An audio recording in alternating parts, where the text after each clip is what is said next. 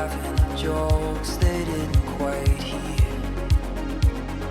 Frosted window panes and cheap champagne, a face appears. And anything could happen in these cathedrals we roam, where shadow people dance and trade their glance and walk home alone.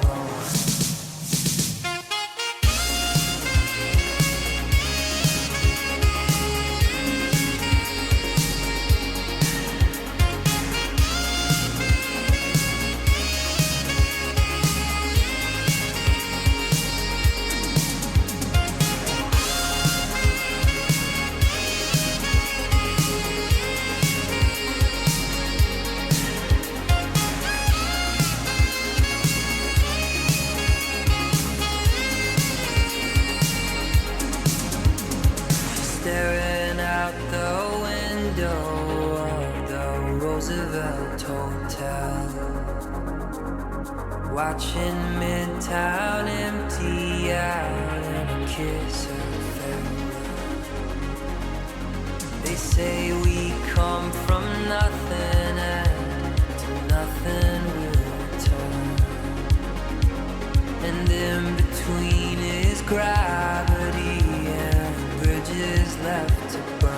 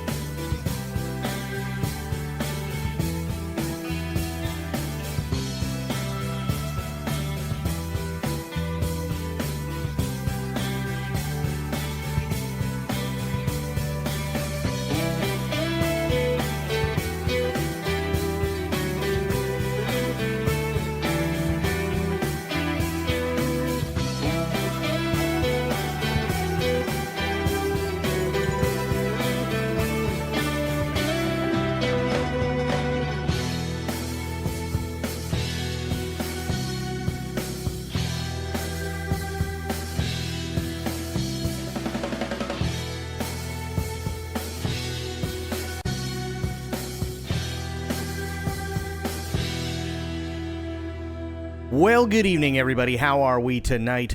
Hopefully, everybody has had a great day. Happy Monday.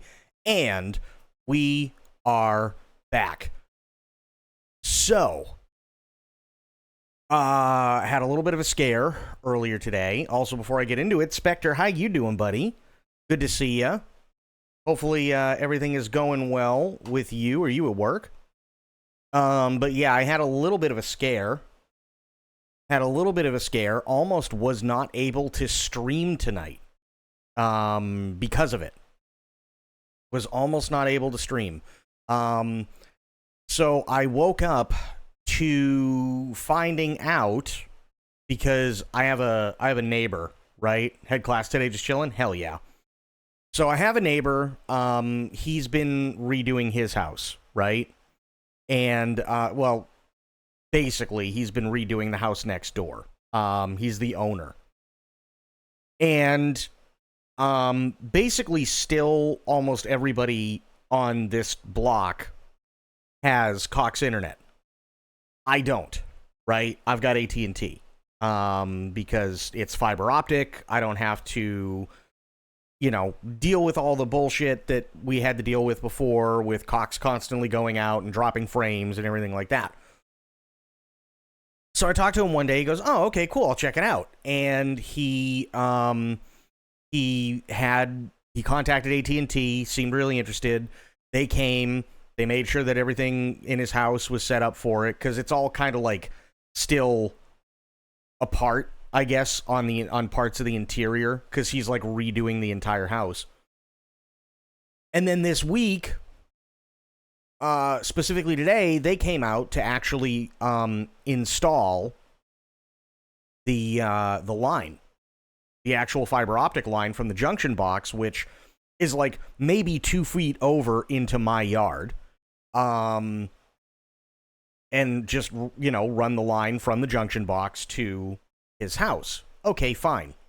Except the company that AT&T hired cut my fucking line. I woke up to that. They accidentally cut my fucking line. So the manager was all apologetic because, well, I can't even call him necessarily a manager. I don't know if that's his title, but he was like I guess you could call him like the foreman on the job, right? He immediately picked up the phone and called AT&T and told them, "Guys, we really fucked up. We need you out here now." So, thankfully, it was only a couple hours, and the only reason we had to wait a couple hours is because the person that was in the area was in the middle of setting up another installation. And all they had to do anyway was come out and run a new line, and that'd be it, right? Not a big deal.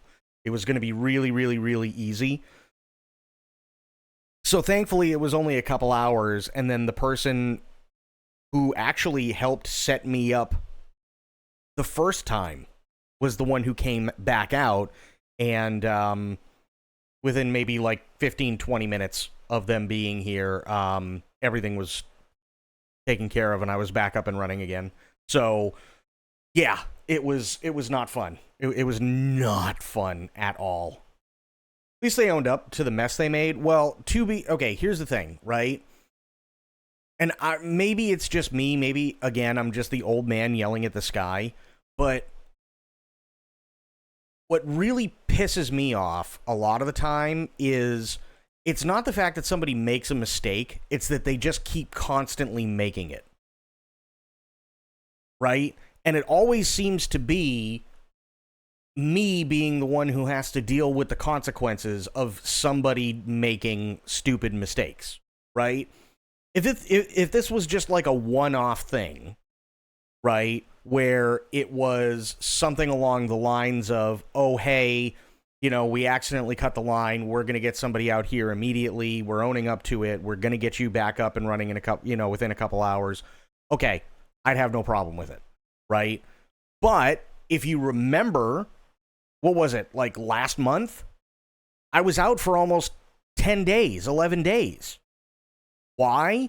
Because some idiot, like a mile and a half from here, doing road construction accidentally cut the line. We had to wait.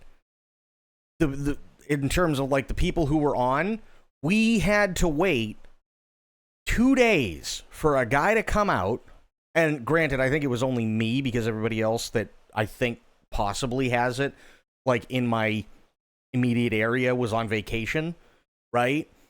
Had to wait 2 days for a guy to come out. The guy even put in the notes the latitude and longitude of where the break was because he found it. Within an hour, he found where the break was. And 9 days later, I still didn't have fucking internet because it was simple mistake after simple mistake after simple mistake after simple mistake after simple mistake after simple mistake after simple mistake after simple mistake, and then finally it got escalated to the point where a higher up in AT&T called whoever it was and said, you are not leaving until they have their net back. I don't care how long you're out there. You could be out there till 4 in the fucking morning for all I care. It's been 10 days. We're supposed to have this resolved within 7. This is ridiculous.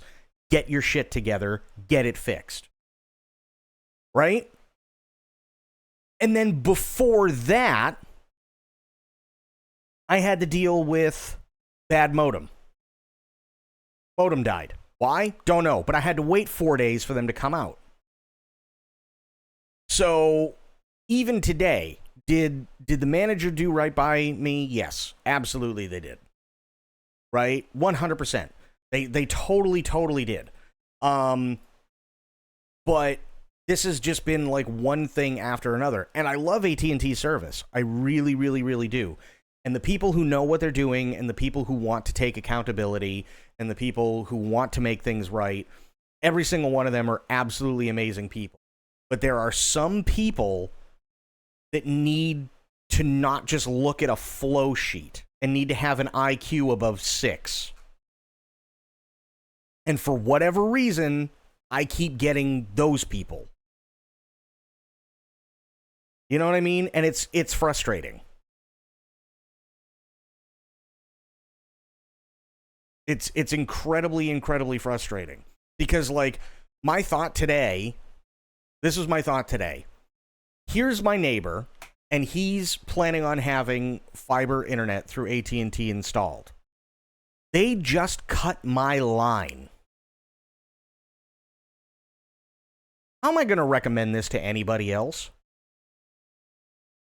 All they had to do was literally run a line from his house, plug it in, dig a trench so that they could bury the line, and that's it. They just cut mine. You see what I mean? Like, doesn't look very good. Genuinely, how do you keep getting the same people that keep doing this? I don't know. That's the worst part. That's, in all honesty, that is the thing that annoys me the most, is if it was just a one-off deal where it was something along the lines of, oh, you know, hey, this happens every once in a while, like the modem died. Okay, fine. Modem dies. It is what it is. It sucks that we have to wait 4 days. I wish they could get more people to work for them so that we could get this taken care of immediately, or someone could drop one off or whatever, you know, as like a last job, and then it takes 5 minutes to set it up. Whatever. But it's a one-off, and that's fine. But how is it that it's always me that ends up with the people who do the dumb things? Because I always keep getting the one-offs, and after a while, it stops looking like a one-off. You know what I mean?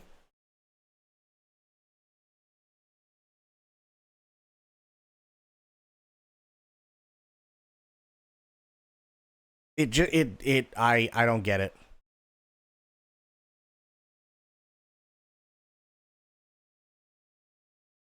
I have absolutely no idea. So, yeah, your guess honestly is as good as mine. It is. It's incredibly frustrating.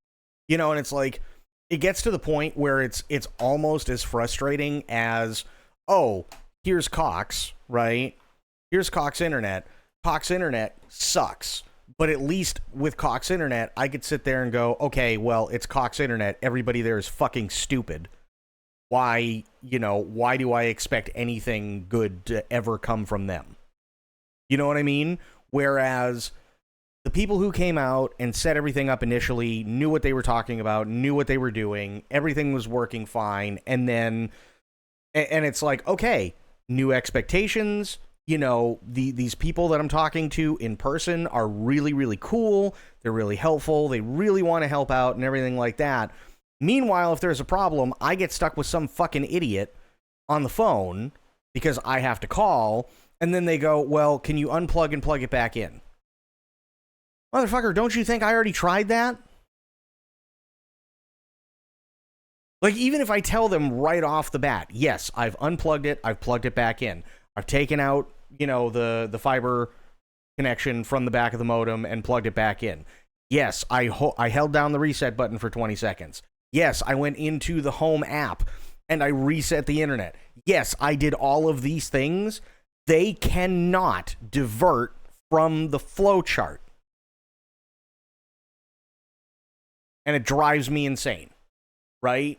So it's like you have now a mixture of really good, really, smart people who know what they're doing, who are incredibly good at their job, and they're really personable and really approachable, and they can nail everything down no problem. And then you got a bunch of idiots all at the same company. And it's like, it's really frustrating.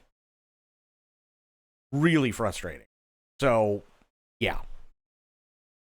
It is what it is, though. Fuck it. Let's get back to this. I'm done bitching. But yeah, that was my day. But thankfully, everything's okay now.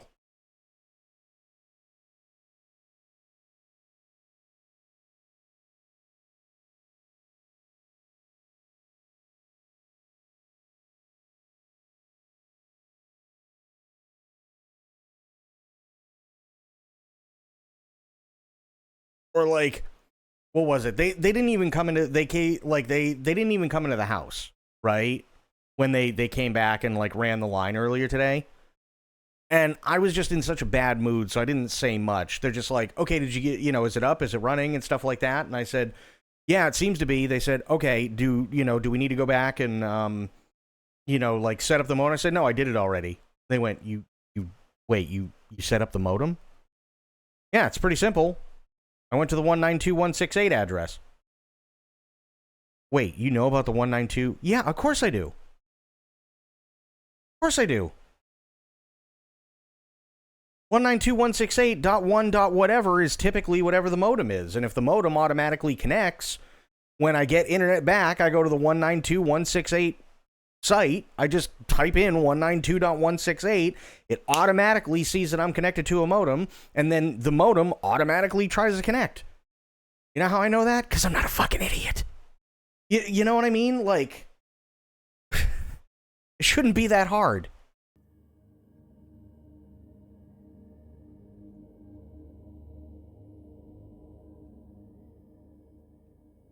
Scratching their heads like, oh, this dude knows his shit. Yeah. And it's like, I was in a bad mood because, like, of everything already, and it just kept happening. So I was just like, yeah, of course I know the 192.168, because I'm not dumb. Like, it's not that hard. You don't need to come in with all the fucking tools, and I gotta rip shit apart to get to the modem. Like, no. If the light's on, okay, 192.168.1. Whatever. Boom. There you go. Takes 2 minutes.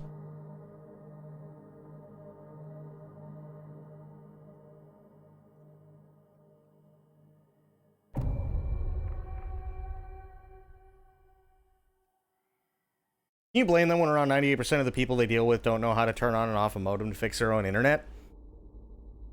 I don't have a problem with them needing to go through, like, a flow chart, right? Especially the people who, who, you know, like work at the call centers and stuff, I understand why the flowchart exists, because like you said, there are a bunch of really, really, really dumb people. And I get that, and I agree with it. But if somebody like me calls and says, okay, listen, I've done everything up through step 12 of your flowchart, right? I've unplugged it and let it sit for 30 seconds and plugged it back in. I've also unplugged the fiber optic connection and plugged it back in. I've held down the reset button for 20 seconds and let it do its thing. I've gone on to the phone app for the internet, and I've tried to reset the internet on my end, but I know it's not working because when I try to do it, the phone app crashes because it can't connect to the modem. Like, I go through all the steps, and then they sit there and they go, okay, could you unplug it and plug it back in again? It's like, hang on. We already went through these steps. I just told you that. You see my problem? Like, they don't have the cognitive ability to listen and register what is being said. So we can just skip 20 minutes of my life that I'll never get back, you know? It's not even, are you sure you did this? It's unfortunately more along the lines of, okay, well, I have to go through all these things because the flowchart. You know, the flowchart, and it's like, guys, come on. I'm not 6.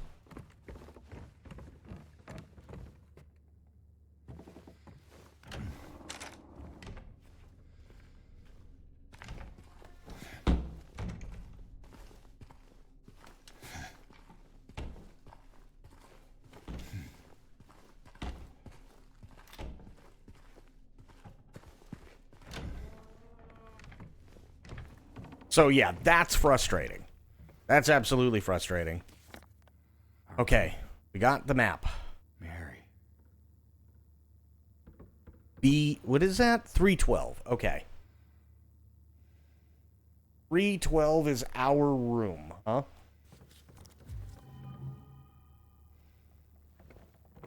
Okay. So I got the maps. Music box. Where have I not gone? We still have the utility room. Looks like 107. And that's it. Okay, so utility room and 107. Look like those might be the only ones that I haven't gone into yet.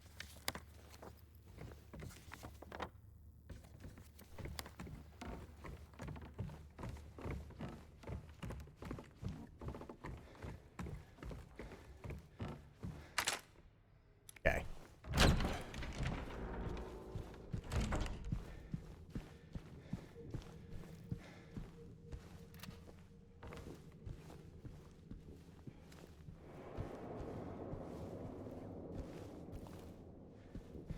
Can I go out this? Oh no, I couldn't before. Good. Now I can.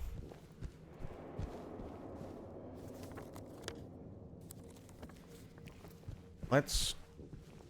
Wait. Oops. 107's down here. Yeah. Nothing. Shit.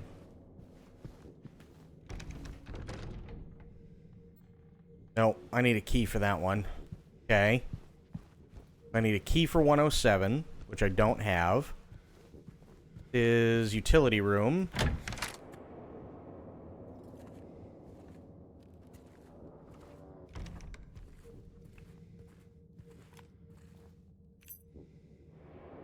Sunrise wing key. Okay. What's this? Hedera Helix seems to have some kind of pest. Separate from the rest of the planets, or they'll all die.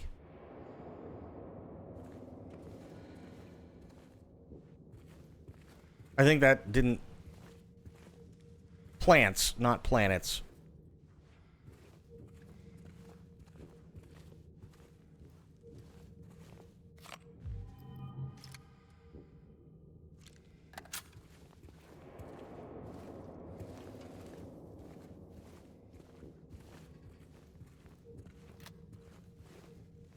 Okay.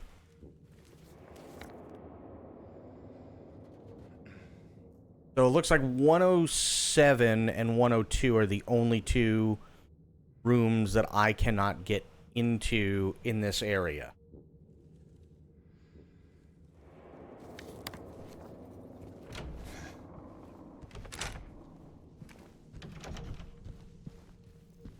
And the sunrise wing, I don't know where that is. Go in here.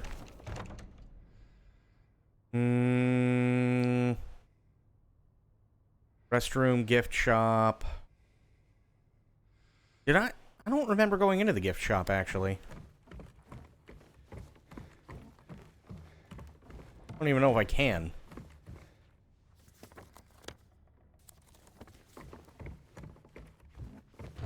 Yeah, no, gift shop is closed. Okay.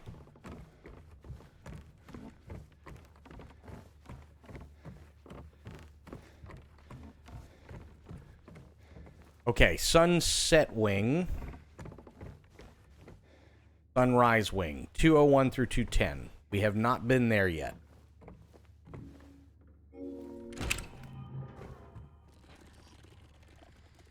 I fucking knew it.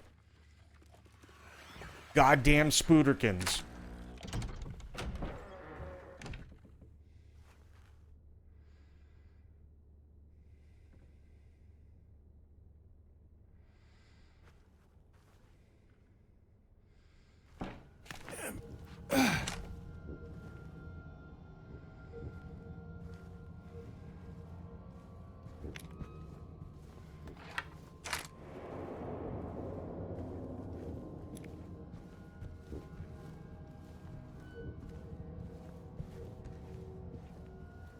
Okay, where does...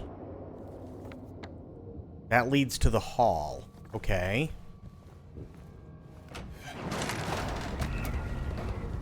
That scared the shit out of me. Mannequins. God damn it.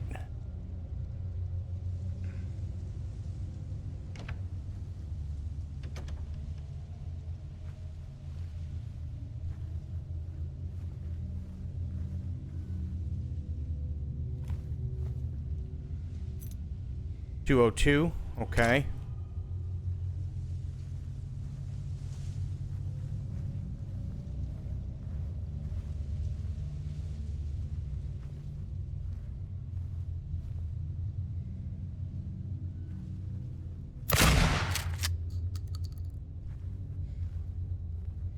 I knew there'd be at least one. There we go. Itsy!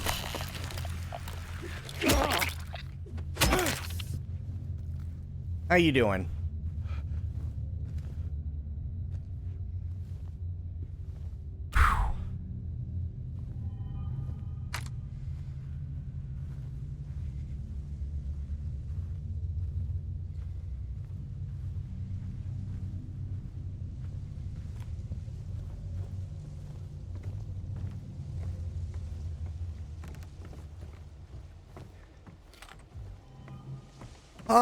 Actually, I was just talking with Spectre about this. I almost was not able to stream today. The fuck is that noise? I don't want to go in there now.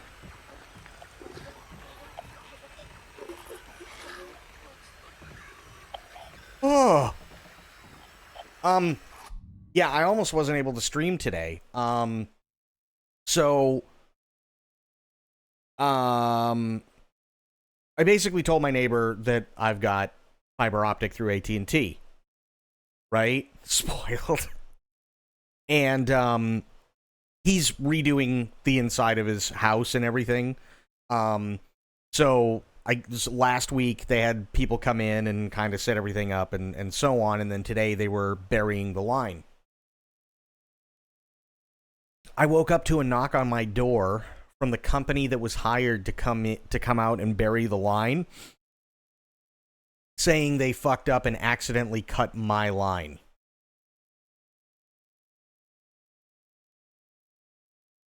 So the foreman called AT&T and went, I fucked up bad. You need to get somebody out here like pronto. Thankfully, it only took a couple hours because we had to wait for a setup that the person was doing to get finished, and then they were on their way here. They came out, they got it set up, they put it back in the trench and, put it back down and everything. But it was just one of those deals where I'm sitting there and I'm like, okay, so wait. So I can't do anything for the better part of the day online. And on top of that, I may not even be able to stream tonight. This is bullshit. I was severely pissed. I was so severely pissed. But to their credit, they got it done. Everything's fine.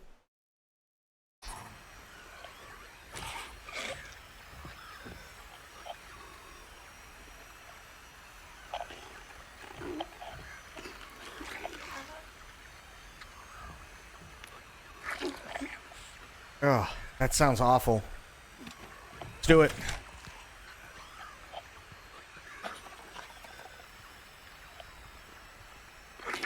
Oh, it's a nurse.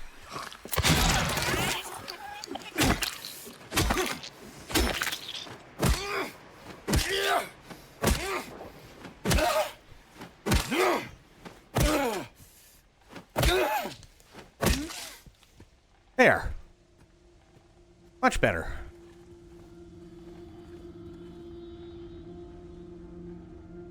Medical patient record. MSS. Mary S. Sunderland, I'm assuming.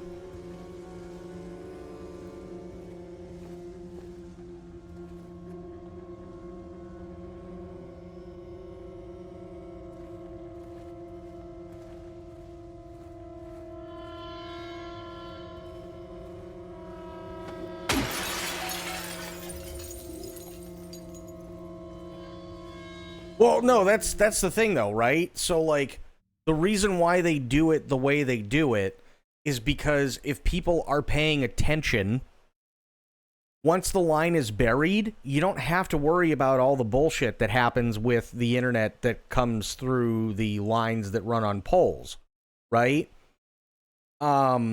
Which, okay, cool. But I keep getting stuck with some of the most incompetent people in the fucking universe. Like, was I born under a bad sign or something? Is that what happened?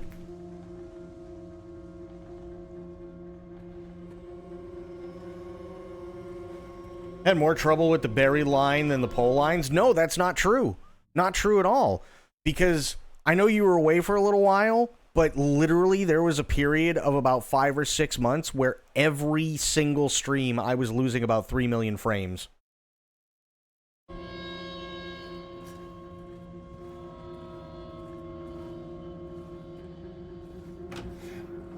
That's why things ended up changing. Because it was that bad.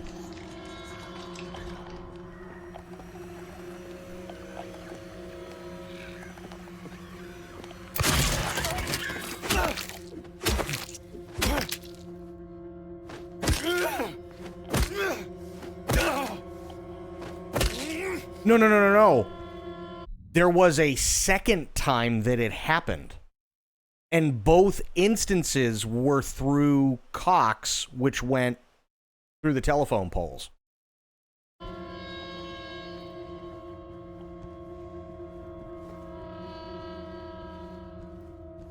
No, COX.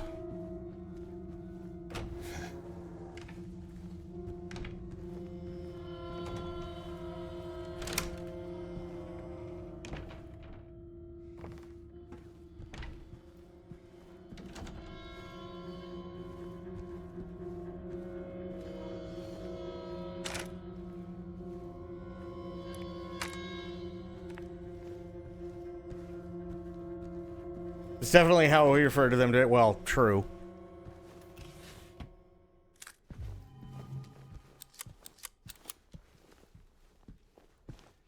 Employee elevator. Okay, so I got 202. Yeah, sure, give him a ripe apple. Why not? So I got 202 and 312. 312, come to find out, is our special room. Apparently, that's the room that James and Mary made a sex tape in. So, we're gonna have to go there. Who knows? Maybe we'll see the sex tape.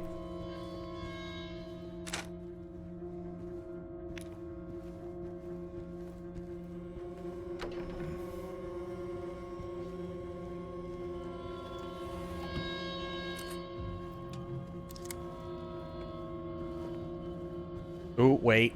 Hang on. Fuck Twitch inflation, they raise the prices just to tell me they're on sale at the original. Yeah. Yeah, I went on kind of a rant about that before. And I think pretty much every creator has, if I'm being honest, because we all know it's bullshit. They're doing it so that they can get full price during, like, September and shit like that. Oh, hey, yeah, now it's $6 for a, to subscribe to your favorite streamer. But yeah, during September, if you do multiples, you save 30% or whatever, and it comes out to what the original price was, which is $5. Which means we're just raking you over the coals for even more money. It's like, God damn it. You know?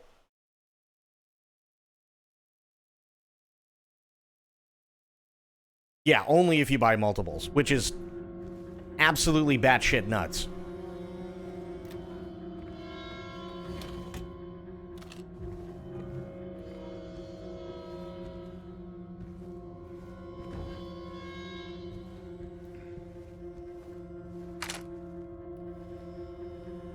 Okay, leave that alone for now.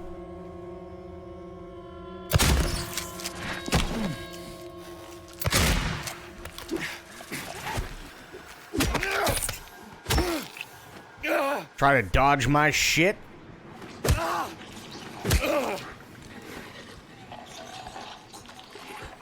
Wait.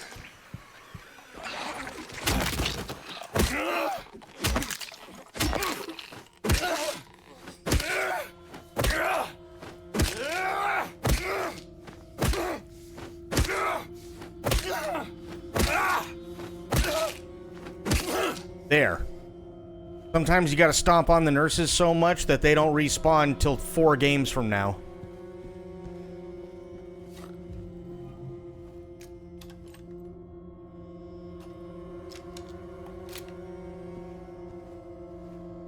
What tangents are we going to derail the stream with today? Good question.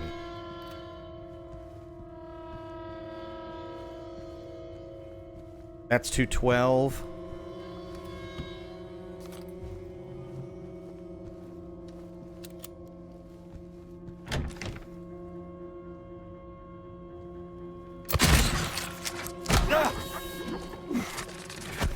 Missed.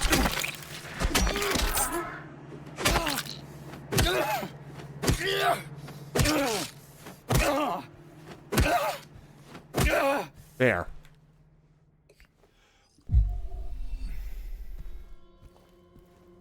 Where are you right now? I am in the Lakeview Hotel. That's the wrong button. I just drank a health thing. God damn it.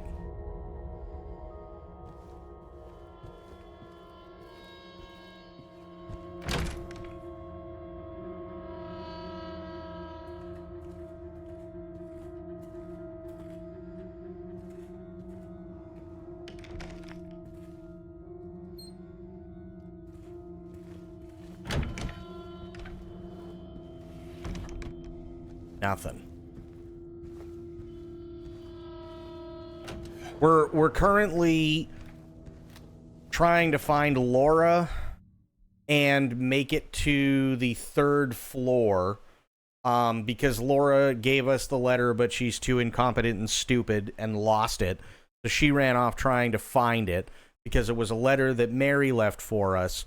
And we're also trying to make it to the 3rd floor to get into our special place, which, come to find out, is the hotel room of the Lakeview Hotel that James and Mary made a fuck tape in. And he accidentally left the tape in the hotel room And then they sent him a letter stating, "Oh, hey, guess what? We found your sex tape. We don't know that it's a sex tape, but it's here when you want to come pick it up. So find Laura, possibly kill her, find sex tape, get to room where sex tape was made." That's what we're currently doing. Me and literally any game that makes it possible to heal yourself with the touch of a single button, I keep forgetting what button it is to heal. Yeah. Yep.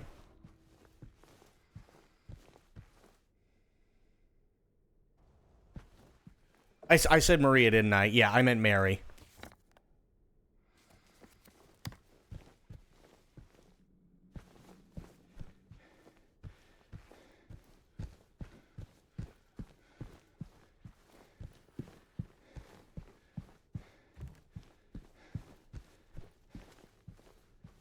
Okay.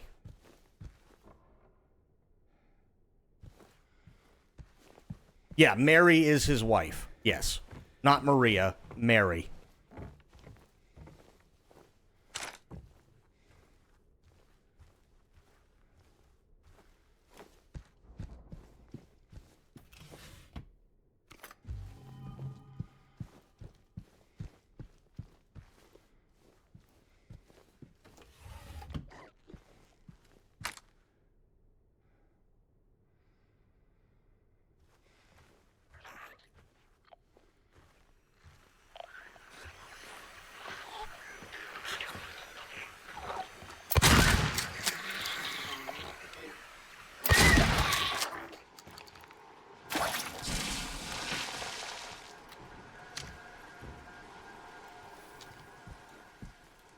Sex tape with the mistress, not the wife. I'm confused. We should just watch it to be sure. Well, I was kind of hoping we were actually going to see the sex tape, but we'll find out. But yeah, no. So Maria wasn't... Okay. If I'm getting this correctly, Maria, who we meet in Silent Hill, was never the mistress? But I think she's supposed to represent possibly all the women that he was fucking while Mary was sick.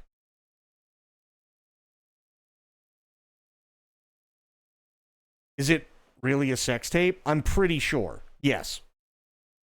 Like I'm 90% sure they mean actual sex tape.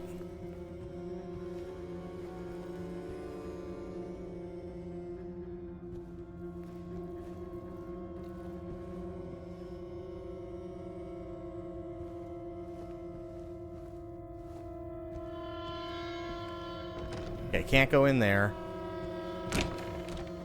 Okay. Go out here.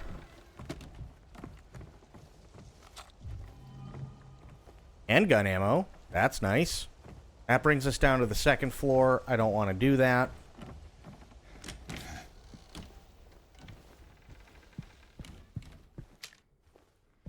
Okay, dead end.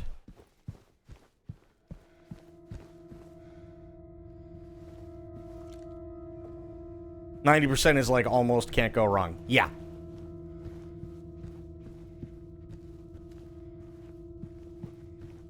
James! See, that's Mary.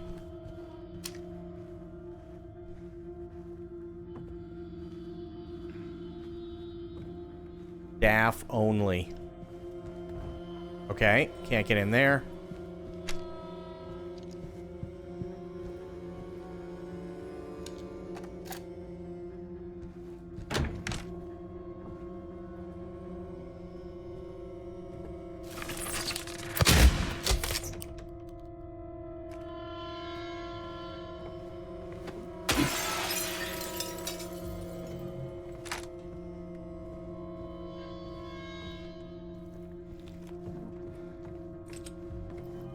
Well, that piece of shit ain't getting back up.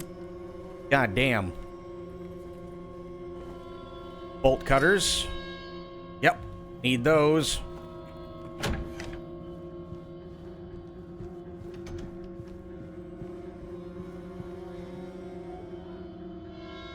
What do you mean? Hello?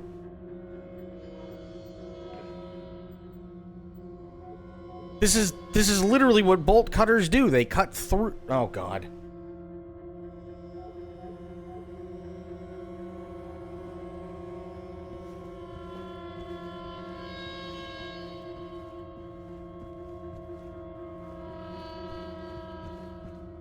No, that's exactly what bolt cutters do. Because that's essentially what a lock is. It's a pad that locks a bolt into place.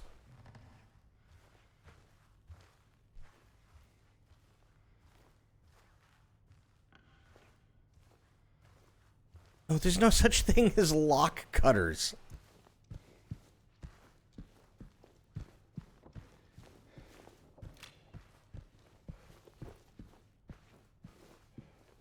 Fuck. Nope. Can't use the bolt cutters there, and it looks like Cinderella is in the fireplace. You see that? Somebody just tossed Cinderella right into the fireplace. And here I shall make everybody's favorite noise. Oh, wait. I have to do it this way so you can hear it. There we go. That means the drink is done. 107. Note to staff, since it's taking you this long to get to the conference room, you might as well drop by room 107. I'm leaving you the key. One of the guests has made quite a mess. Oh, no.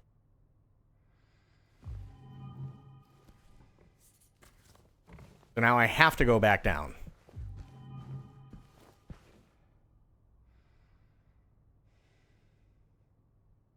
Next, you are going to say that shrimp fried rice isn't made by... It's not made by shrimp. It's fried rice with shrimp in it.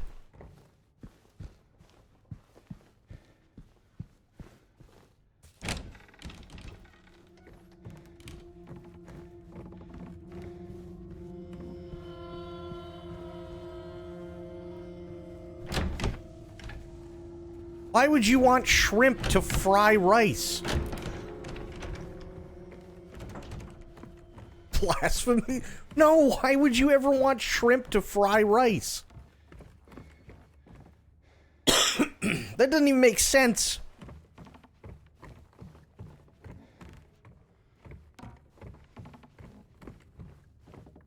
Made you that fried rice and you want to try... No!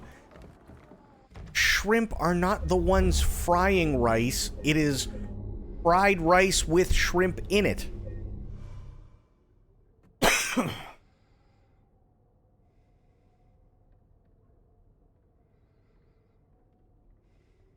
What do you think? If you order pork fried rice, it's just a bunch of pigs in the kitchen?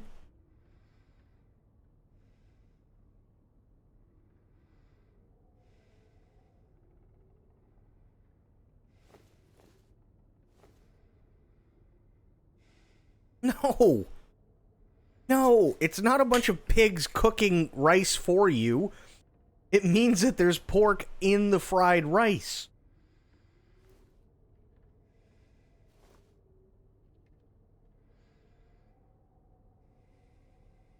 Why is it named like that then? Because it's easier to put on a menu and it tells you what's in it.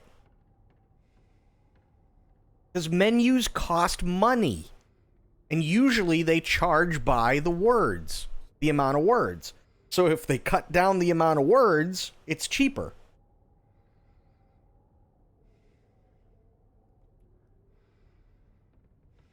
Chinese fried rice has Chinese in it? Okay, spoiled.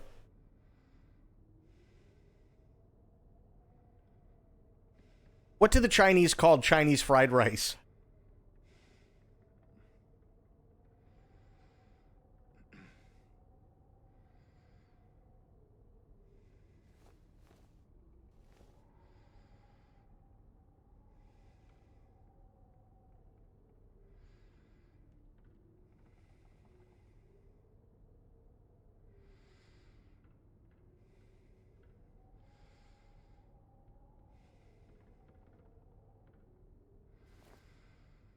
Chinese usually just called Chinese fried rice, correct?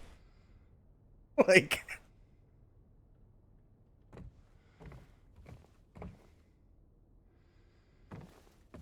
well, I finally... No, it's not a joke. It's that's the whole point. They just call it fried rice. Can't stop laughing over that. Oh, God.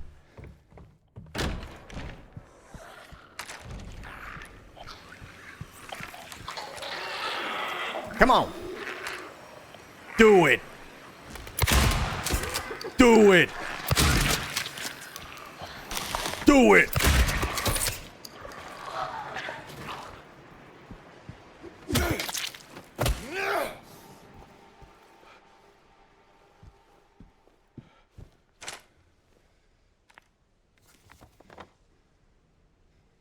Where am I? That's 106. Okay, well. There's one in the bathroom, I guarantee it.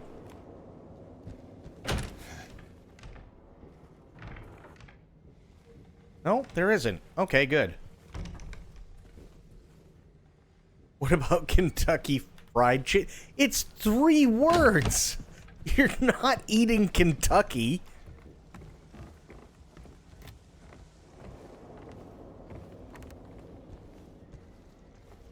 Although I will say there was a girl in college that we used to call Kentucky, so I'm sure somebody has.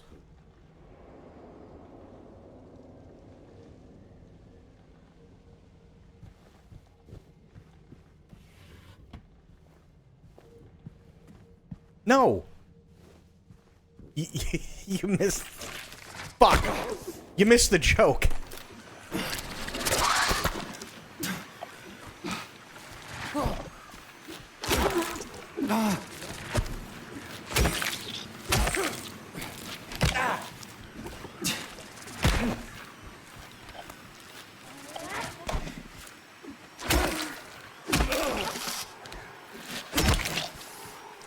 What in the fuck?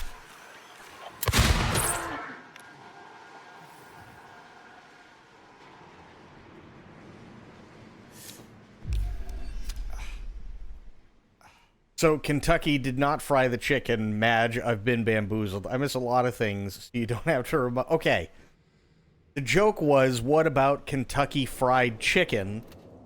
And it could be taken as, are we eating Kentucky? And I said, no, you're not eating Kentucky.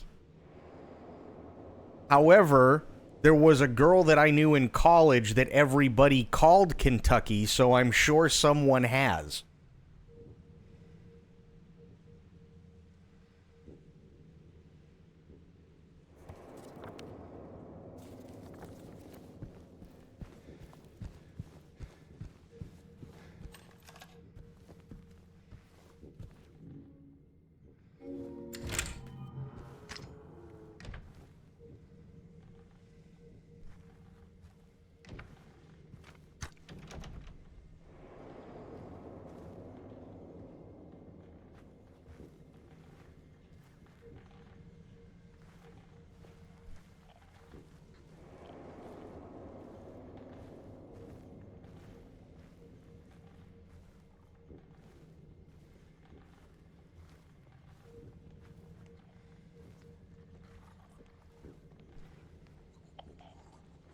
Yeah, I hear stuff outside, but I'm not entirely sure about this room yet.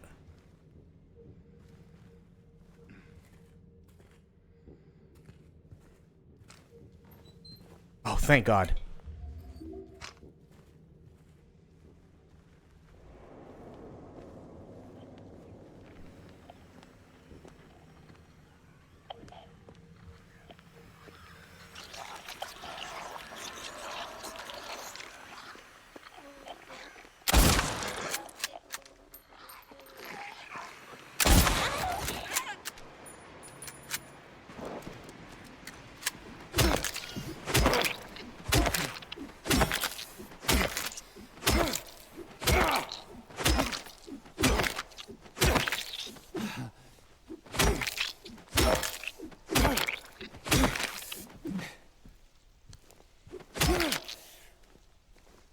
Okay.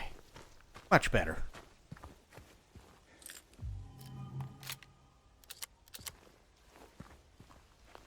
Stop it. She's already dead. Yeah, but I gotta make sure she stays that way. That's kind of a problem.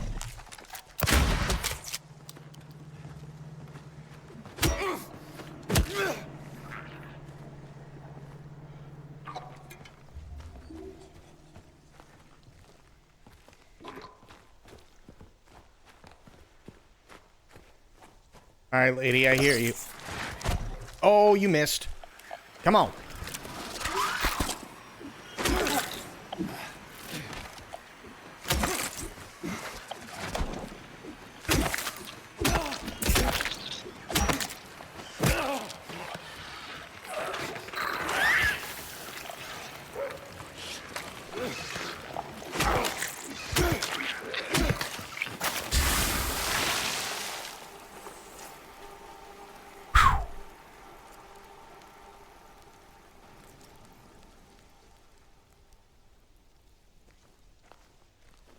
Jesus. Okay, there's still somebody over here. Yep.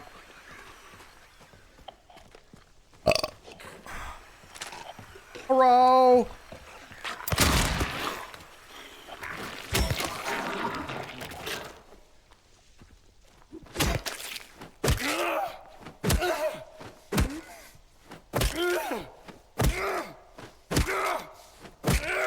There we go. Much better.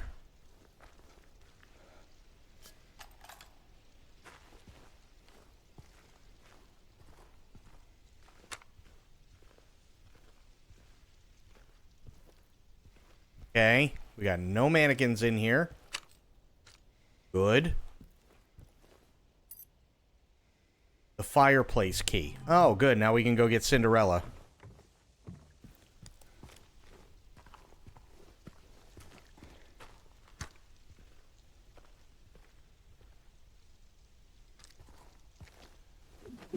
Okay. I didn't trust that pile of leaves.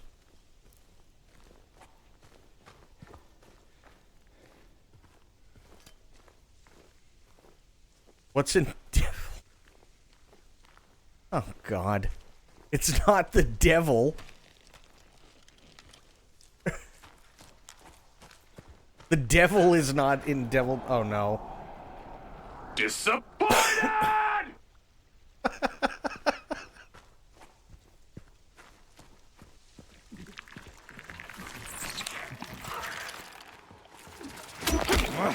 What in the fuck?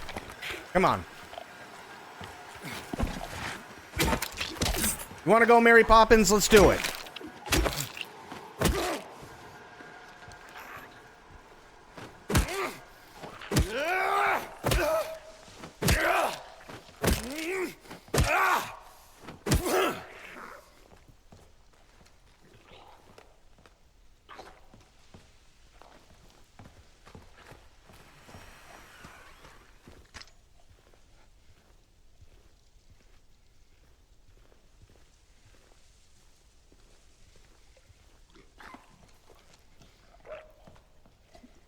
Edison, what's going on, buddy? How you doing?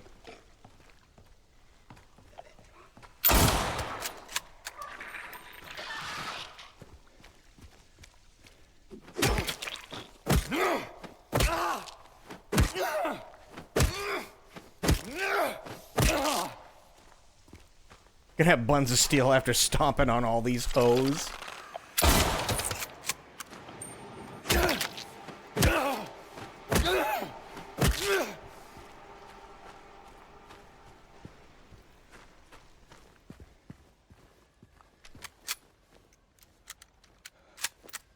We have boneless wings. Why aren't the others called bone wings? Well, because wings by default have bones in them.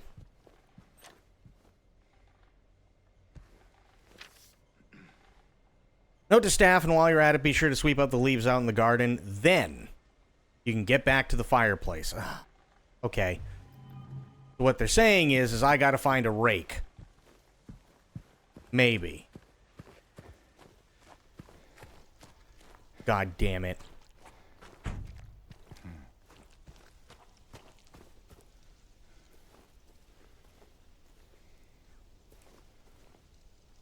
Want to know why those chickens have no bones?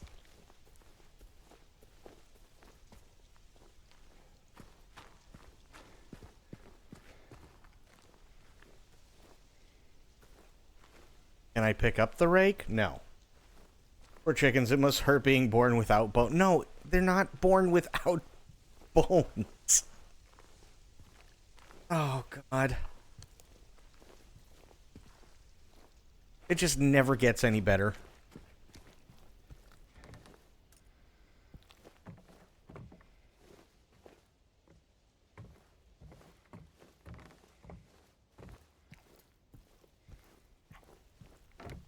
They're not born without bones.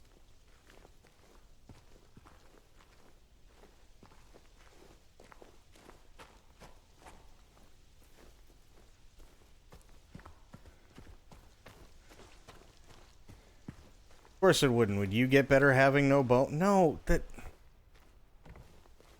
God damn it.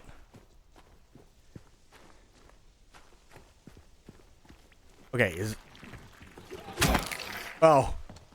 Sorry. I accidentally hit the wrong one.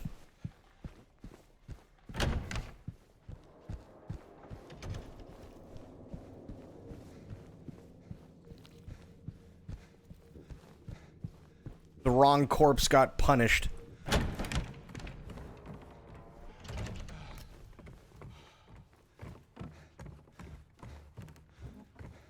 Okay, go back in here and save.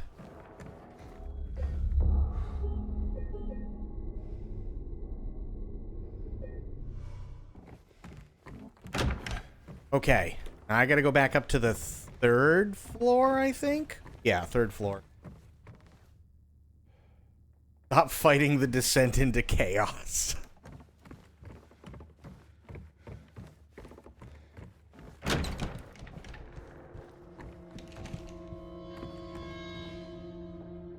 Yeah, third floor.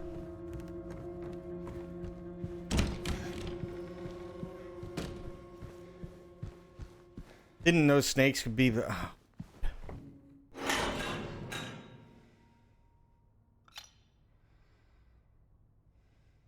I was just kidding about the whole Cinderella thing, but apparently it is Cinderella.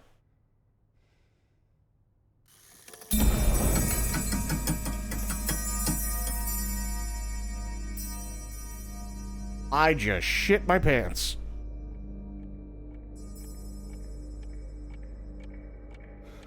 God damn it.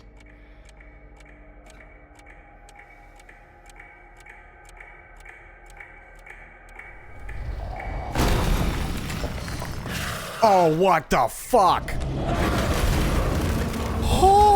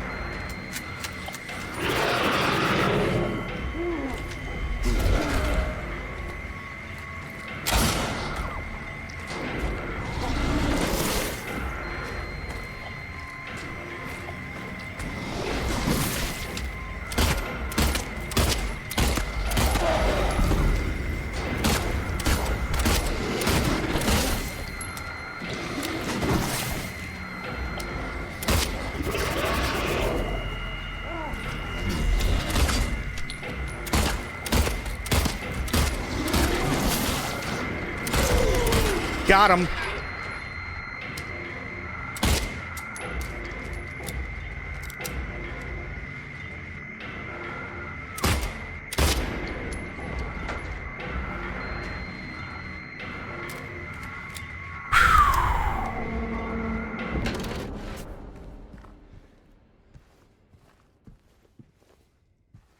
I even beat that thing before it had time for the music to finish.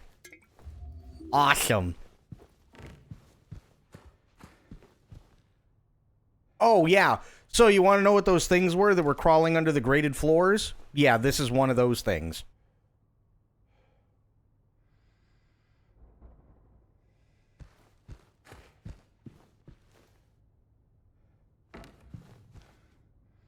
Keep hearing very faint screaming, but I can't tell if it's in-game or my shit neighbors. Yeah, no, it's totally in-game. Absolutely.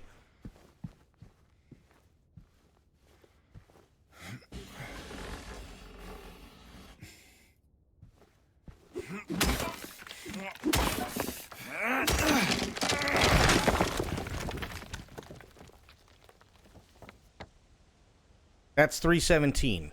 Okay.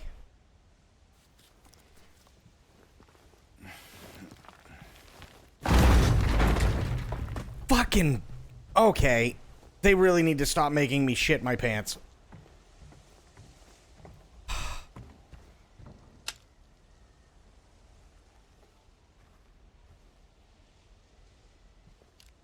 Fuck.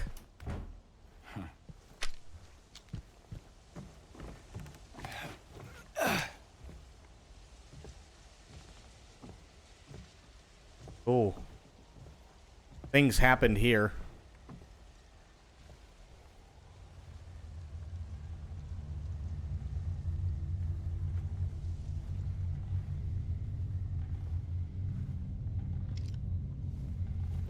What the heck is this?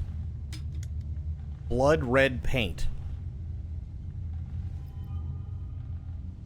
Okay.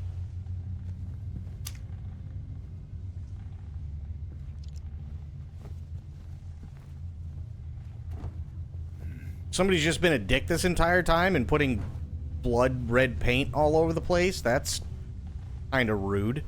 What the fuck?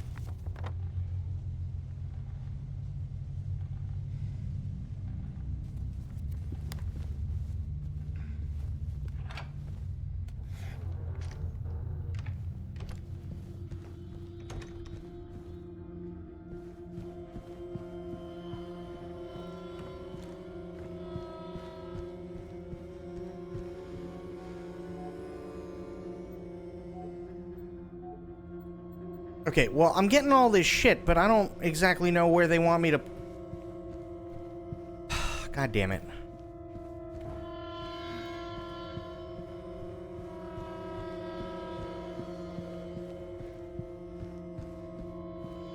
Actually, I think I know where the Cinderella figurine goes.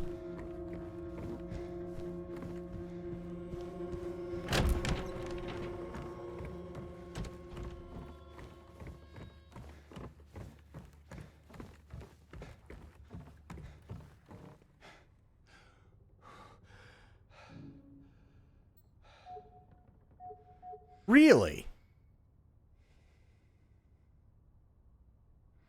Oh, that's why. Oh, never mind. What do I need? No. Okay, there's one of them.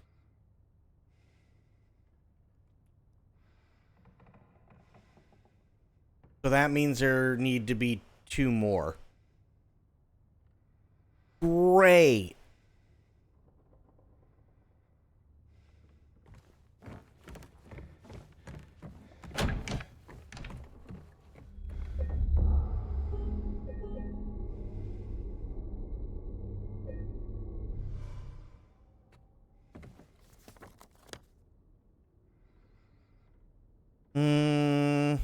Employee section I can't get into. That's the wrong button.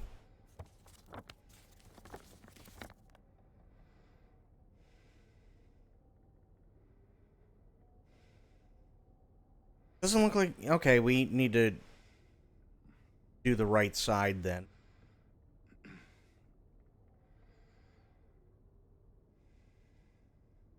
Yeah, we didn't do anything for the right side. Second floor, so we gotta do that.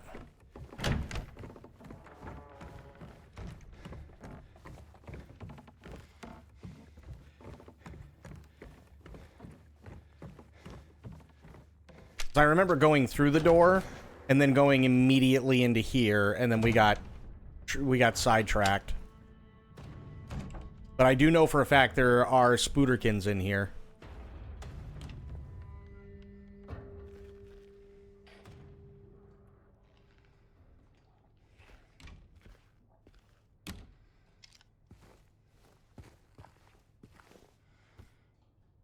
Pride Before the Fall, huh? Leonard E. Niavos. Nice. Book.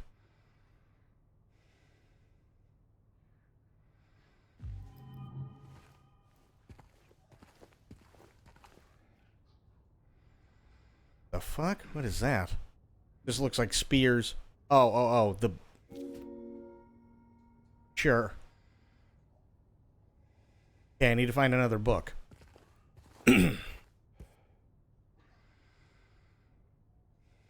Leave Marcy alone. Revelations, a new understanding. Well, that... Isn't that what a revelation is? The one whose sword. Revelations, a new understanding. Yeah? No, that's kind of almost positive that's what a revelation is. It is a new understanding.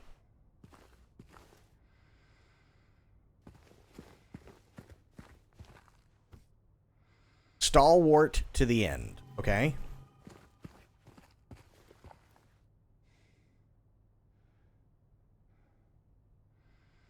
That looks not so fun.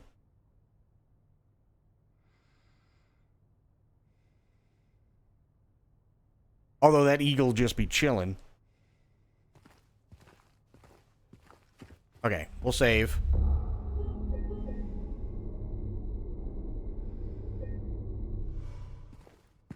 Okay, so I gotta put the books in the right order, but it's not really telling me much. Pick up. Put down. Pick up, put down. Stalwart to the end, the one whose sword. Revelations, new understanding. That's so stupid. Oh. It's gotta be the picture. Hang on. Hang on. Eagle was down here. Lion was up there. That's great. Yep. That one's there. That's there. Right? That makes sense, because... Maybe this is the eagle? No. That's the lion, isn't it?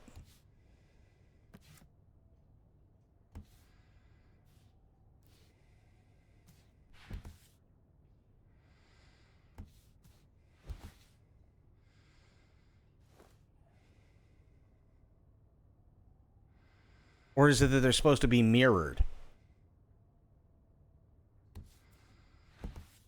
Here. No. Okay.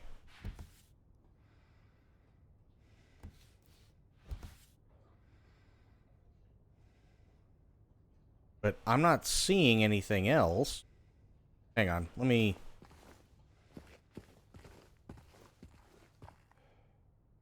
Books, I love books, except when they're a puzzle. Bear. How you doing, Sober? Oh, wait a minute, wait. So it's upside down? So if it's upside down, it would go angel, eagle, ox, lion.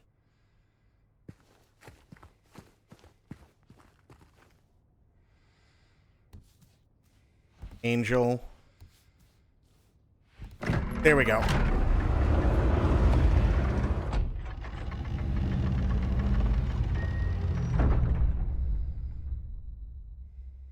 Got it.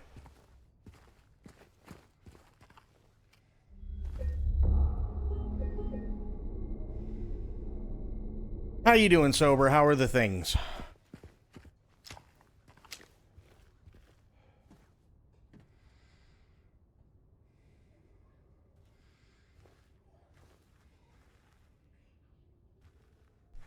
Oh, great. There's a fucking Xbox Connect on the mirror.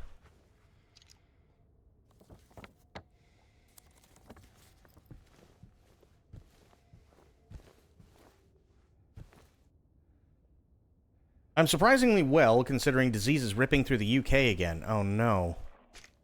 What disease?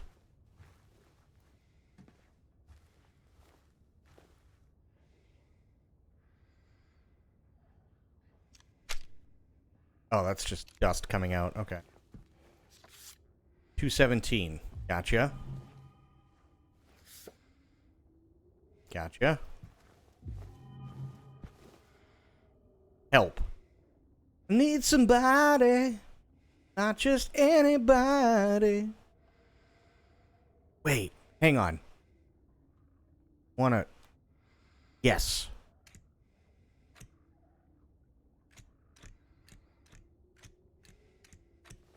God damn it, they knew. They knew somebody was gonna try and put MILF.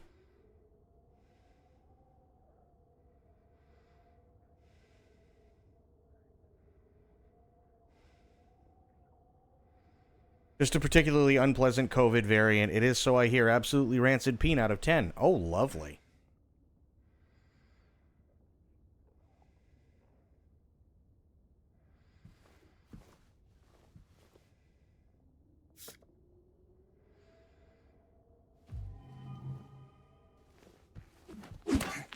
Okay, that doesn't do anything.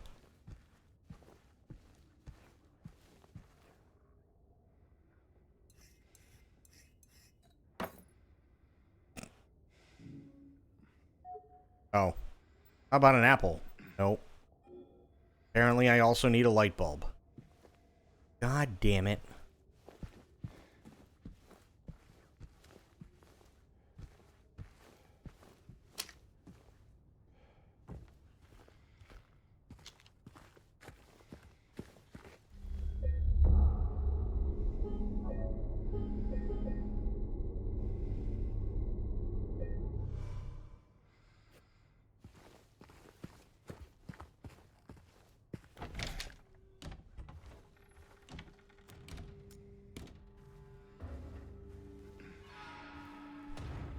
I hate how this flashlight just sucks a dick.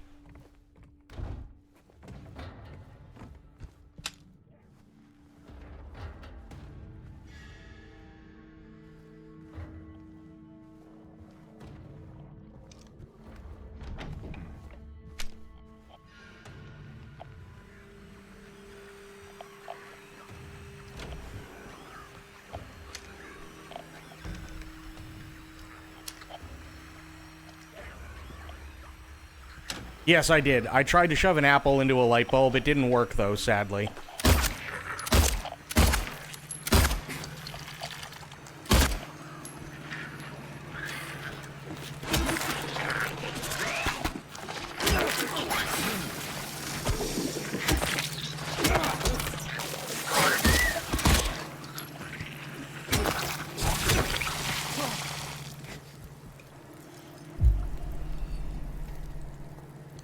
God damn it.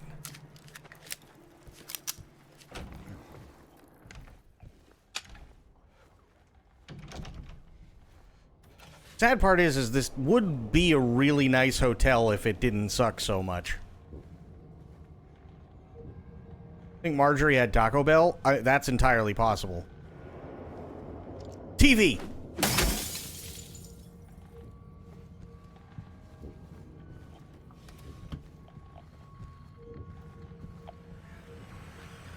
Nobody gets to have TV.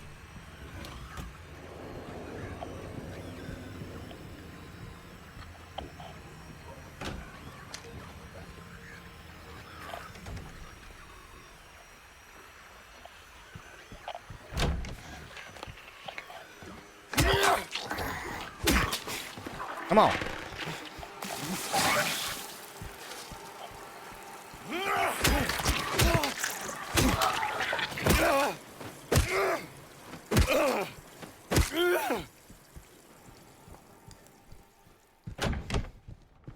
That's right, nobody gets to have telly.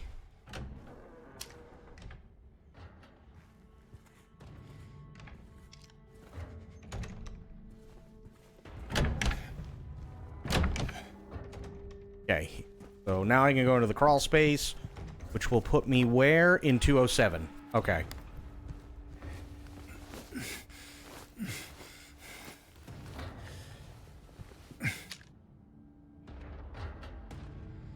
Made those stuffed pitas again today. I may be addicted. Dude, they're amazing, aren't they?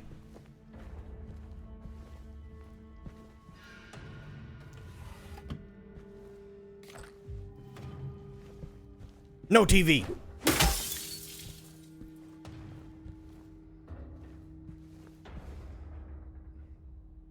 Well, and not only is it simple, it's really good.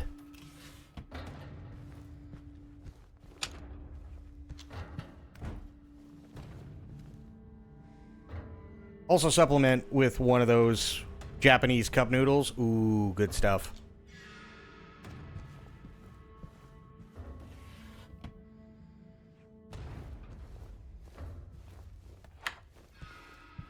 That way you can get, like, your carbs and stuff in.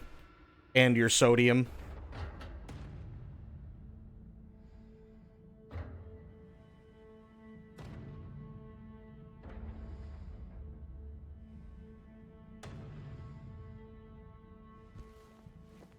I actually have a thing of rice noodles, like ramen rice noodles, and they don't they don't come with any extra flavoring or anything. They're there so that you can specifically make your own ramen. So it's like you put them in boiling water, you let them go for 4 minutes. Meanwhile, you're breaking up like the noodle brick and everything else, right? But then what you're supposed to do is you drain the noodles and then you put them in a bowl. And what I do is I'll take little bit of soy sauce, little bit of sugar. I have like a pepper mixture that's really, really good. So I'll put a little bit of pepper in there, a little bit of garlic powder. And if I'm feeling frisky, maybe a tiny, tiny bit of hot sauce, but then I'll also take chives. And if I have one already made, because they're kind of time consuming to make, a soft boiled egg. Made cilantro lime chicken and asparagus. Ooh, that's good stuff. Hey, Molecule. How you doing? Silent Hill 2 remake came out? Yep, it did. How is it? I love it. I love this. It's great. It's scary. It's definitely scary.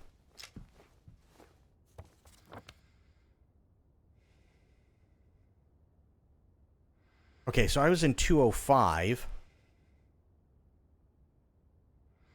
Still need a light bulb. Damn it.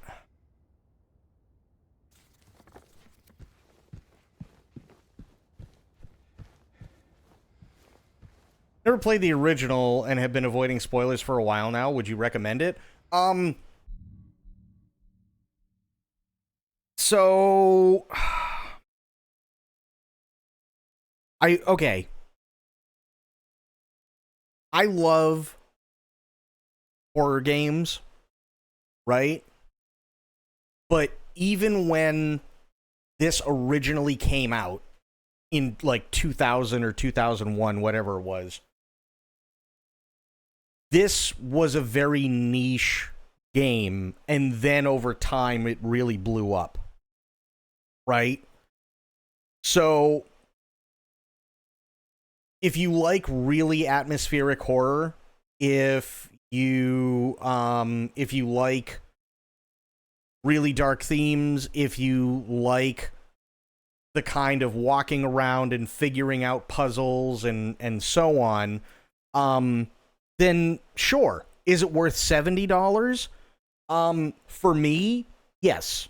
But does that mean it's going to be for you? That's something that you'd have to figure out yourself.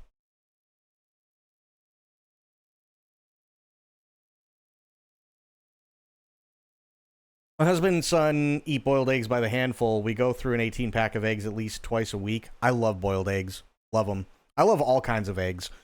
Scrambled, poached, soft-boiled, hard-boiled, omelets, sunny side up, over easy, fried eggs, all that good stuff. $70 is a hefty price tag. It's true. It is. And that's why I changed the, like, if this was a $40 game, I'd be like, yes, absolutely, fucking buy it twice on Sunday. You know what I mean? But $70 is a hefty price, and I completely understand that. I love the game. I think it's really, really, really well done. But for $70, that's something you'd have to figure out yourself. You know? I've never played a horror game and chickened out of RE7 an hour in. To be fair, RE7 is really, really, really, really heavy on a lot of the horror stuff. So, understandable.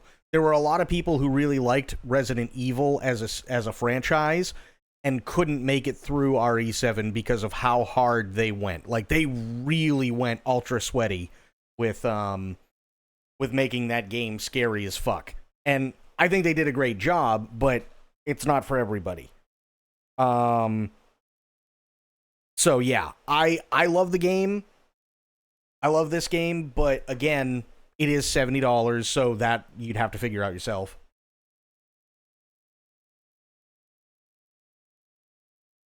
I have a heart condition and unusually high heartbeat, which puts me off them because of cheap jump scares. One thing that I will say is that when it comes to jump scares, I'm with you. I don't like jump scares generally because most of the time jump scares are not earned.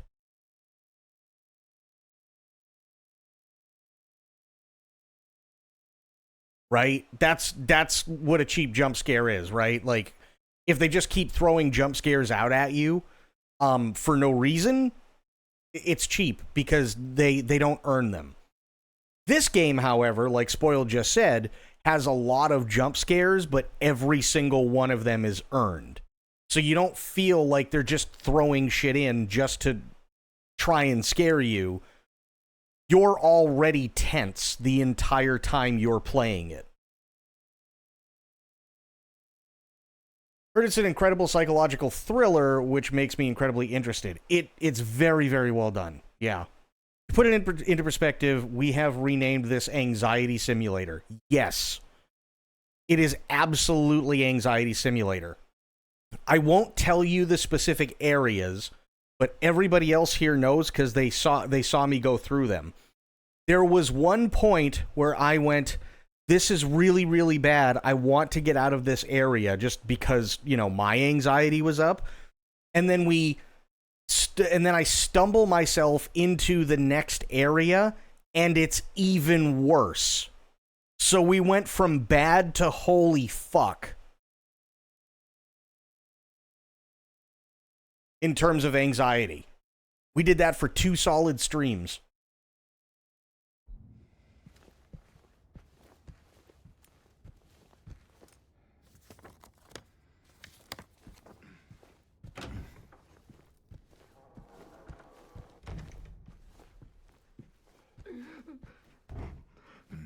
That's Laura. That's gotta be. Or it could be...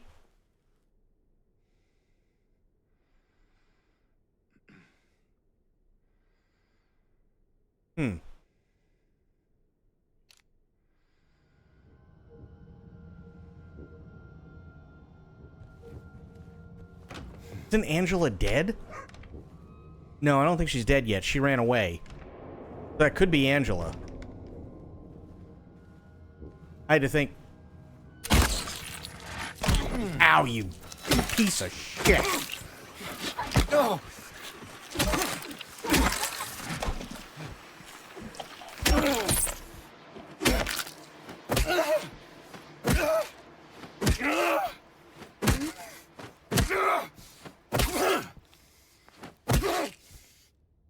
There we go.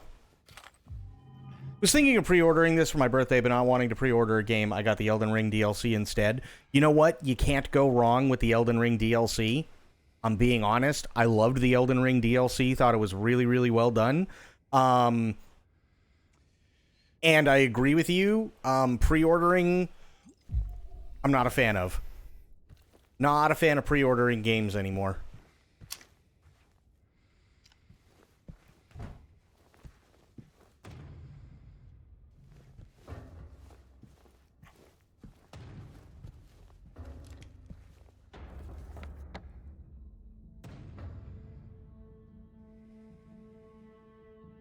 Okay, so I come out, take a left.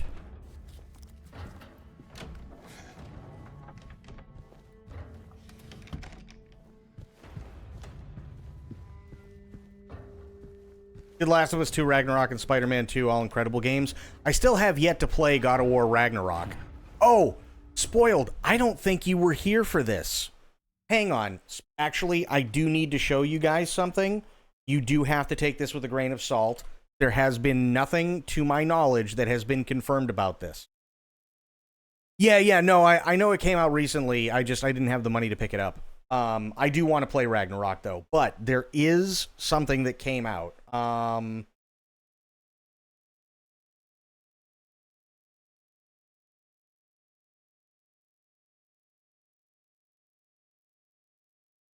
Take this with a grain of salt.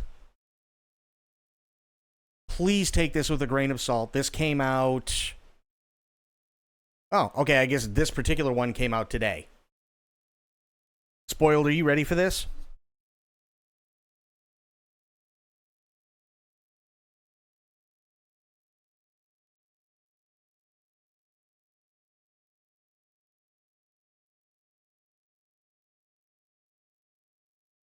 I need to know if Spoiled's here, because this is like one of her favorite. God of War is a good track record. Okay, are you ready for this, Spoiled?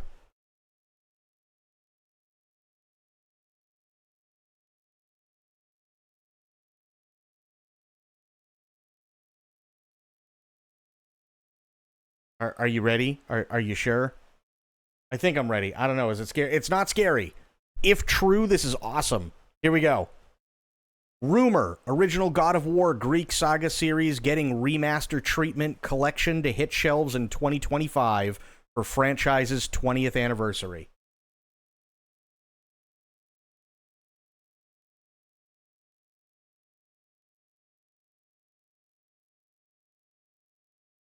According to a new rumor, in honor of the franchise's 20th anniversary, Sony Santa Monica is currently looking to remaster the original Greek myth-inspired God of War for modern hardware. The world of pre-Atreus era Kratos' return was first brought to public attention by noted video game scooper Lunatic Ignis, better known online by his Twitter handle. Speaking to his followers on October 10th, the scooper asserted, yes, the rumors are true. God of War Greek Saga Remastered, not actual title, is in the works at Santa Monica Studios and Nixie's Software. The development is finished, and they are just waiting for an announcement release, he added, releasing in 2025 with an announcement December through March. In a follow-up tweet, they further clarified, when I said Greek Saga, I mean all Greek Saga.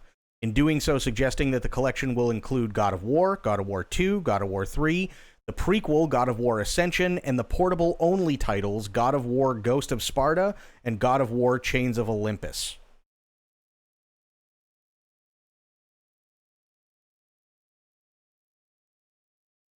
Seemingly set to release in 2025 in order to celebrate the franchise's 20th, this new supposed collection will bring Kratos' original mythos to modern hardware, presumably the PS5, and hopefully PC for the first time. As fans wait for an official announcement for this collection from Sony or Santa Monica Studio, speculation has already begun to build surrounding just how these classic titles will look and play for modern hardware.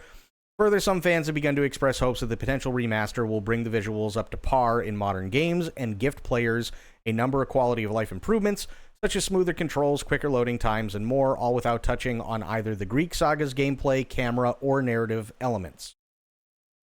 Which would be cool. It really would be cool, I'm not gonna lie. I'm for sure picking that up. I've never beaten the original 3. Let me tell you this, Molecule.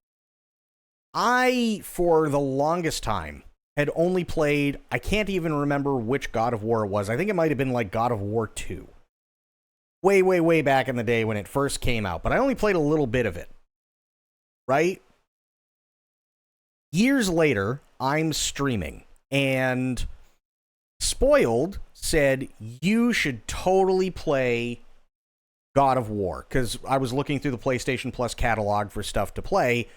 I was like, I don't know. Like, I played it. It was fun, but I never really got into it because I rented it and everything like that. and she made me. And I'm not gonna lie, yeah, they were easily 3 of the most fun games I've ever played. God of War 1, 2, and 3. Easily 3 of the most fun games I've ever played.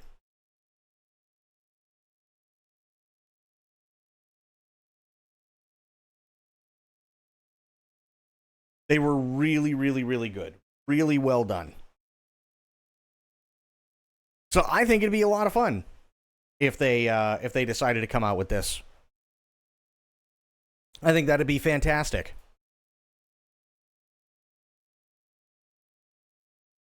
Yeah, that was all because Spoiled made me, and I'm really glad she did.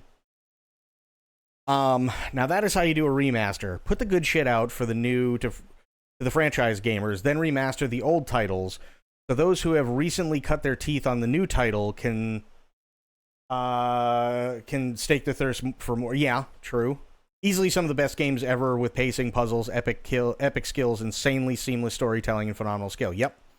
Yeah, except the guy who created the game, he's a total asshole. I don't know anything about him, but yeah.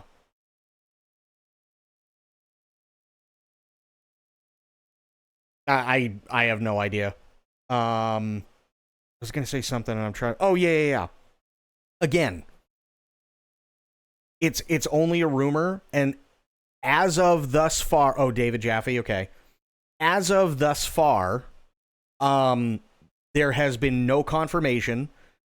Santa Monica Studio and Nixies have said nothing about it whatsoever. And last we checked, which was right before God of War Ragnarok came out for the PC, there was an article that was put out that dealt with an interview from the CEO of Santa Monica Studio, and they specifically said, although they do have plans for another God of War game to round out the series with Atreus and like all that crap, right? The Viking saga, I guess you could call it. They are also in the works for a completely original IP that has nothing to do with Kratos or God of War whatsoever. And that's the last thing that they said. So going solely off of that, it could just very well be a rumor.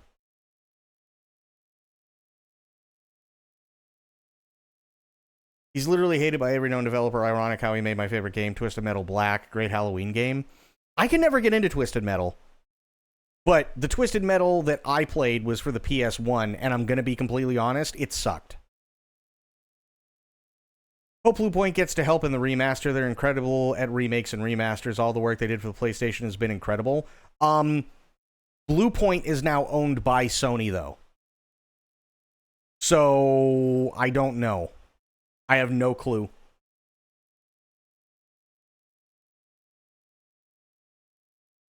Because you haven't played Black?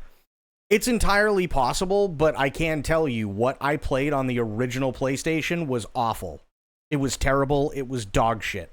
And then years later, somebody had me play another Twisted Metal game, and it was everything that I hated about the first one, but looked slightly prettier, and the graphics weren't wobbling all over the place.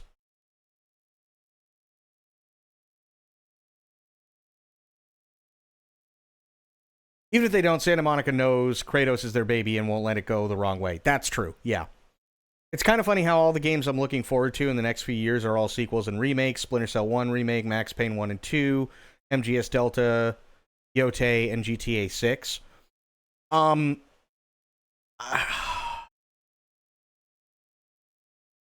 Splinter Cell is not happening, by the way. Just FYI, Splinter Cell is not happening.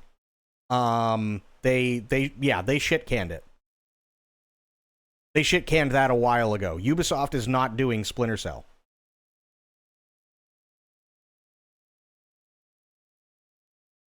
Yeah, they are not doing Splinter Cell anymore. They came out, I think, roughly about a year ago and said that. They said they are not doing Splinter Cell at all. They completely canned the project. Max Payne 1 and 2, they are doing. Control 2 is being done as well by Remedy. MGS Delta looks great. Ghost of Yotei, I'm kind of on the fence about, but I'm cautiously optimistic because Ghost of Tsushima was so good, but we'll have to wait and see. Yeah.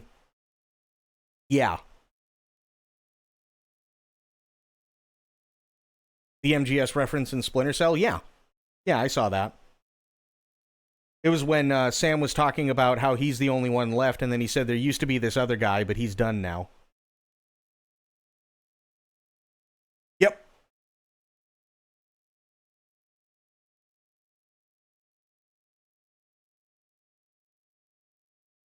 Ubisoft better go sit down somewhere. Let me put it this way. Ubisoft is almost out of business, and I'm glad. I'm really glad. Because they have no idea what they're doing.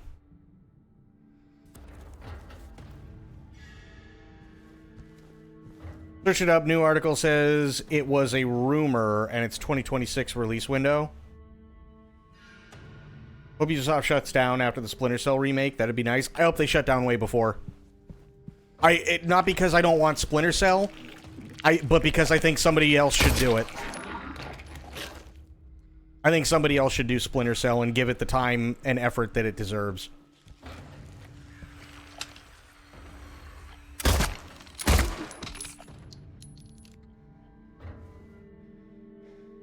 Silent Hill flower deliveries, perfect flowers for perfect occasions, lilies, chrysanthemums, hydrangeas, gardenias, gladioli, carnations, daffodils, hyacinths, violets, roses, orchids, and more. 20% off for wedding bouquets. Okay.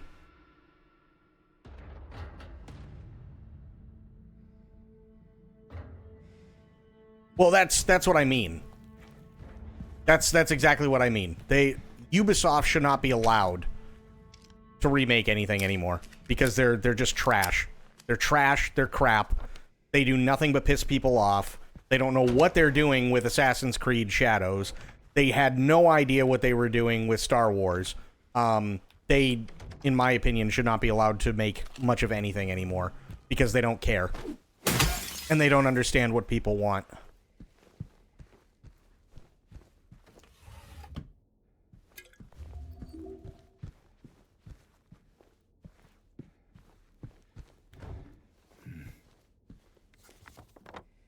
Okay, this is 204, so 203, 202, and 201. Gotcha. I think AC Shadows was doomed from the start, and Ghost of Yotei was just the final blow. AC Shadows was not... Hang on.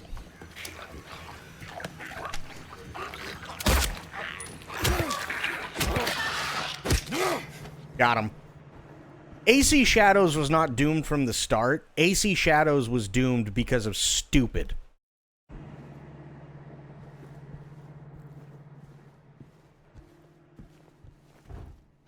Yet again, stupid people and a company that knows nothing is trying to make a game with AI and trying to take something and call it historically accurate when literally everything it touches has no basis in historical fact whatsoever. But they keep trying to call it historical.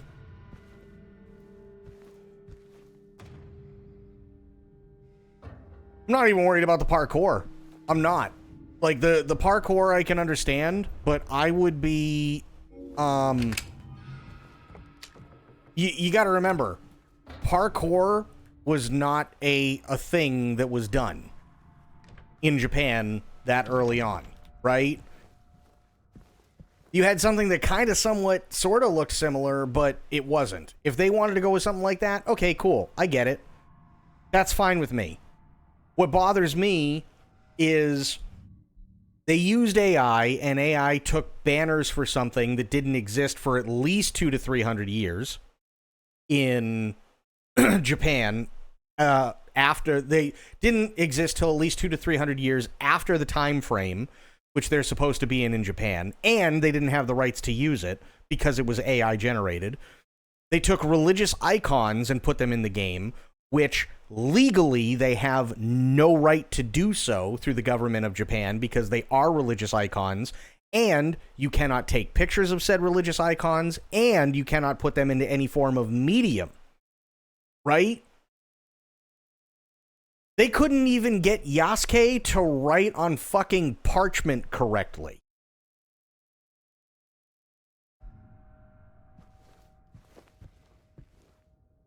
Mirror, mirror on the wall, who's the sweetest of them all?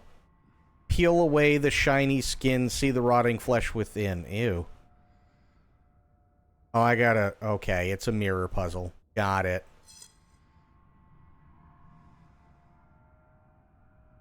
X to rotate. Okay. There.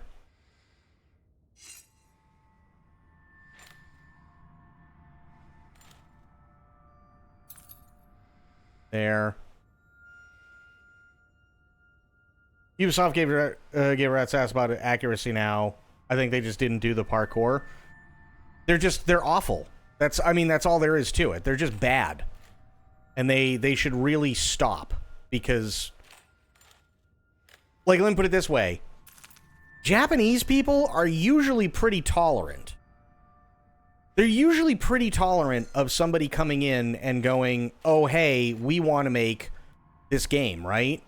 We want to make this game. It's a fictional thing, but we want to make it at this point. Usually, people are pretty good about it. Right? Not no more. The Japanese have come out and spoken. They don't want anybody's... They don't want Ubisoft doing that shit no more. They really don't.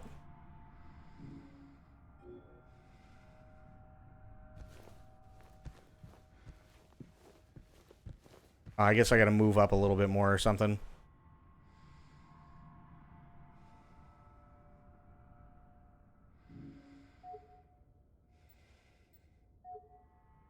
How the fuck am I... I'm not... I want to pick this up.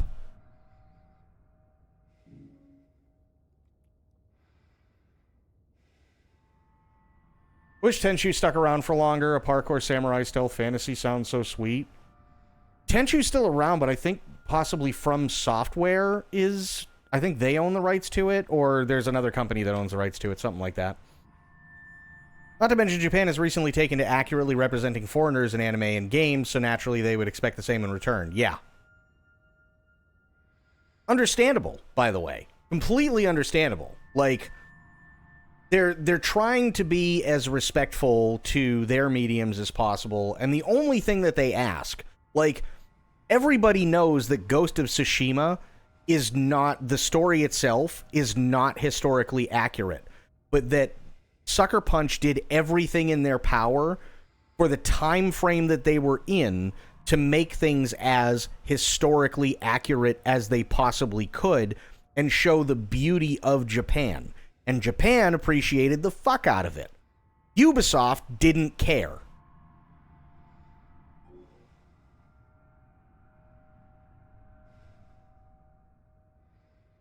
Oh, shit. Okay, I see now. That's why. I gotta find the piece. I gotta find the mirror. I gotta find the piece of mirror. That's what it is.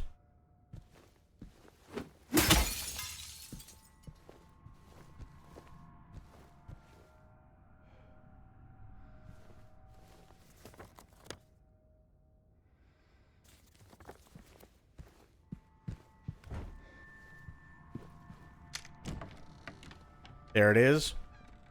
Waiting for something to jump out at me.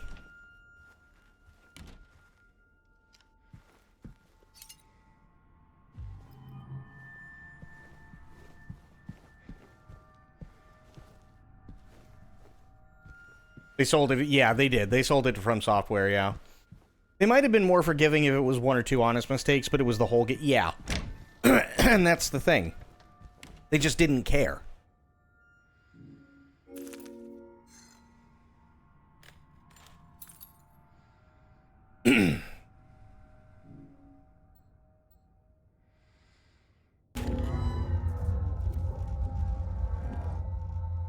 Whoa.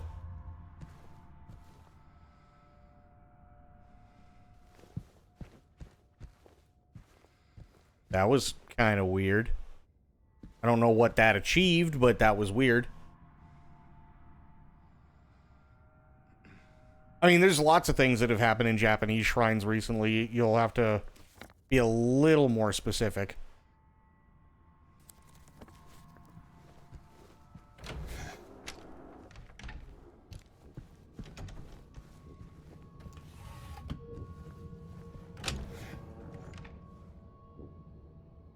Typhoon struck Tsushima, destroying the Torii Gate. Tsushima players saw it, had a fundraiser going to restore the gate, and donated 500% of the original goal for its restoration. That's awesome.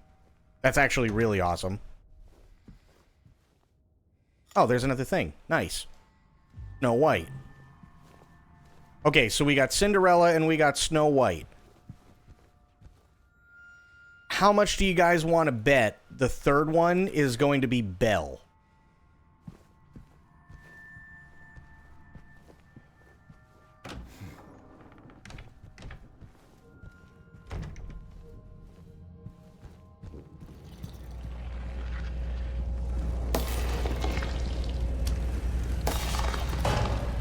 Fuck this.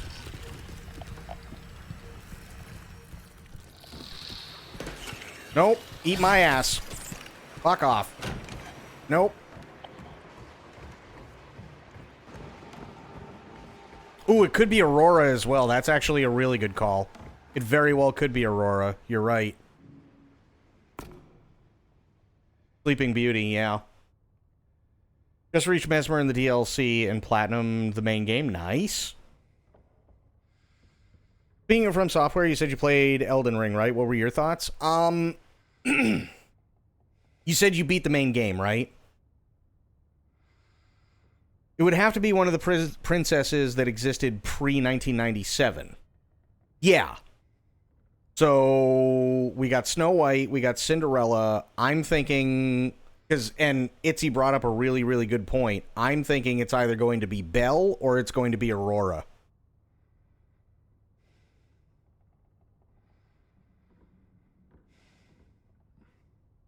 You beat it? Okay. My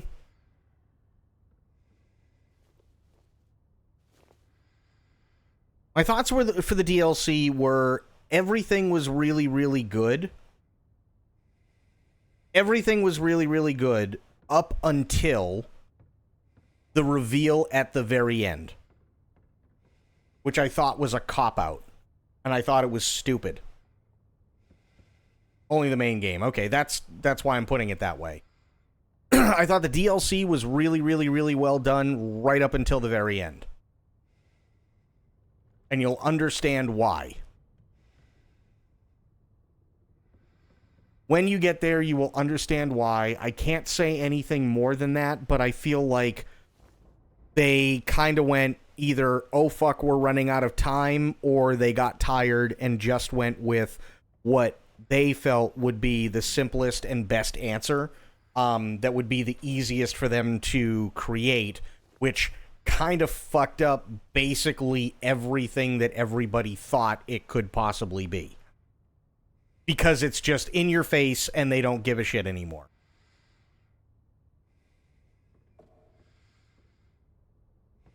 The finale is harder than Millennia, which made me fall down on my knees and cry. It is.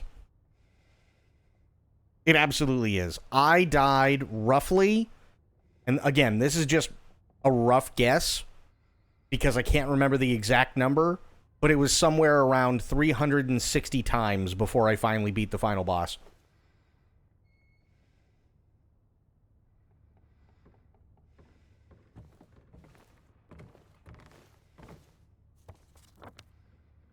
And to put that into perspective, excuse me, it took me 3 days to beat Millennia, but I could last roughly about 5 to 10 minutes per fight with Millennia on average. The final boss for the DLC took me a solid week, and my average fight time was roughly about 35 seconds.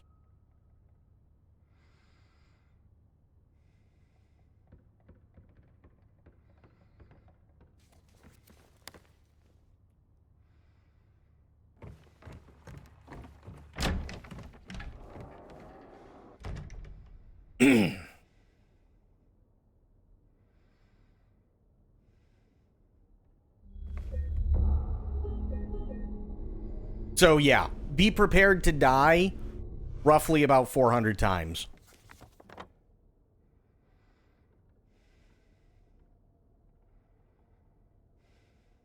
Okay, but that was New Game Plus.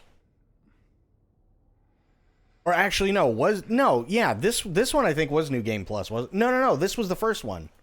This was the first one. Yeah, hang on. This was after 3 days of trying, though, if I remember correctly.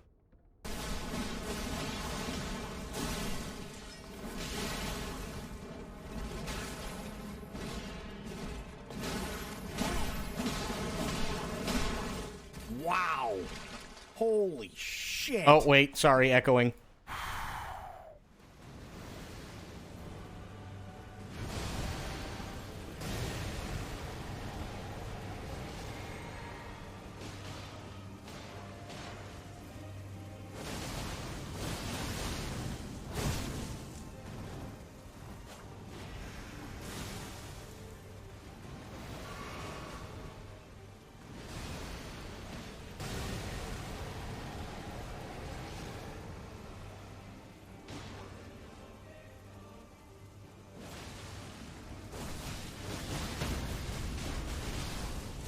Get fucked.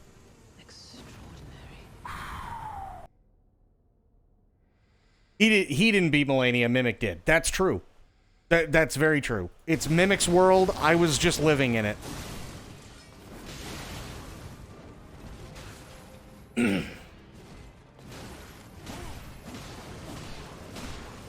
Wow. Holy shit. Yeah, Mimic was maxed out here, so he just went fucking insane.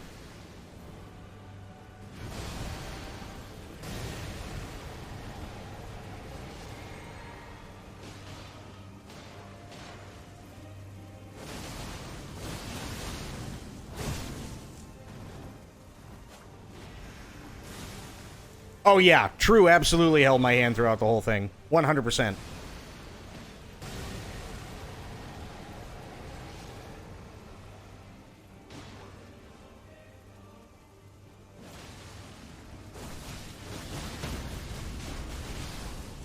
Get fucked.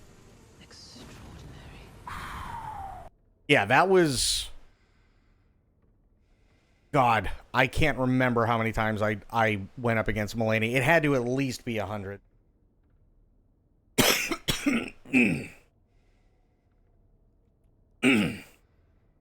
Me personally, I felt really bad for using Mimics on this boss fight, so I called him back mid-fight, tanked the damage, and did Phase 2 solo.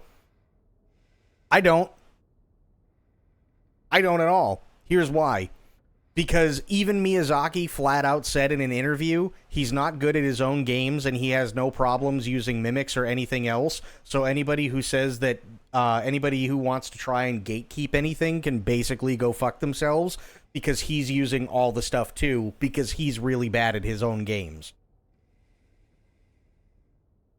I went, all right, fuck it. We're using Mimic for everything, and it was amazing.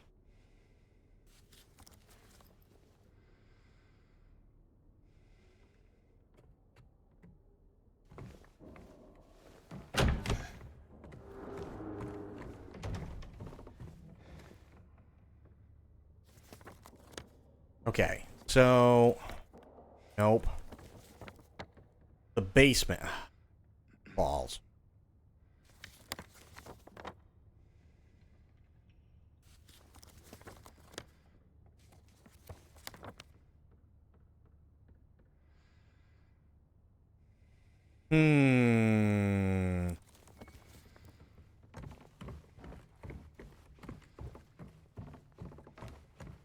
No, I'm not a redeemed fan of Miyazaki whatsoever. Not at all. Like, he's made amazing stuff, don't get me wrong, but he's also made some real shit. And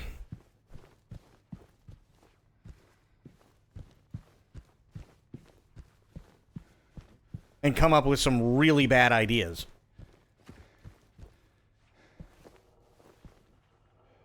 So much harder than phase 2 for Millennia because every time I tried, I died was phase 1, had a handful of deaths in phase 2. Well, it's supposed to be hard in phase 1. That's the whole thing, right? Because they don't want you to be able to get to phase 2 so easily. But by the time you master phase 1, you should be able to cook no problem in phase 2. If you can get through phase 1 consistently, you absolutely should be able to cook through phase 2.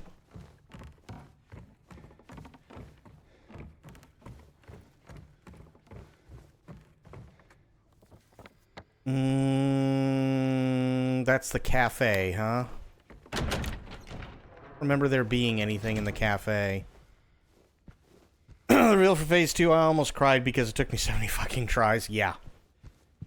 Well, I will say this. I will say I'm not worried about the caps. I will say this for the DLC without spoiling anything. The final battle,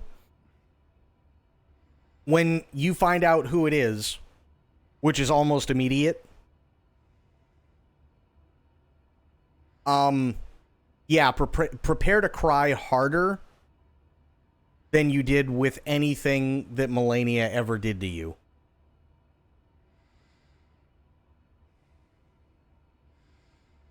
Oh, you got spoiled for Radon? Yeah. Anything that Millennia did to you, yeah, he's gonna do it a hell of a lot worse.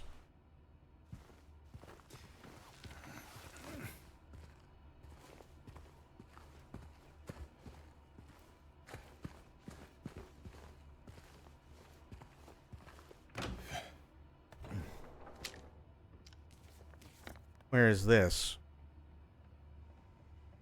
Oh, lost and found, okay.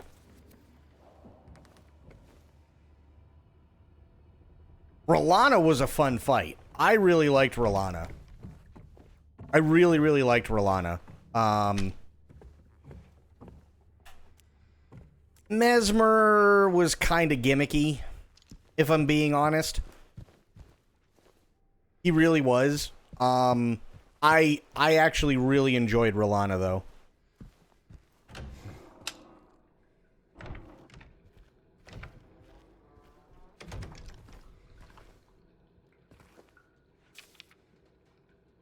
Be sure to clean up the fireplace in the conference room.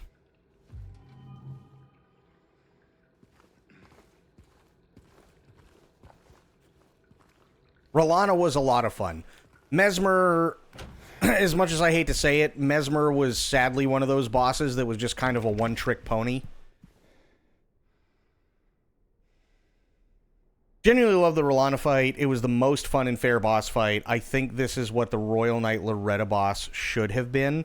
No, I don't think Loretta should have been that way. I don't think Loretta should have been that way at all. I would have loved to have seen more fights that were fair, yes, but yeah, I think Loretta was okay because let's face it, you do kind of need a break, right? Like, Loretta is not the toughest thing in the world, and you do kind of need a break because at that point you're going through so much shit regardless of when you actually fight her. So that one doesn't bother me at all. But Rolana, easily my favorite boss fight of the DLC. Easily.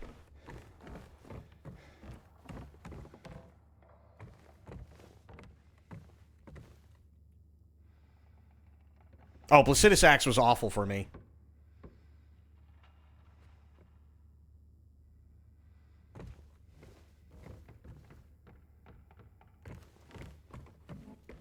I had a really, really, really rough time with Placidus Axe. Really rough time. Died at Rolana 1 HP twice. It made me so mad, but so fun when I finally beat her. Honestly, Rolana only took me like maybe 5 tries. But that's because I had done a couple of things, so not only was it me that was fighting her, but it was also Mimic, and it was also one of the NPCs as well. So it was literally 3 people kicking the shit out of Rolana.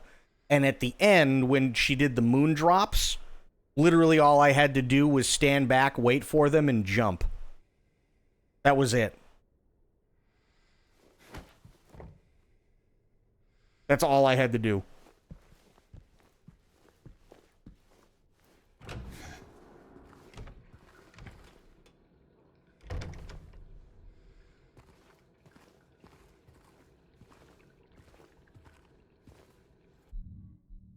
Oh yeah, and the fucking, what was it? The holy one? I'm trying to remember the holy one. This the one, was this the lion one? The lion dancer? No, this was actually really funny though. I do remember this. This one was really funny.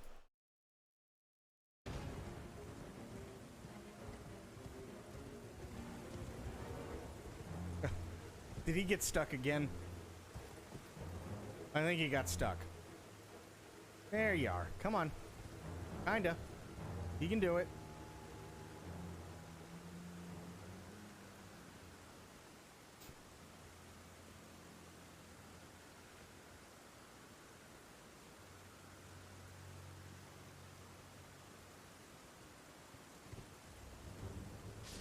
There we go.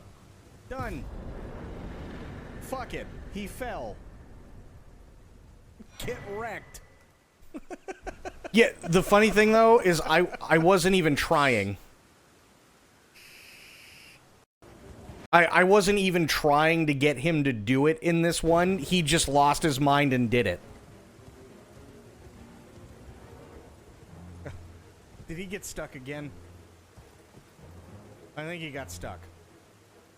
There you are. Come on. Kinda. You can do it.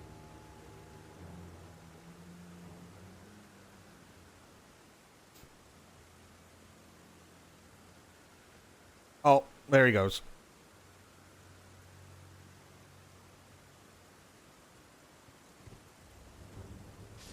There we go. Done. Fuck it. He fell. Was this day one? No. No, I can't remember how many days in this was. I don't remember off the top of my head how many days in that was. That was funny though. Because I was actually legitimately trying to fight him. I know that day one had multiple patch and balancing issues. Oh, no. No, I didn't play it till over a year after it came out.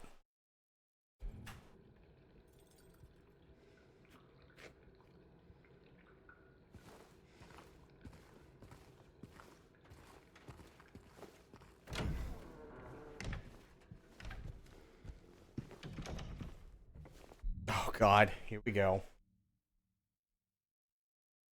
Fucking this piece of shit.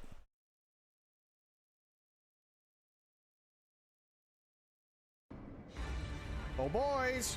That's a wolf. That's a wolf. That's a big dog. That's a very big dog. Oh, God.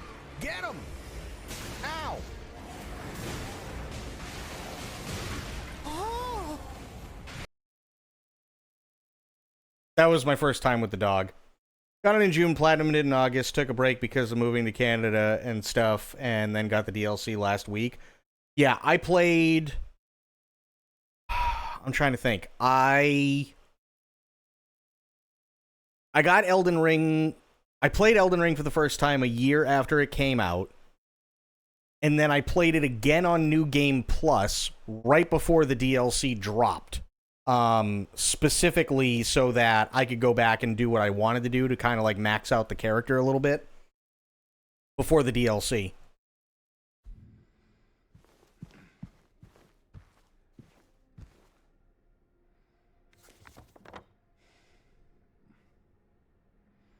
Beat a game so good that your life feels empty. It's what the last month has been like for me.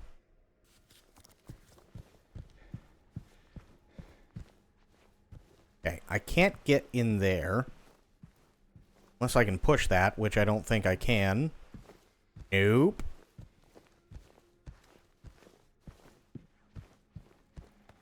And I can't get into the bar.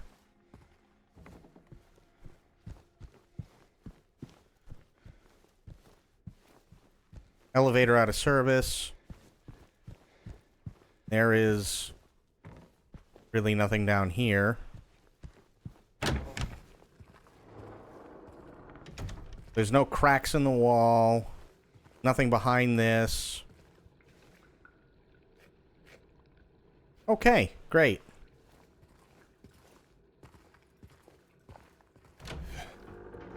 That's how I felt after Persona 5 ended, oh god. Every day of July I was looking forward to playing some Elden Ring. In the month I was with it, I put in 120 hours. Man, it felt empty when I left the lands between. Honestly,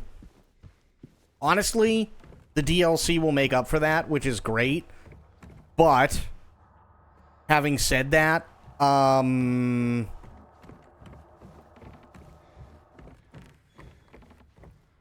yeah, it's... I was not a fan of the end. I was not a fan of the end of the DLC at all. I'm glad I beat Radon. Definitely glad that I beat Radon, because it was a challenge. But the way that the story ends, I thought was bullshit.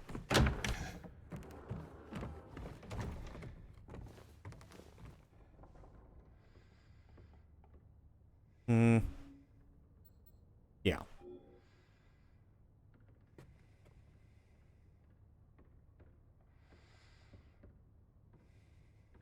Drafted Scion in the beginning, gave up. Oh, well, I mean, it happens. It's fair.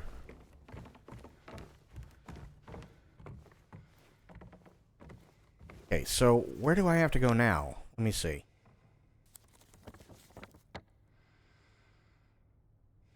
Oh, that's right. I gotta find a fucking light bulb still.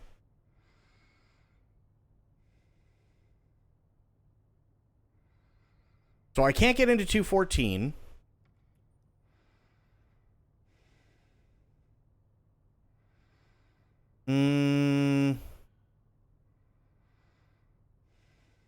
Still need the light bulb for the vanity mirror.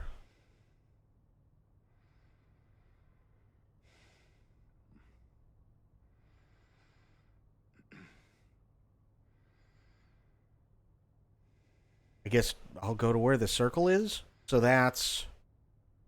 Okay.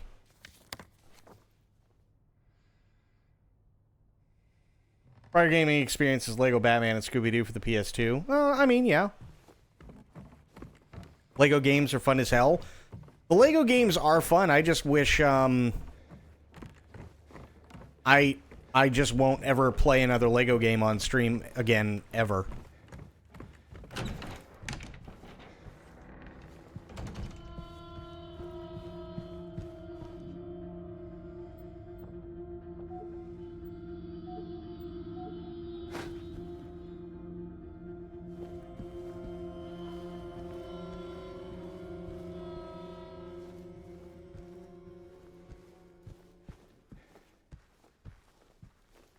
What happened with Lego? I played Lego Star Wars, and literally every stream for like 6-7 hours a whack, I just kept getting the entire stream muted because of all the music.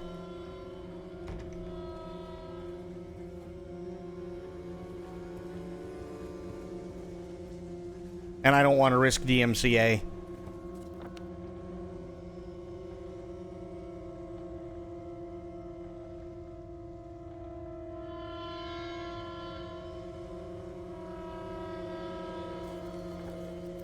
Which really sucks, by the way, because Lego Star Wars was a lot of fun.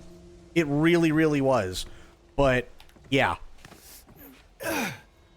All of those streams got muted, specifically because of all the copywritten music in there.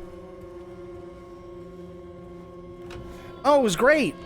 Loved playing it, but I'll never play it again.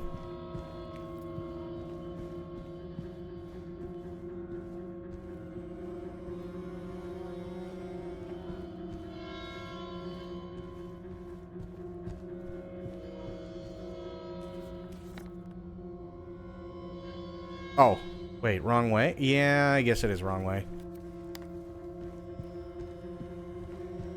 Get out and do some study before you sleep. Have a good one. Molecule, have yourself a great night, and good to see you back again, buddy.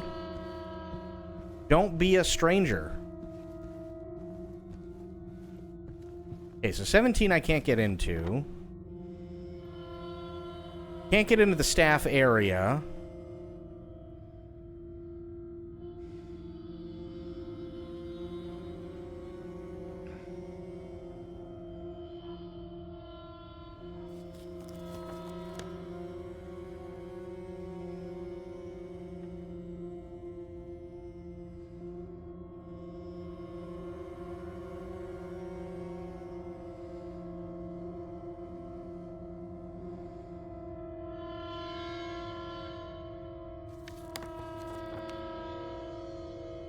Can't get up those stairs.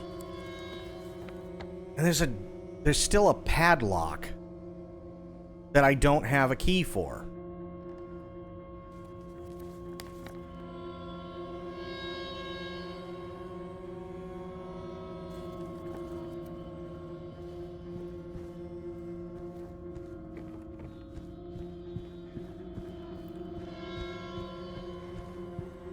Actually, wait. I can't... Yeah, I can't get up that way anyway.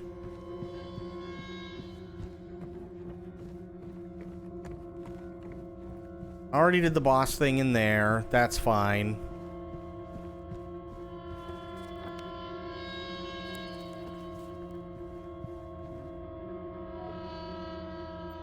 I'm just trying everything. Fuck it.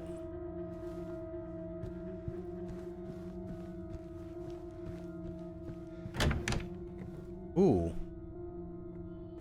Oh, Jesus Christ, that scared me.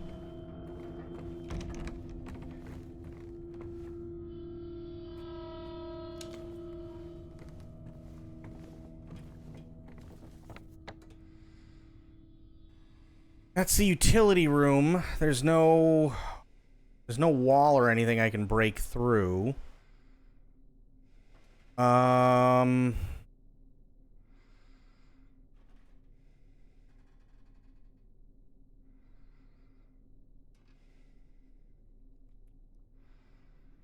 Wait. Oh, I know where I gotta go. Okay. I know where I gotta go now.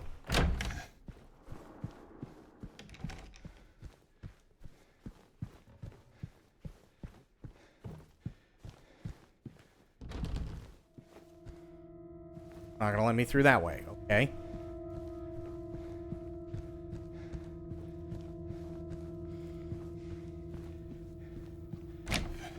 Here. Then I go down here and through these doors, and then I'm where I need to be. Yep. Cool. Yeah, let's try 216 first. Okay. We won't try 216 first. How about 217? Fucking Jesus. That's a lot of bird cages.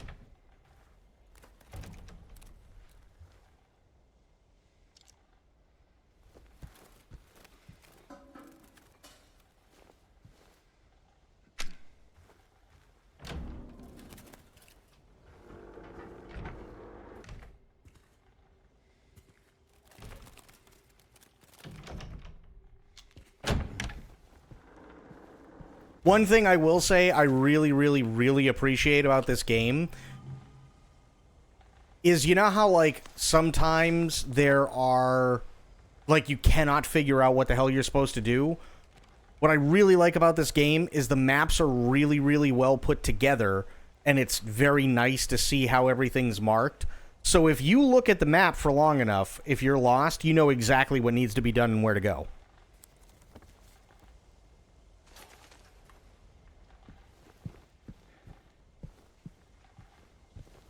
Which is really, really, really nice.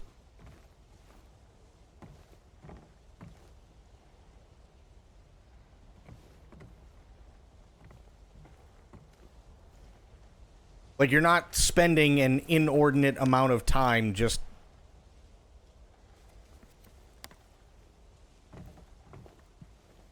being lost.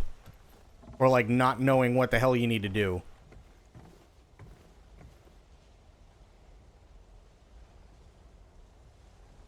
Well, I mean, I know what I should do there. Question is, how do I do it?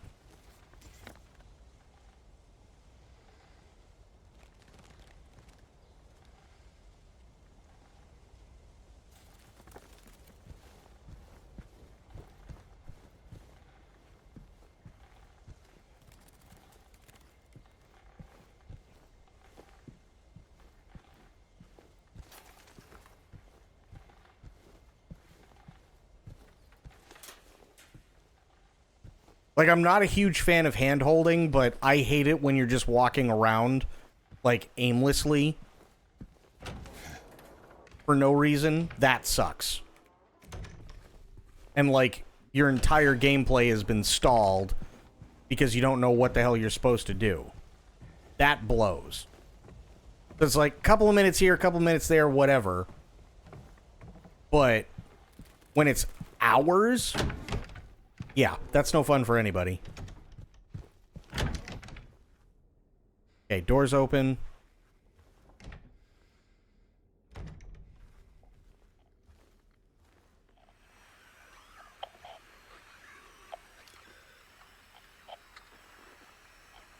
Love holding hands. That's not what you're talking. Nope, not what I'm talking about. How you doing, Pixel Pixie?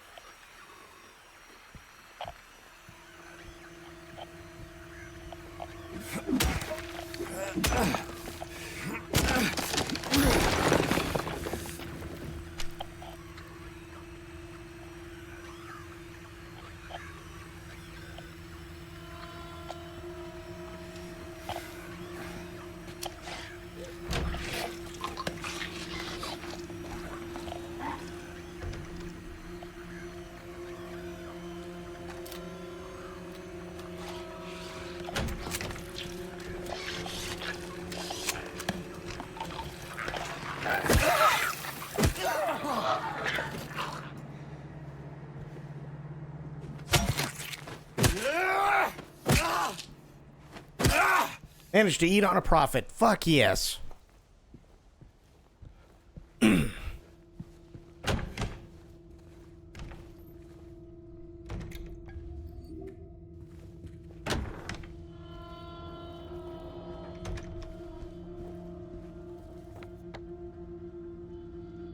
That's 214. Okay.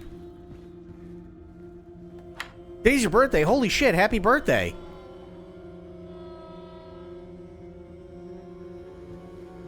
Happy fucking birthday, Pixel Pixie.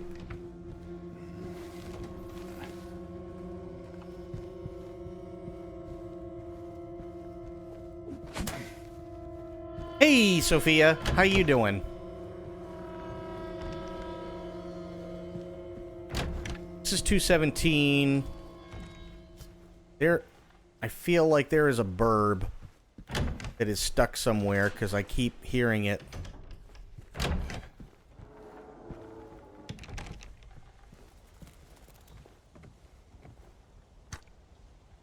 No, wrong gun. That'll work.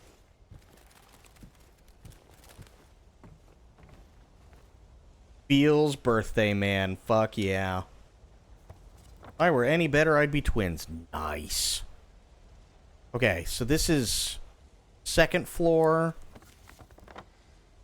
That is the Lakeshore Restaurant. Okay.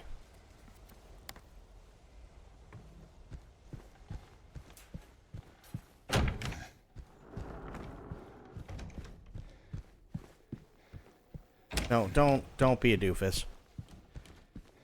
We go this way. Yeah. Let's not be a doofus. I already am a doofus more than enough for everybody here. So we don't need to be more of it now.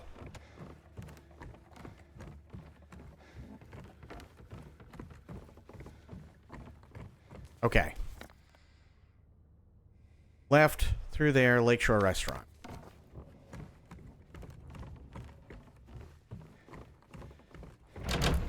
Here, Lakeshore Restaurant's through the door.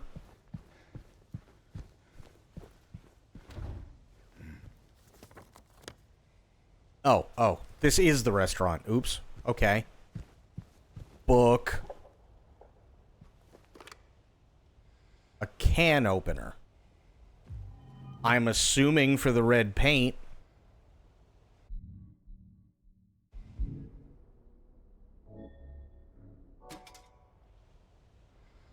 Open paint can.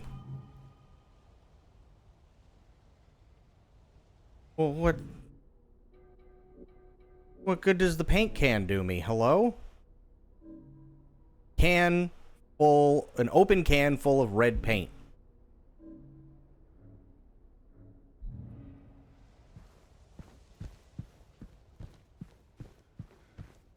What?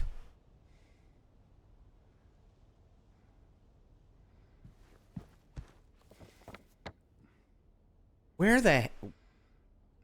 Oh, I know. Okay, open can full of red paint. Yeah, because we need it for the light bulb that I still have yet to find.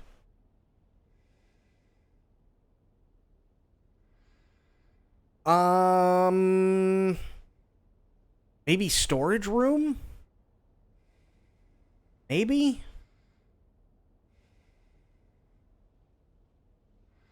Yeah, I'm thinking maybe storage room.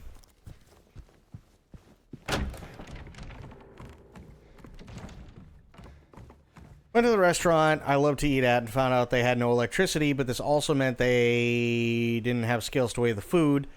Thus, they set a fixed fee, okay, no matter the weight, so I made a plate with twice the food. Hell yeah! Badass! Now you do your nails, oh god. Myth! How you doing?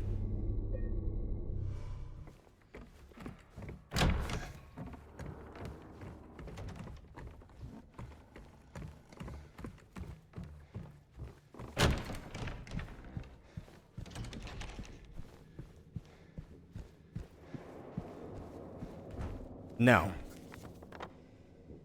That is the storage room. Ooh.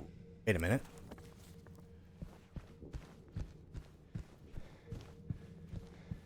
Oh, because, yeah, this just leads out to here, which doesn't do me any good.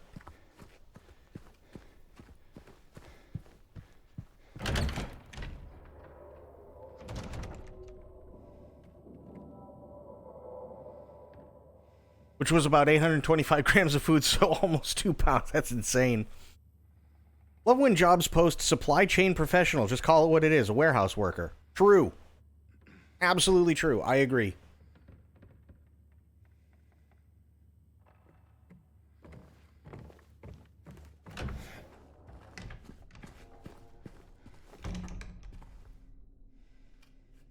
Nothing in the toilets. We already checked those.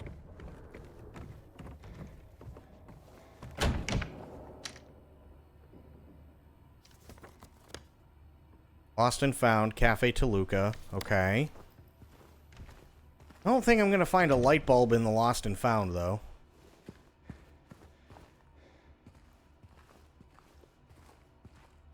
Usually people know where the extra light bulbs are. Just saying.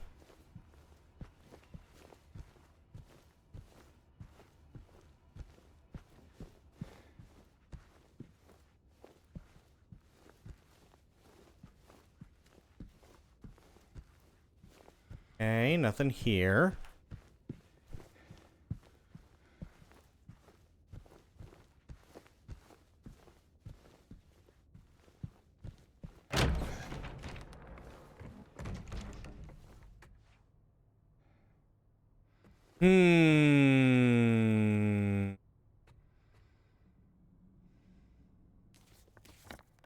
Spoilt.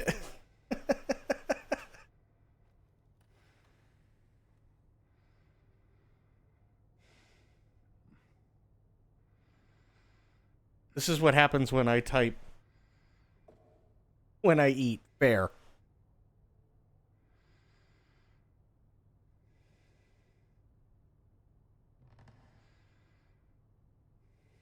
Okay, so we can't do anything yet with the music box, and I'm assuming we can't, because I still need to find a fucking light bulb. And then I need to paint it red, and I need to put it up in the mirror, which is on the second floor. I need to put it up top the vanity mirror, so it stops looking like an Xbox Kinect. Hall,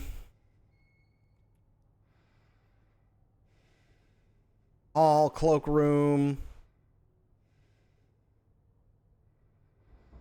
I don't think... Did I go into the cloakroom? I don't think I did.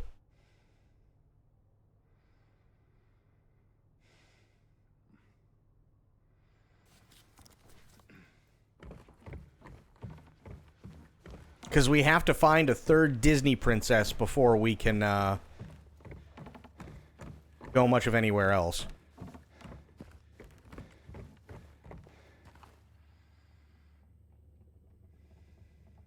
Hey guys, I think I might have found the light bulb.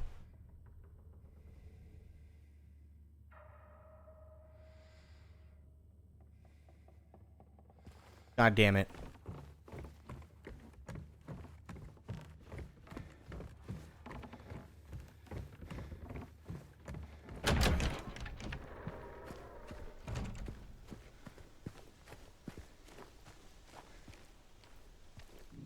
Oh, bolt cutters. Okay, well, I didn't find the light bulb, but mystery averted on this. No, we did found the light bulb. The fish has the light bulb. This is not a game for the easily spoilt. It's true. Okay, now I can go into here. Key items, combine with red paint. Have a red light bulb. Perfect. Go through here. And then we'll go and save again. Now we are making progress.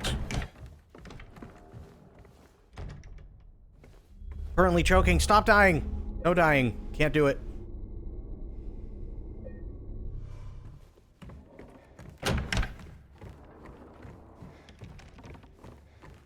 Okay. Second floor. I should be able to make it to... Where do I have to go? I have to go into the reading room. The reading room, hole in the wall, 205. Gotcha. The worst way to have a red light bulb. My brother and my father used to do that to our cars. Oh no!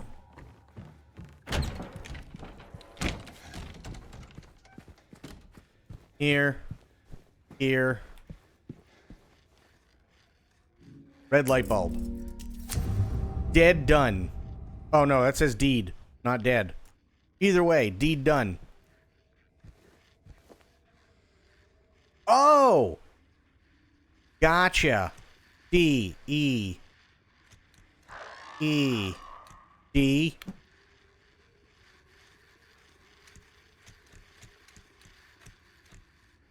E. O. And that's E. I did try to spell MILF on here earlier. It didn't work.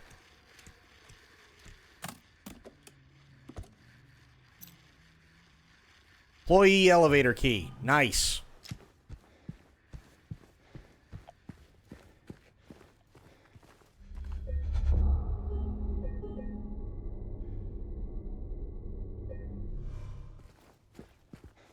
Okay, and now out here, through these doors.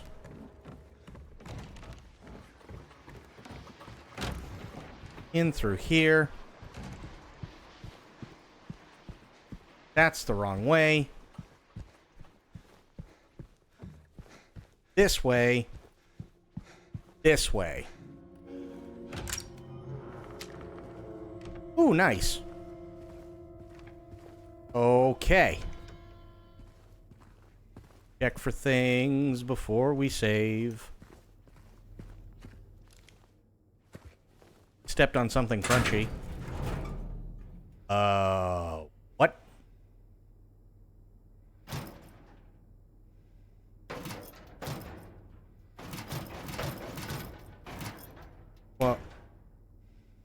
What is this?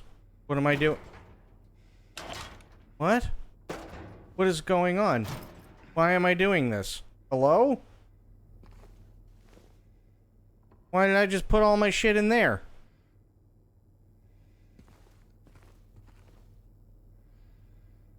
Now, I don't even have my flashlight. What is going on? Why would I do that?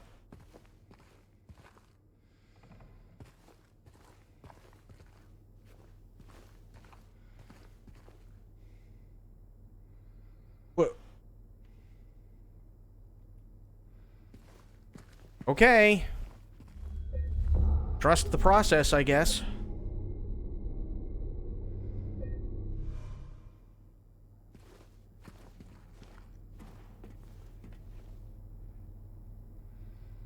Ba- Read. Weight limit, 1 person. Yeah?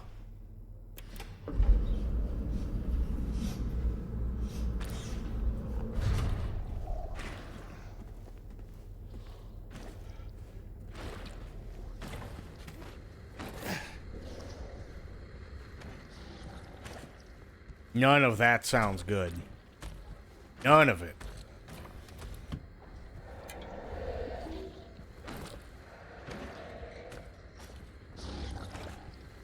Ew. Yuck. What is this? I'm Johnny One Hot Guy. Oh, god damn it. This is the employee section. Oh, good.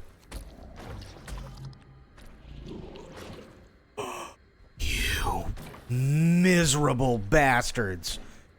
They put me in here with hangy boys and I don't have any fucking weapons?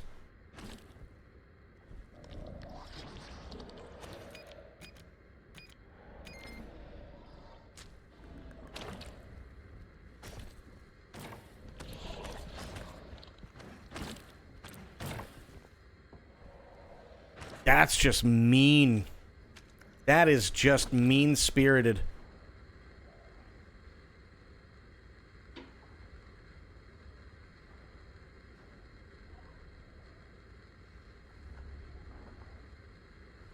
Manager's room, TV room, manager's office, laundry room, laundry, freezer room, cafeteria, kitchen, dish room, break room. No unauthorized person. This is... God damn it.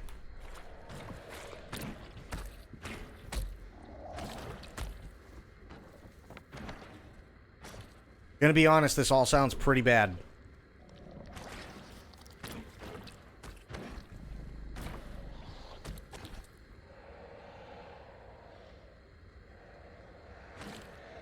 There's not even a place to save where I currently am.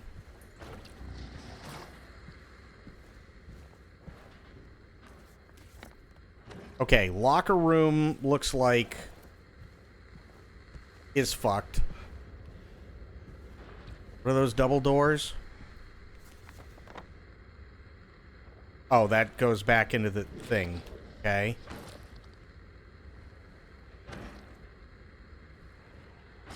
Manager's room, TV room. Oh, this is going to suck all of the dicks.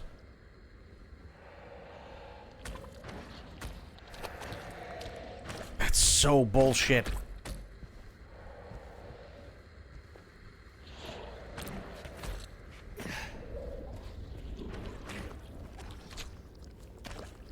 Fuck.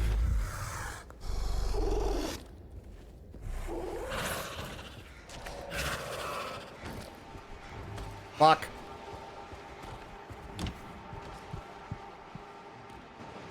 The fuck is this?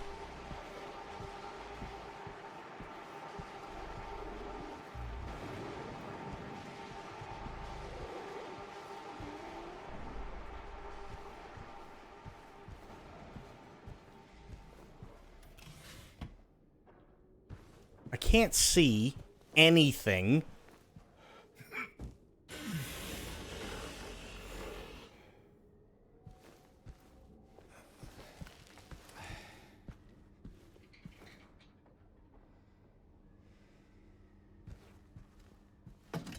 What are you? Red gemstone. Okay.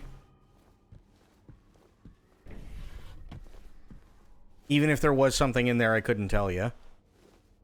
That's awful. Where the hell am I? I'm in the manager's room. Okay.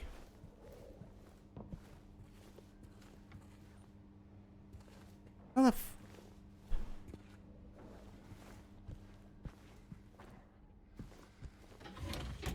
Yay, I can't see shit.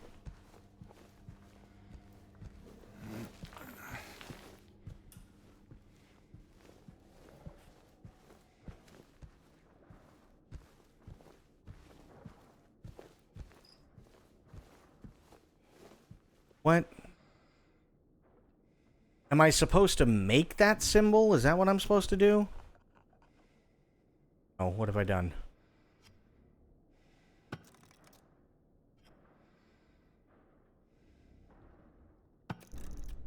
Oh.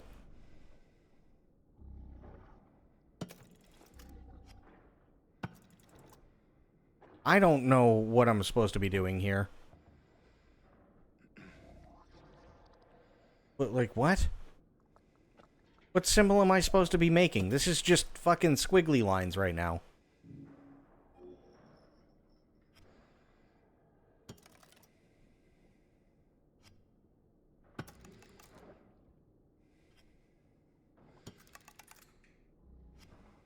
Wait, what was that?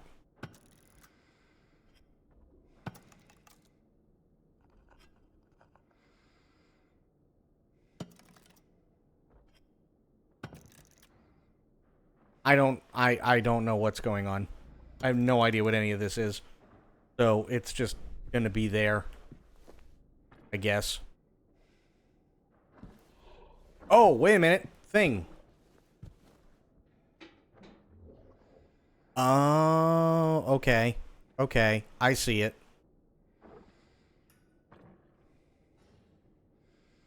Gotcha. So it needs to be horizontal.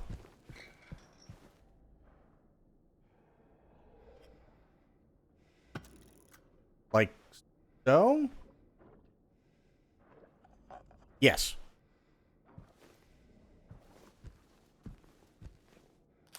Oh, good. Ammo for a gun I don't have. Perfect.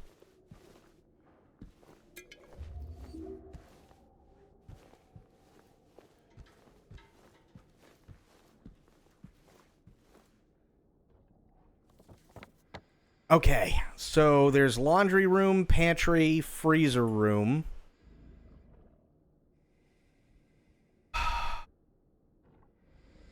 This is really gonna suck, isn't it?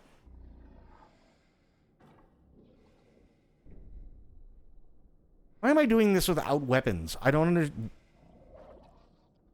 get it.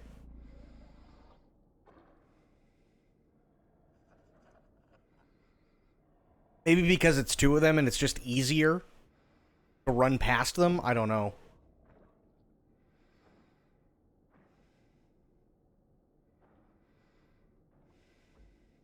Okay, so if laundry room doesn't work, hopefully pantry does, because pantry and freezer room are connected.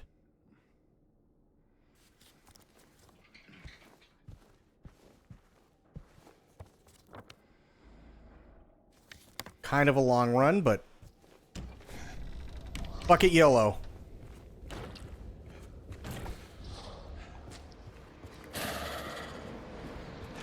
Bam! Right in.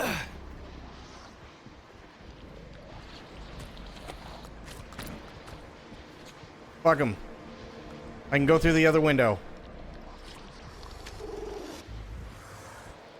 Oh. Go away, vagina face.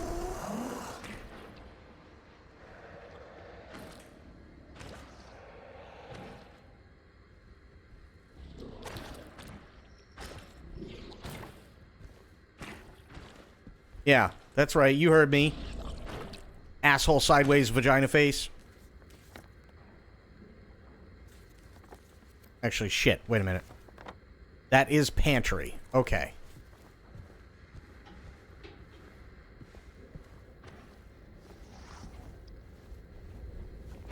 Yeah, you heard me. Bitch.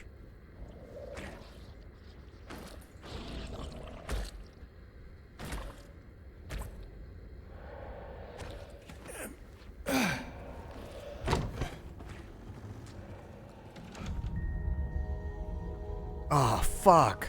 Really? Well, that's bad. Kick it in the front butt.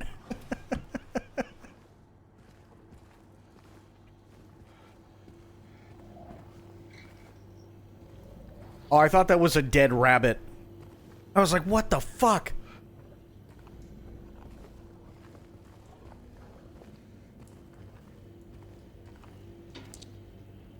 Okay, we got the blue gemstone. Blue D6. I'll take it.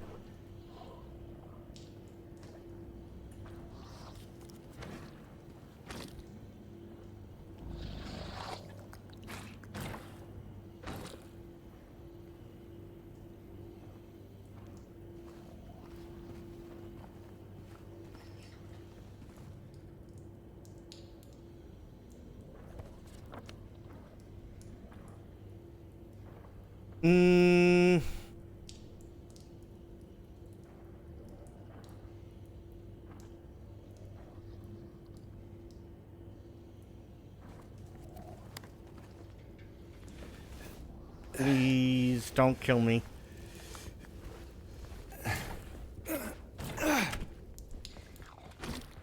Oh! Holy shit!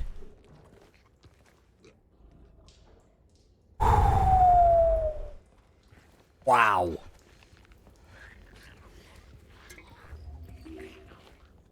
That was awful. Hated everything about that.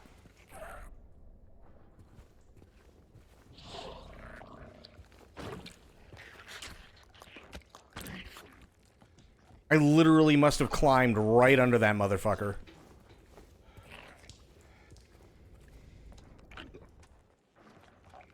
That sounds like either a spitter or a nurse. I can't tell from...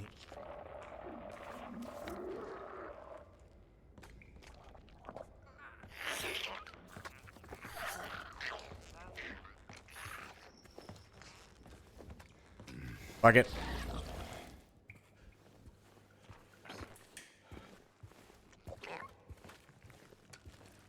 Oh, I was wrong. On both accounts, it's just a water bottle. Okay, it is a spitter. Outdid myself and accidentally cut myself on How does one cut themselves on chocolate?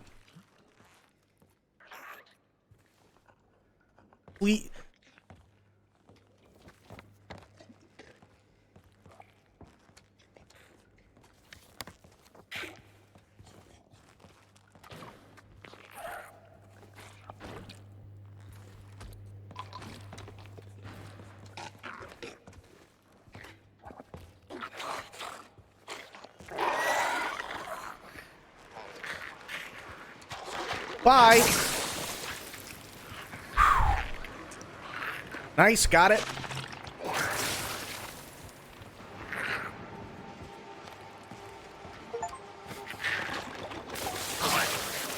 Oh, fuck you.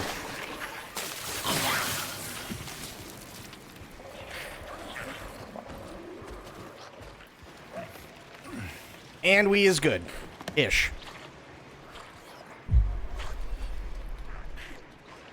I broke the Swiss chocolate in half, and the sharp edge cut my thumb, but you have to remember you're talking to a man who cut himself on a potato once.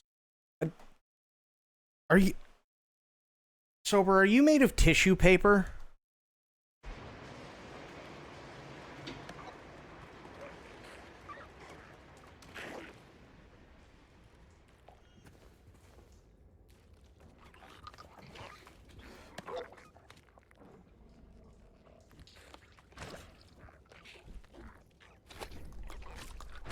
Or like tracing paper or something?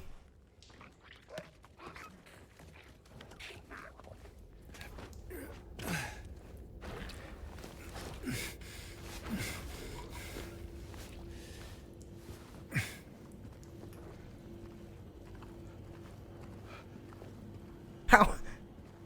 I'm still trying to wrap my mind around how you managed to do that.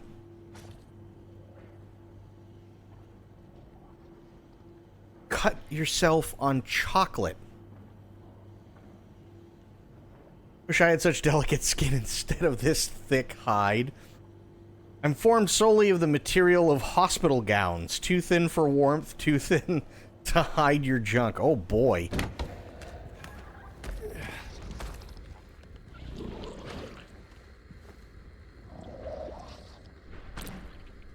I sharpened one of my knives so well that it cut me from 2 centimeters away. Oh, God. Itsy.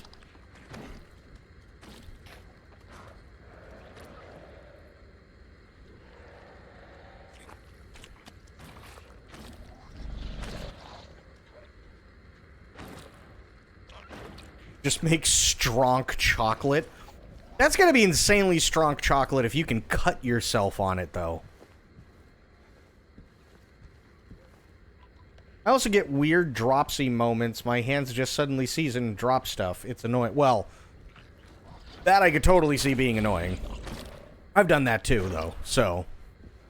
But I think we've all been there, you know?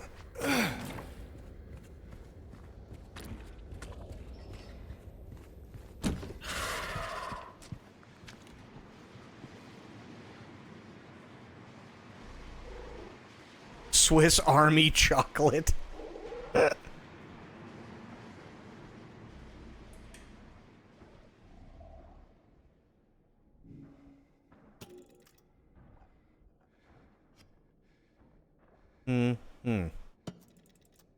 There. Good. Now.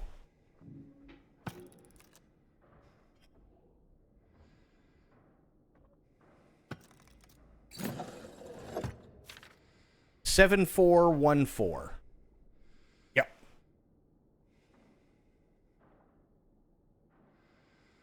It's not that Swiss chocolate is that strong. It's that I put it in the fridge for like a week, so it was brick out of. Oh, that would do it.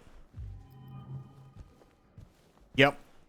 Yep, that would totes do it. For sure.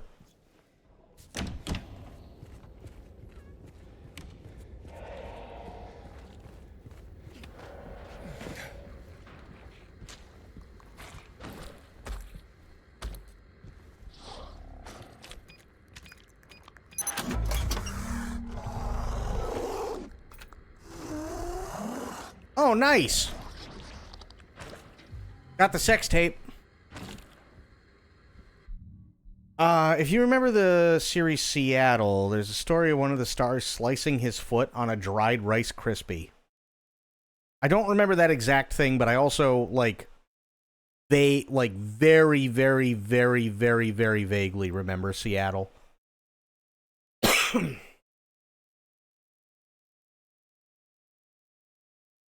You weaponized your chocolate. Breaking the Geneva Convention with over-refrigerated Milka. What is this? Spoiled. Why, what are we doing? This was 32 seconds ago? Oh no. What is this? Oh, yeah. Please don't kill me.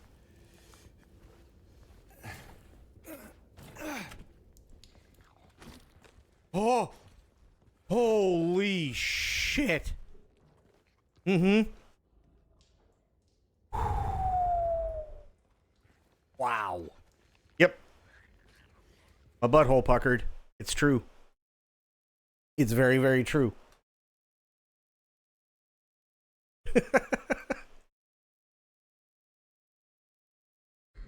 Okay. We got the basement key and we got the sex tape, so we're doing pretty good.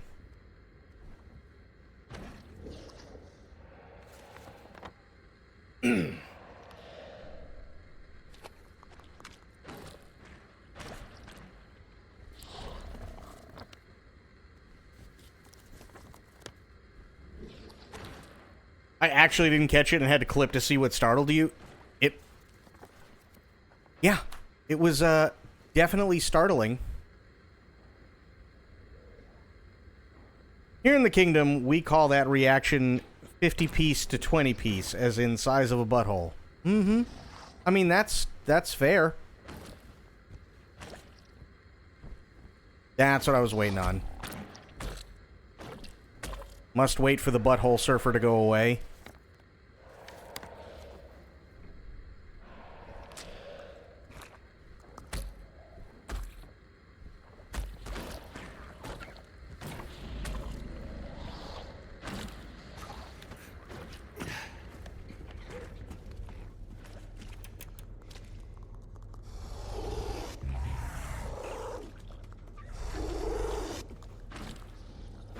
I fucked up.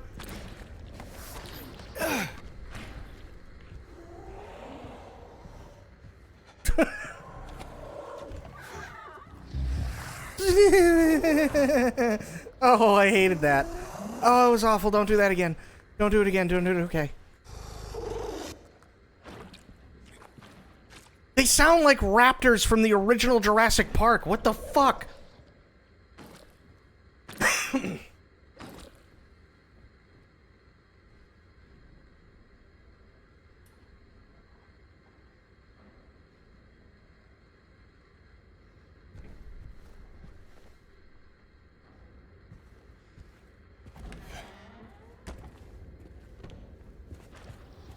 Key. No, that's the sex tape. We need the key. Okay. Don't try and shove the sex tape in the fucking keyhole. That doesn't work.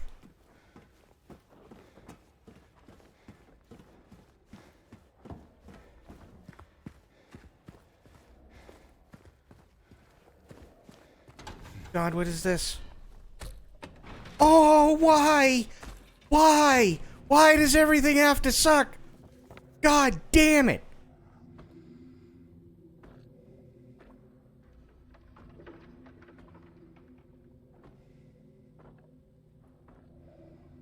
Bullshit. Ah.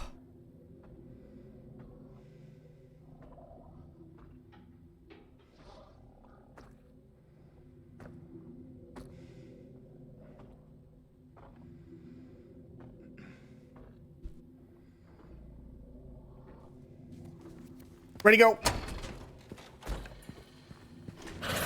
Shut up.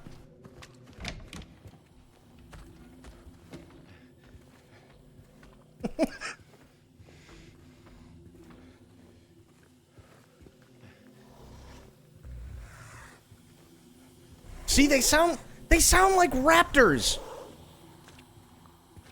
What the fuck? Does Steven Spielberg know?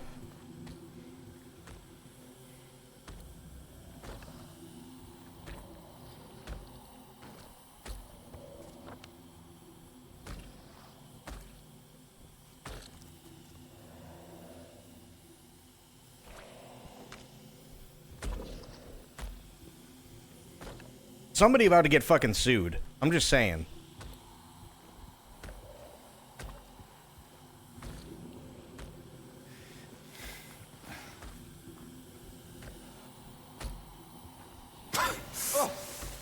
Hey, you know what you're not supposed to do? Exactly that.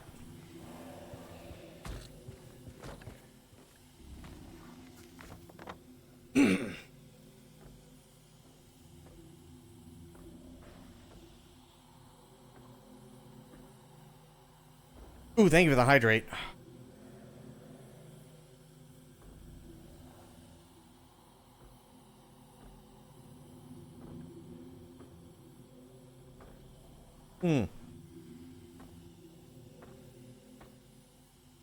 Oh, much better.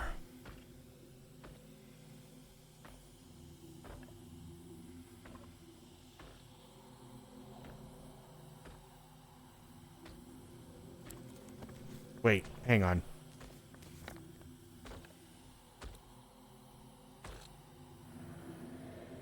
Come out, bang a left, bang a right. Pray to God this works. Bang a left, bang a right, hole in the wall.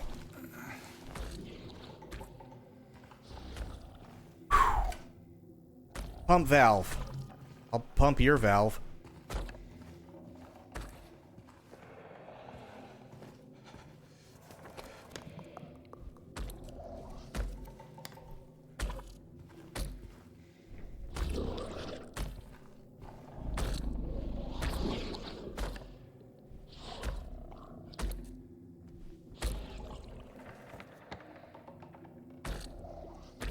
Okay, now I gotta go back to liquor storage and then to the boiler room so that I can use the valve to shut off the thing and pray to God I can get into the door as I burp. You see this? You see what this game has made me do? I have just burped in sheer terror.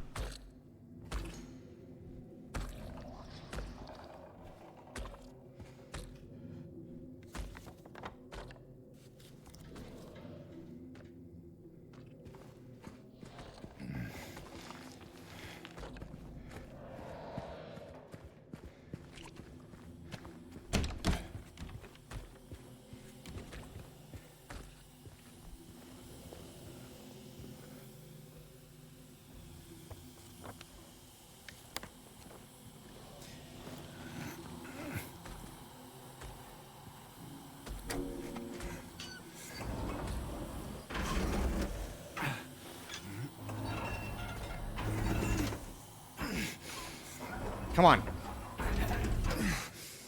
Here we go. Let me go. Let me go. Let me go. Thank you.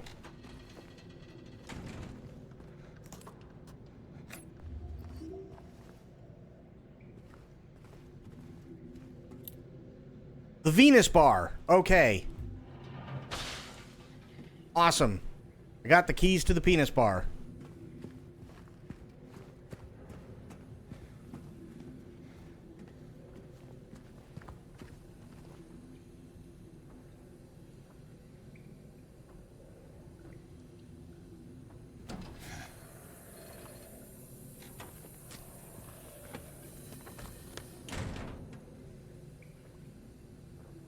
There's a thing over there?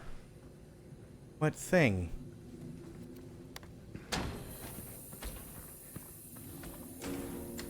Ah, yes. Oh, no.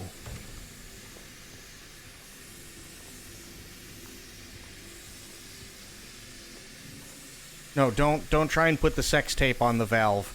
That doesn't go well. Here, gimme. Yep, need that. Thank you.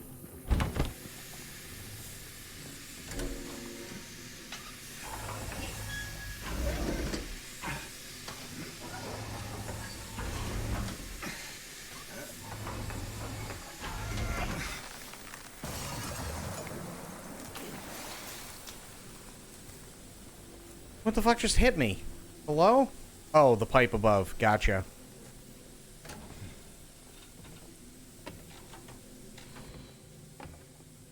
Oh.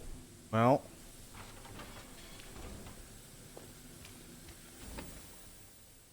Oh, there's water in here. Okay. Better leave. Well, fuck you.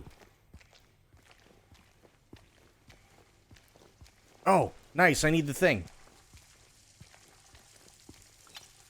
Oh, Little Mermaid. Okay.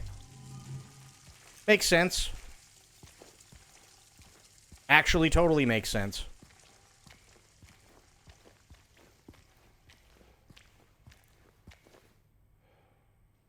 Fishing lure. Why would I give a shit about fishing lures? Hello?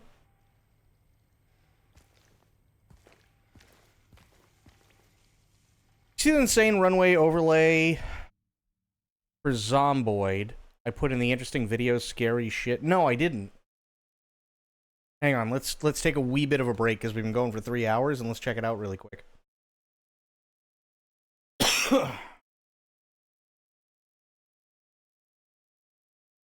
Ultra realistic graphics. Gen 3, huh? Let's take a look.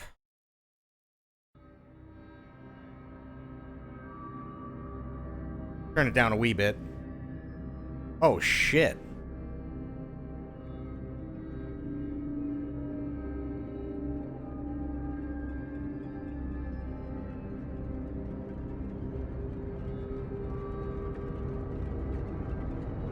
Okay, one thing I do have to laugh at, just right off the bat, because this does look, for the most part, really, really good, except for, like, the actual people and zombies moving. But there's one thing, and I literally just saw it, and I have to laugh at. And you see all of these people here, right? Except for these two fat idiots who are just standing there. Now, possibly they are Siamese twins, and they're conjoined, so they're sharing one waistline, but, I mean, they're still two fat idiots that are just standing there as if they're having a smoke watching you getting your ass kicked by zombies. See?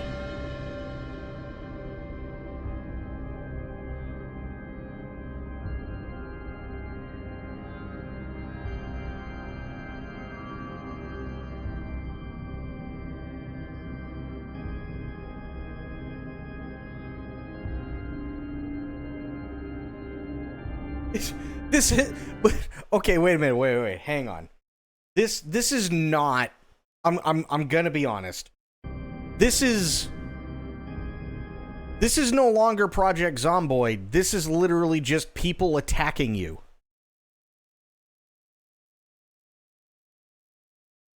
That's all this is. These aren't zombies.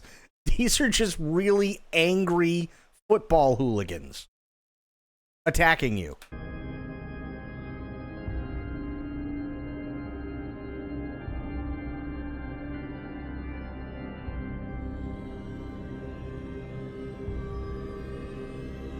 You see what I mean?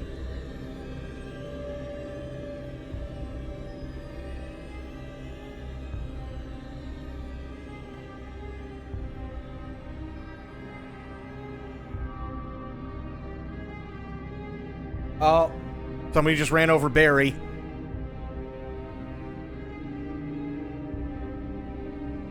One downside of seeing to the runway gens, it does not translate supernatural elements well. Yeah.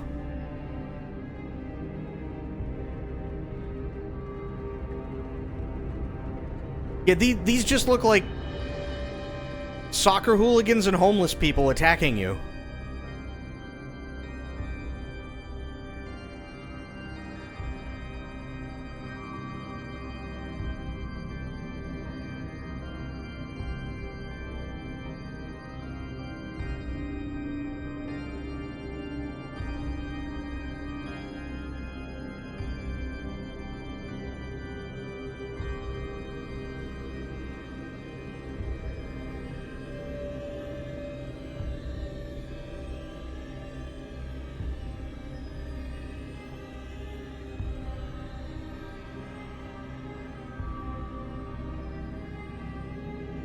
Whoa, hang on. Let me go back a wee bit more. Okay. You see Joel here in the blue? He's about... It looks like someone is setting up a drone strike, doesn't it? But you see Joel here in the blue shirt, right? Joel's about to get run over. Watch the aftermath of what happens to Joel. Oh no, Joel has been turned into a green log.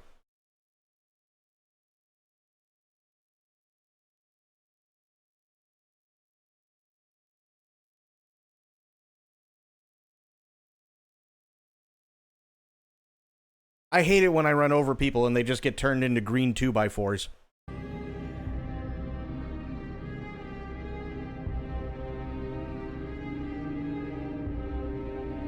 Oh no, wait!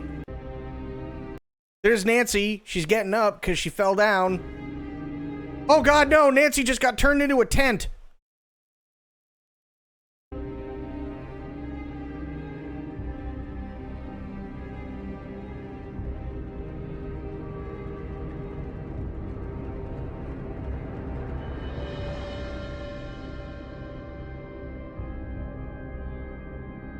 What happened with the doors? Hello?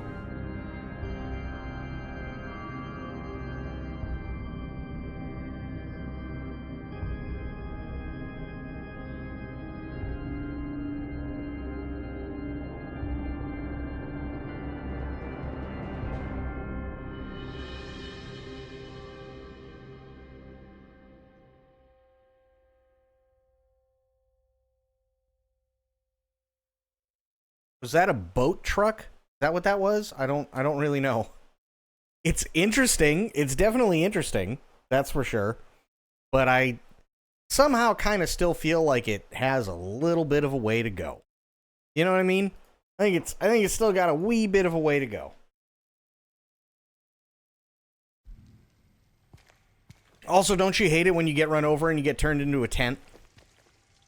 I know I do. It happened to my buddy Eric once.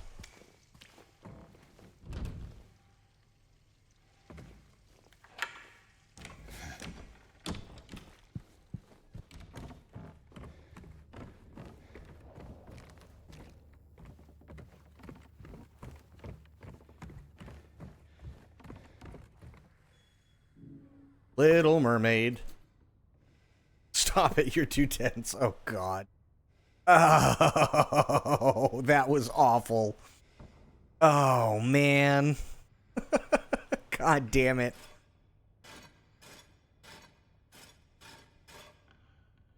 No, no, no, no. No. No. No, no. No, no, no. No, no, no, no. No, no. No, no. No, no, no. No, no, no, no. Maybe that one. This doesn't look. Maybe it's because this one's fucked up. No, no. Oh. Oh no. Wait. I'm so confused. True, what's going on, buddy? How you doing?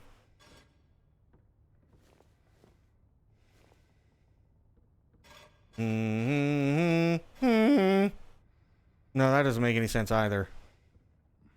Fuck, fuck, shit, fuck. Wait. Oh, this one turns too. Okay. Okay, we got that. Now we turn this one back around.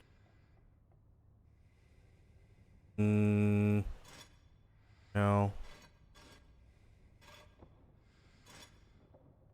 We're going to be here for a minute. This has to go this way. We know that. This one... No.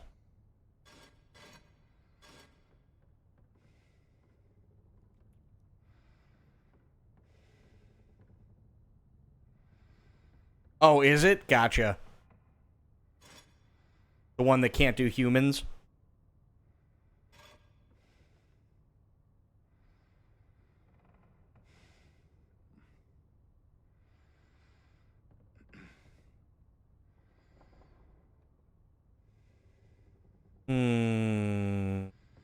Oh, fuck. Wait.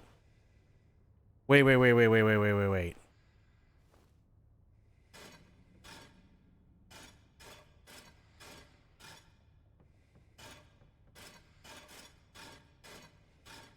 Here. Now I go to this one. Here. Okay. This makes a lot more sense now.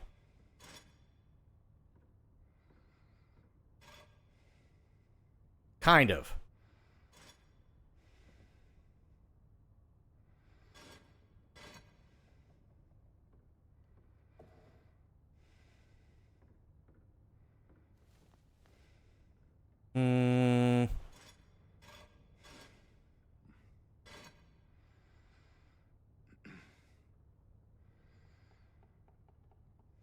Oh, I can test shit.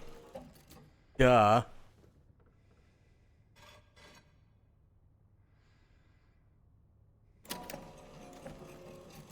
Okay, those two work.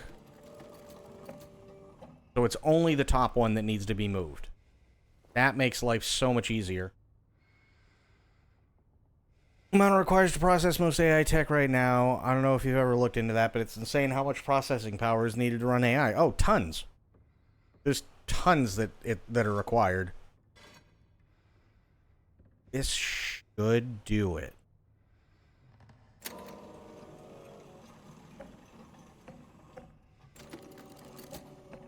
Or... Oh, no, I did. Okay. What began with 3 would one soon... Hang on. What began with 3, one would soon deplore. 7 kindly souls opened up the door. Okay, that's Snow White. We know that.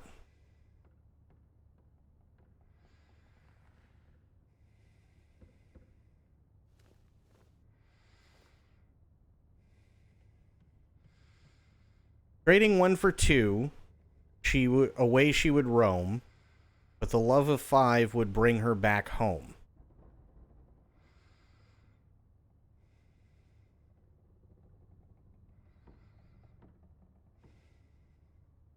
I'm not entirely sure where they're going with this. Haunted by the 2, she would toil away, leaving 1 behind. She has found a way.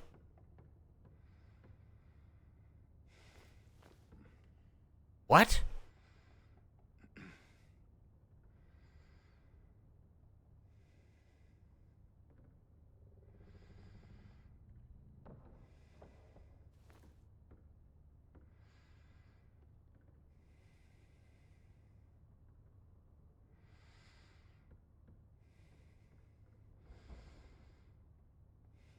I don't fucking know what I'm doing.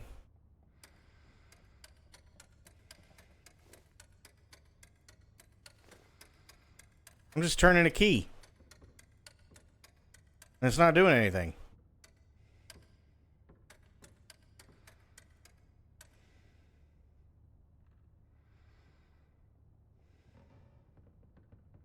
Move? I don't fucking know. Oh, dear God.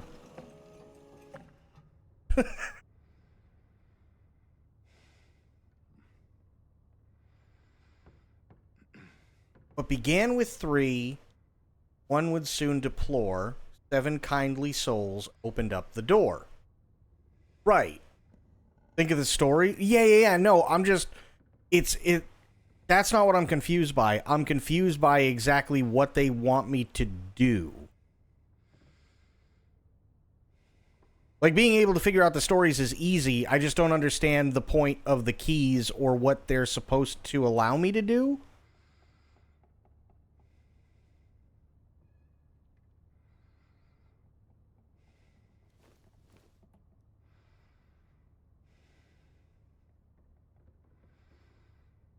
Because if I do this, right, nothing happens, which, okay.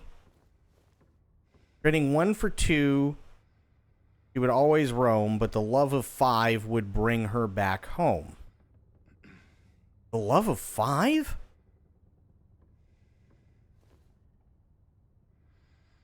Like, this one's Cinderella. This one's got to be Snow White. So this one's got to be the Little Mermaid, and I get it. But what exactly do they want me to do? 1, 2, 3? Maybe? I don't know. Like, is there a specific order that I'm supposed to do this in? I have no idea.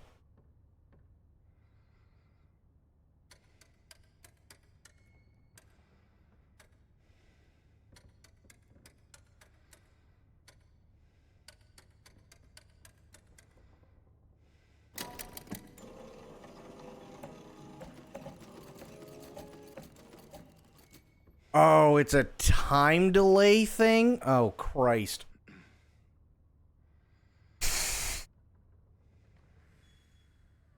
Okay, hang on. So this is Cinderella.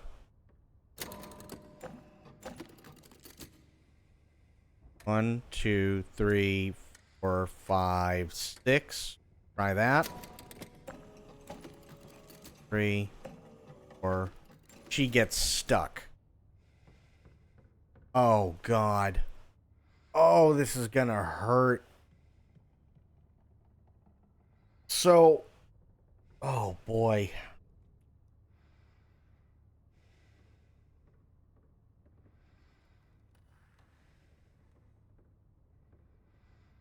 Shit.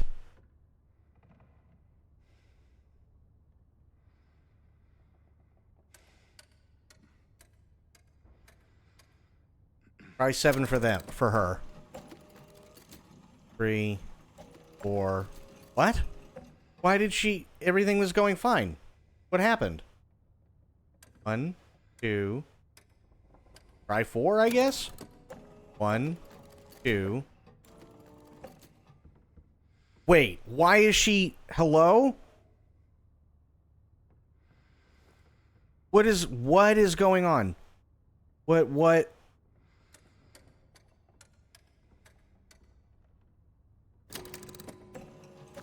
Why is she taking a different track? I don't understand.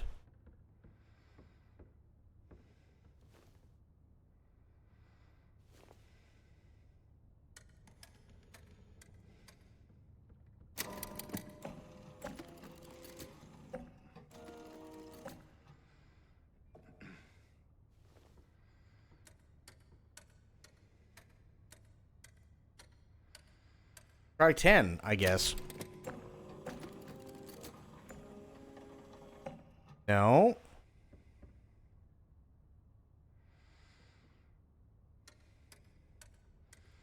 Try 4? No. Wait.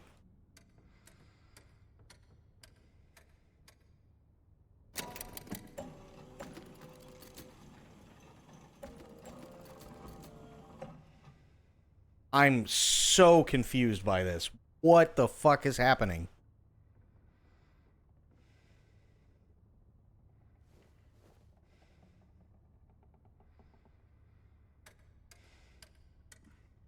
Try 5 on this?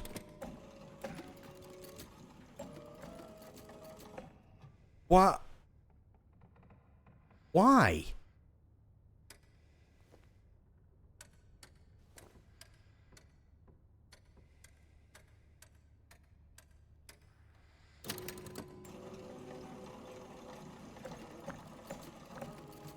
Oh, it all had to be the same. Okay.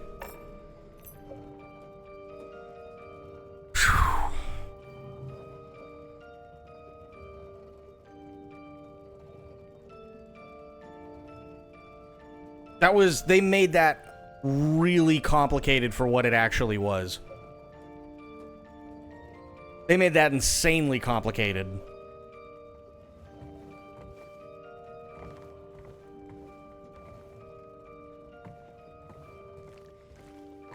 Okay, now, hang on a second. Bear with me.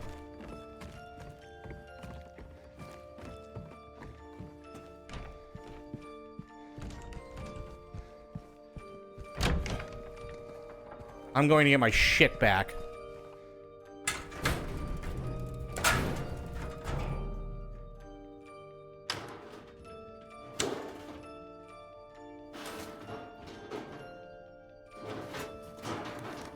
Also, why is there a cutscene for this? This is really weird.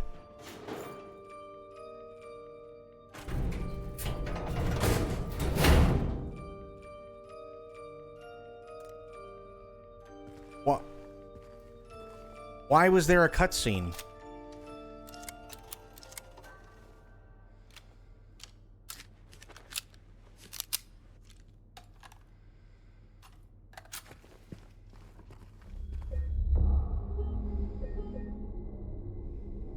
So confused.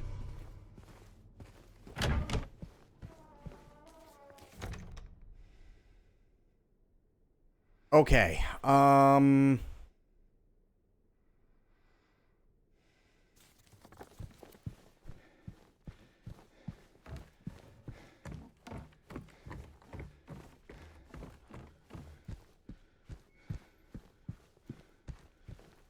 no, I don't think so. I don't think it's wait till the $20 bin. Not at all.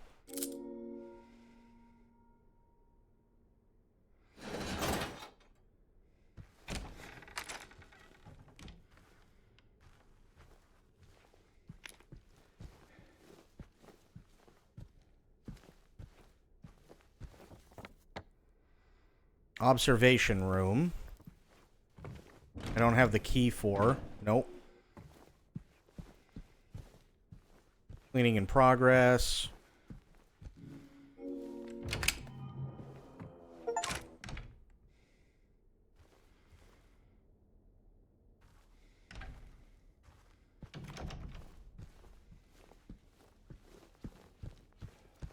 I just want to check everything out before I go watch the sex tape.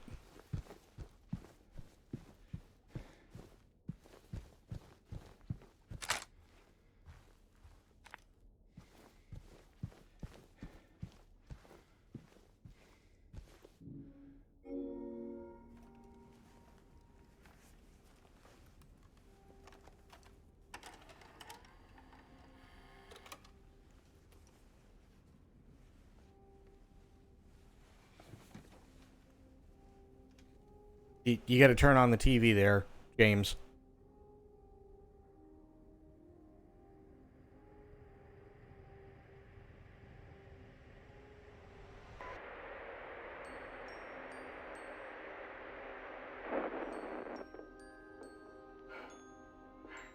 Are you taping again? Come on.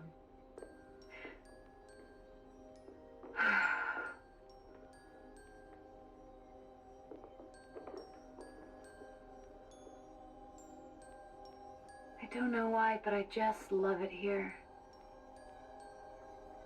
It's so peaceful. You know what I heard? This whole area used to be a sacred place. I think think I can see why.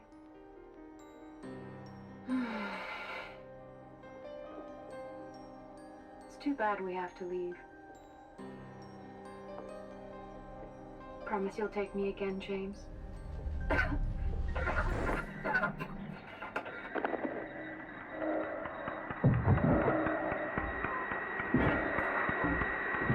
What the fuck?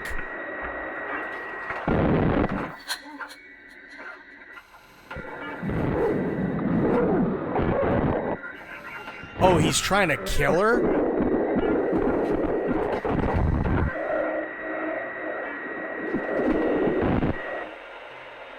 What? Played the OG once a long time ago and never finished it.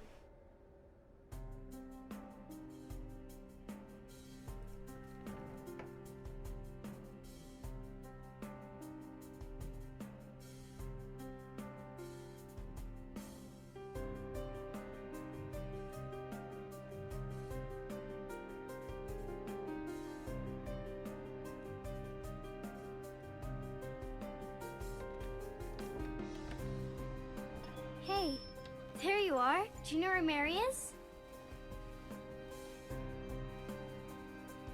Come on, talk to me. Mary's gone. She's dead.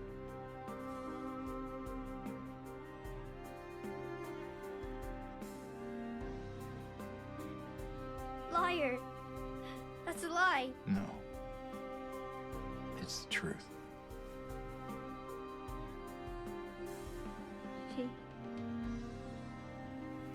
She died because she was sick.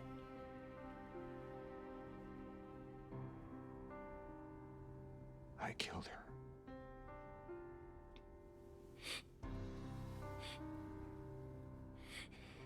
Killer? Why'd you do it? I hate you. I want her back. Give her back to me. I knew it. You didn't care about her. I hate you, James. I hate you. I hate you. I hate you.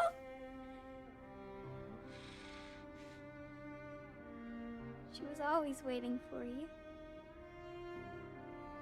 Why? Why? I'm sorry. Mary, you know, isn't here.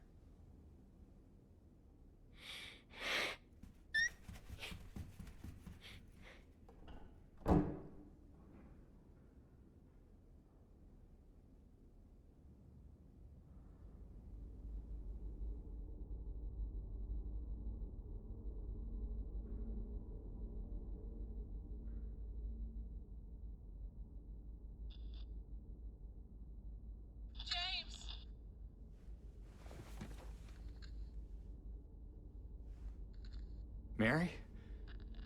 James! Worst sex tape ever, yeah. I'm waiting. I'm waiting for you. Please, come to me. Do you hate me? Please, why won't you come? But where? Where are you? You're so close now. Please, don't give up. Don't leave me out here, James! James!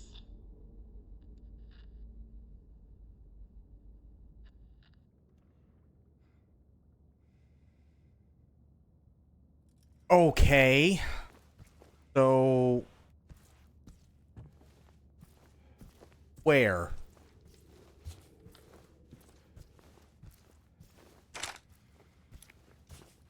So I got all my shit back.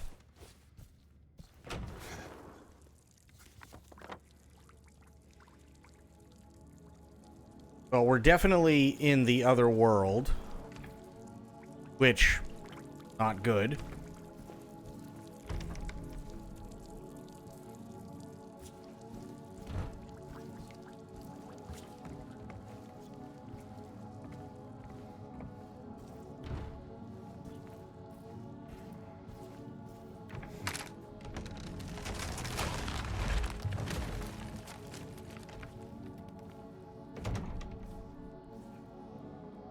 Jesus.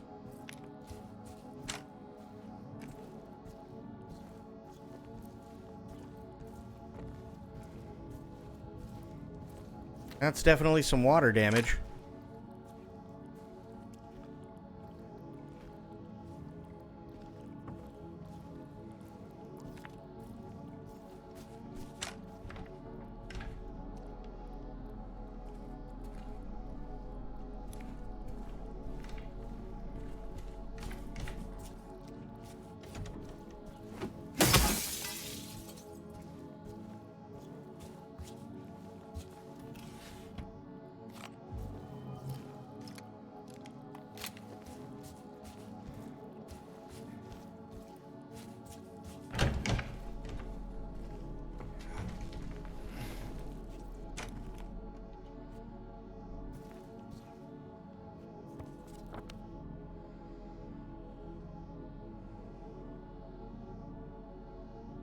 Okay.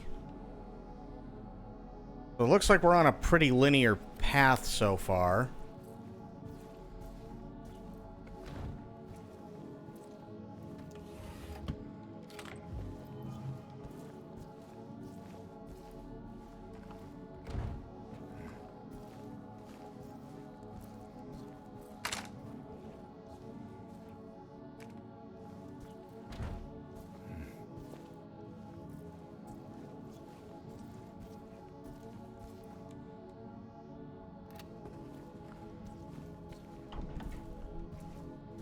I'm just checking everything at this point.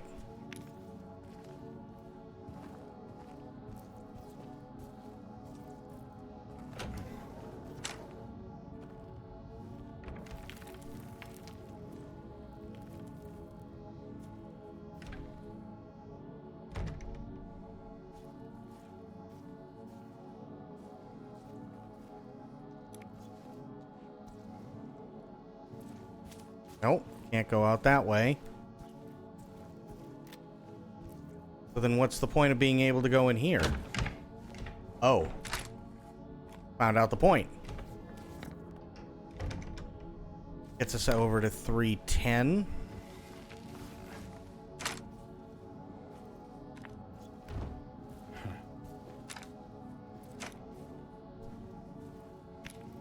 I have absolutely no idea where I'm going right now. I'm just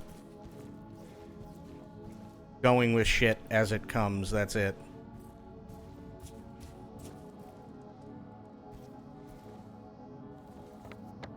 Into 309.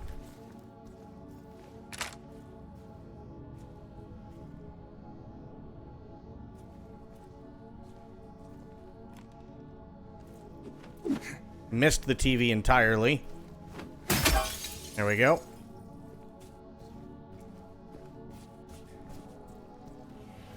Shotgun rounds, like those.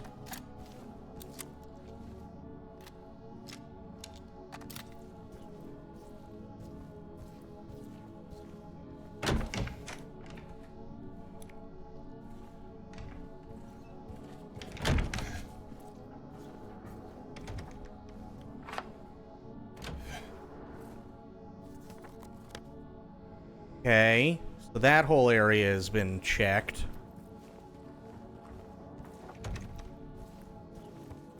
That's where I started, so now I gotta keep going.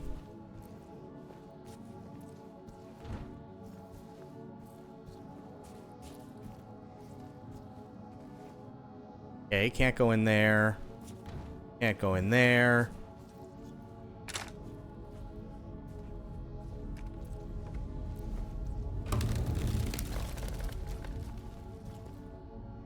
Didn't like that.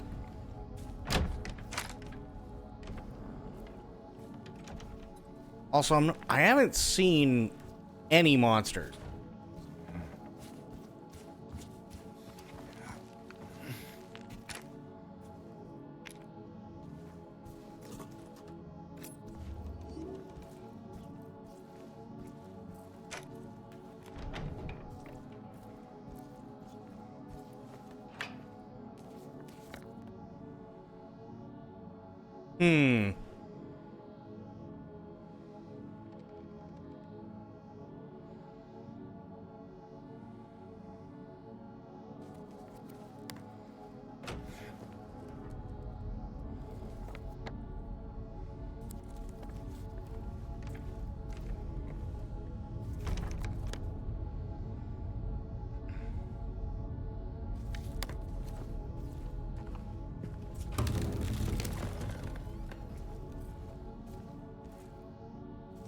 Just heard a door open. I'm assuming I'm supposed to run back and forth over that, but I want to check everything first.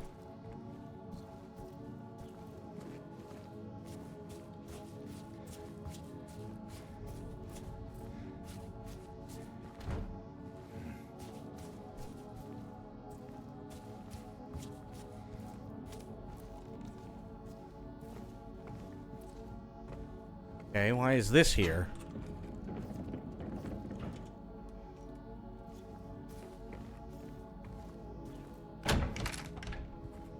Nothing. Still can't get it right. 22. No idea.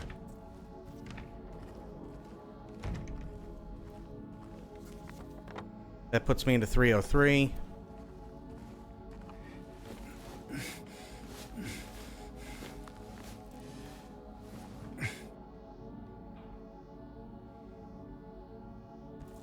Read that in a second.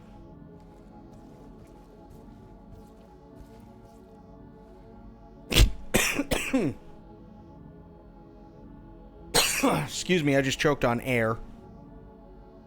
There is no healing of thy bruise, thy wound is grievous.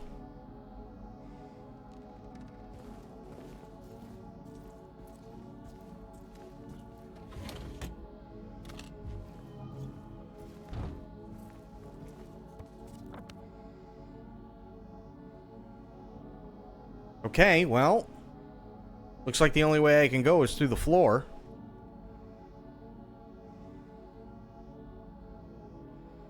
Everything else has been checked.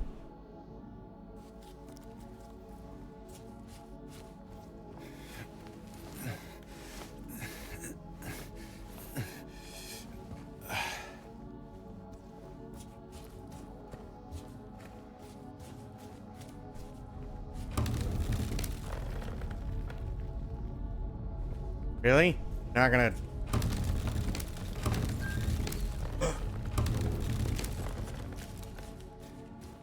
Yeah, I have no idea. All I know is that there's 8 different endings to this. I'll try and get some rest, work in the morning, have a blast. Myth, have yourself a great night. Thanks for hanging out. And hopefully you have a good day at work tomorrow, and we will see you next time.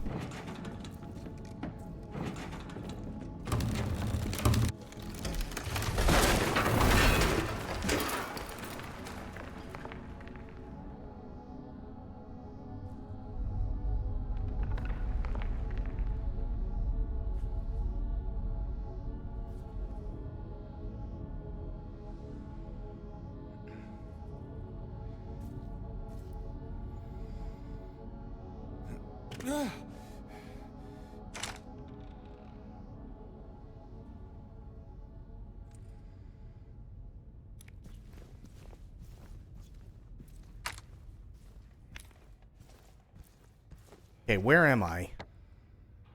Second floor, huh?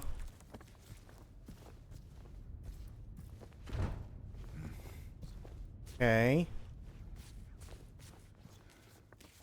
I can, I think, kind of go this way? Yeah.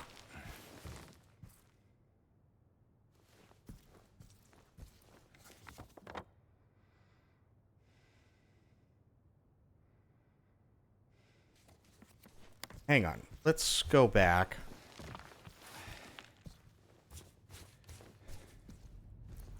Okay, so I can't go that way, so there's literally nothing else over here. Makes sense.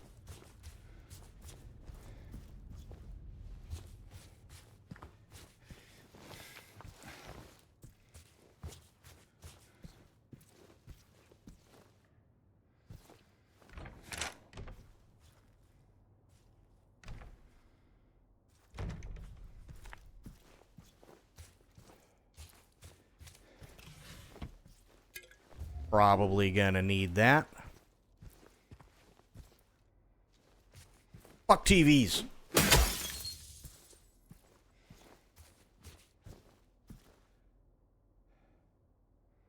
Wash yourselves, make yourselves clean, remove the evil of your deeds from my sight.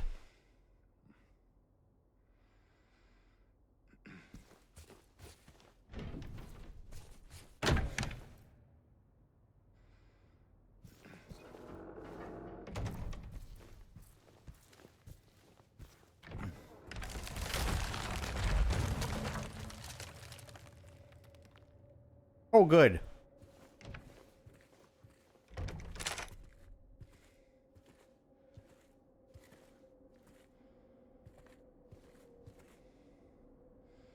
Oh, okay. Interesting.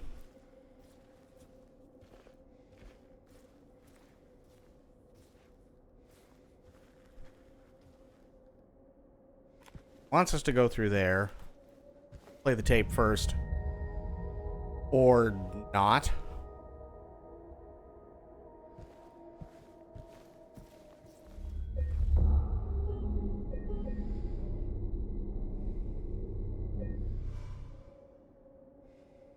Okay.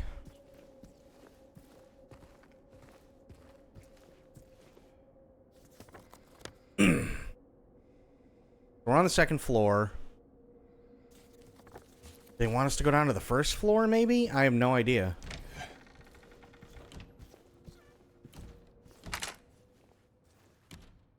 Okay, can't go up the stairs, which makes sense. Can't go through there.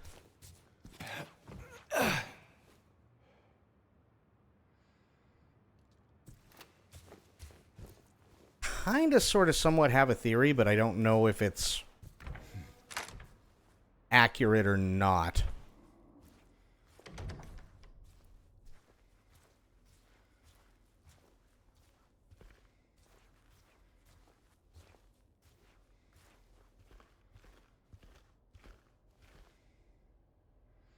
Thank God it doesn't make us find batteries. No, thankfully they gave us the shaky flashlight, which is really nice, because I've been shaking the entire time.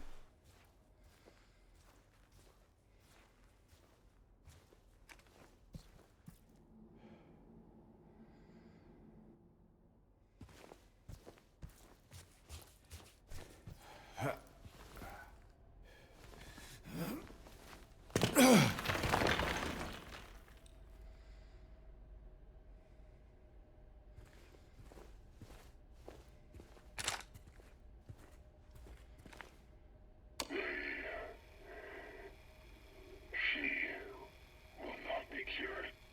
All that suffering. I'm no longer sure if it was of any use. If it meant anything at all. I can't say if this newfound understanding, if there's any wisdom to be had in all that happened.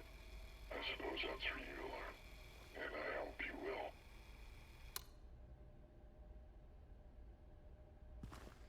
Okay. Door there. Hole here. Where does that go? Okay.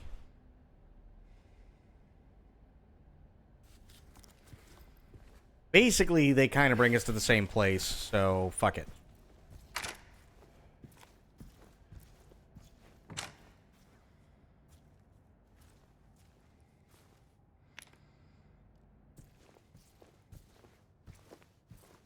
Fire hose.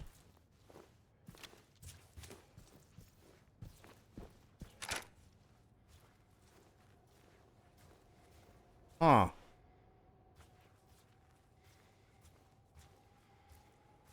Can't go in there.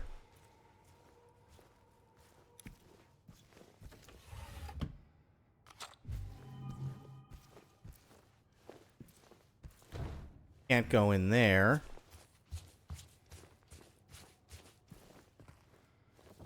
Yep, that's kind of what I figured.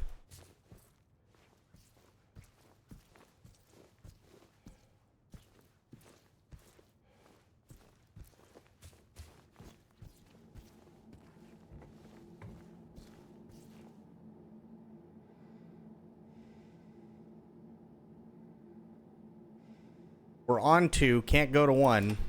Gotta go to the basement.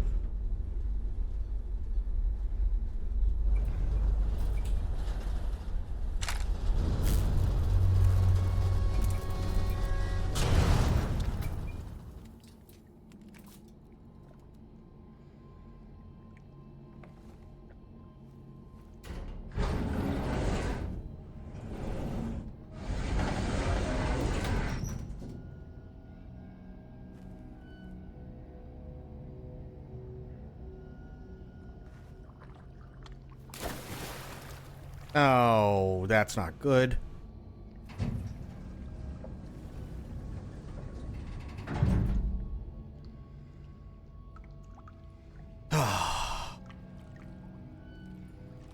Okay, where the fuck hell am I? Oh, okay.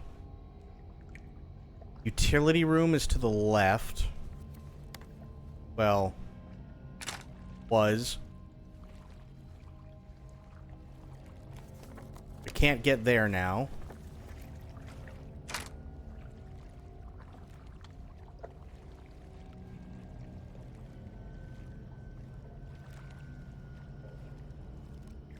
What's that? That's the tiers bar. Can't use the stairs. Check the restroom first. Same thing with the restroom, it looks like. Yep. That's a save. Like saves.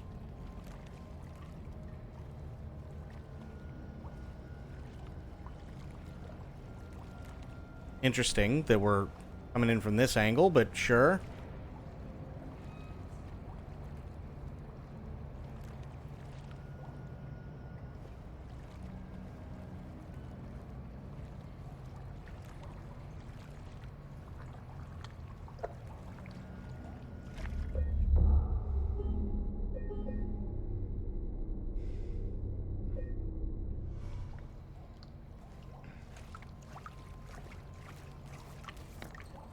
Brings us into the kitchen.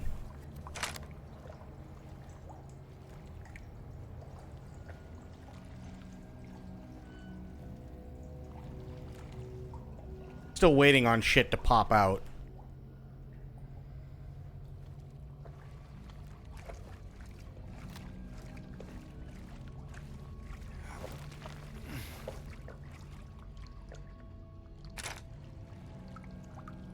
Bourbon, there's a lot of bourbon.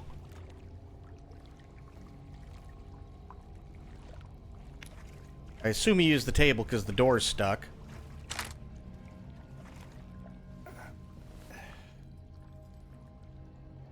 Ooh, don't like that. Why is that like that? What the fuck? Where is that anyway?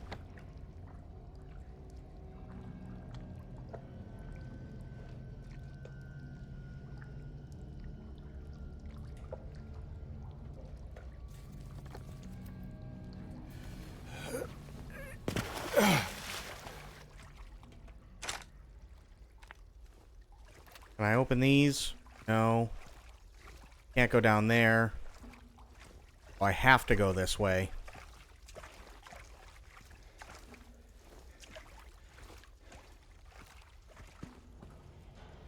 Anything over here? No.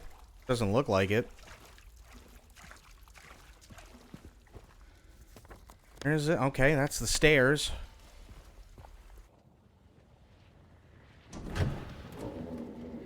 Oh, good. Now we're on fire. Oh, there's Angela.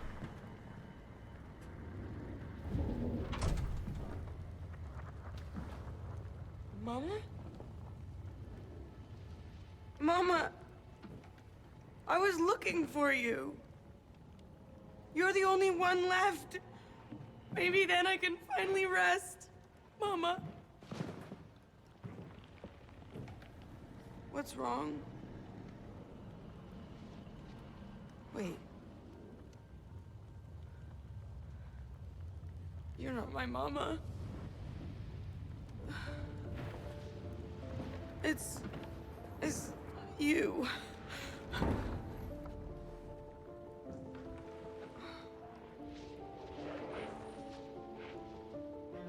sorry, Angela. I think you were right.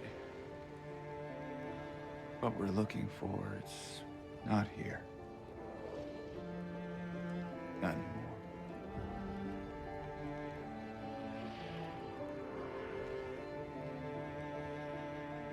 Thank you for helping me earlier. But I wish you hadn't. Even Mama said it. I deserve what happened. No. Jesus. Angela, that is not true. Don't pity me. I'm not worth it.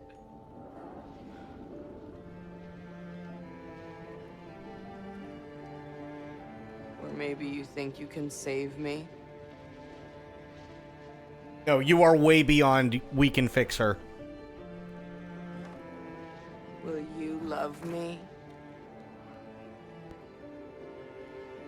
Care for me? Heal all my pain? Nope. Can't fix. Cannot fix. That's what I thought.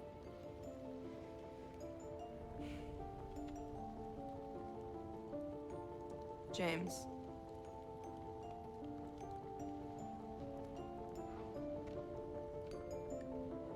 Give me back the knife. No, I won't. Saving it for yourself.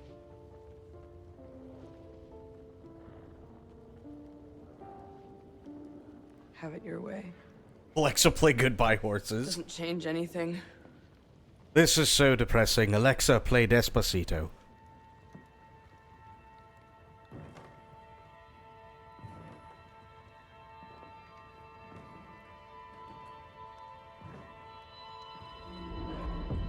It's hot as hell in here.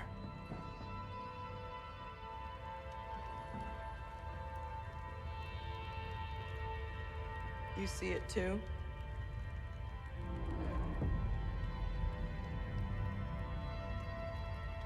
For me, it's always like this.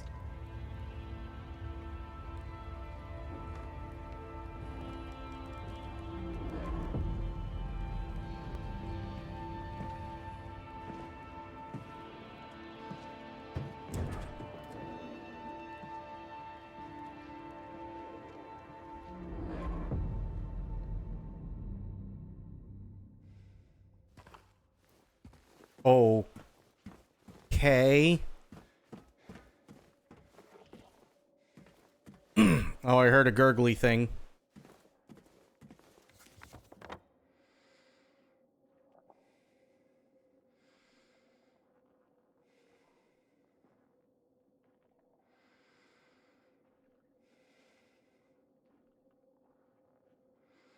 Wait, what?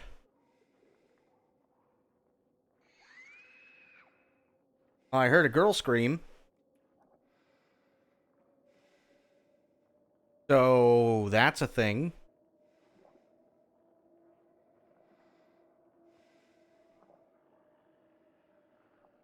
I assume they want me to use the elevator?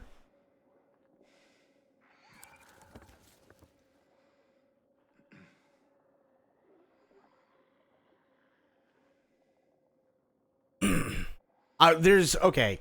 I'm gonna be honest. Once we finish this game, I'm only gonna do one of whatever ending I get is whatever ending I get.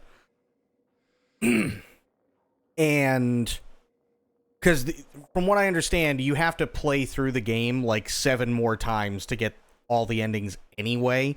And I don't know what ending they give you for your first playthrough. I don't know if it's like, you get like a specific one through the first playthrough or not. But I'm definitely going to check out a video on YouTube. To find out, A, what all the other endings are, and B, try to make fucking sense of this whole thing. Because I have kind of a theory, but I'm completely lost.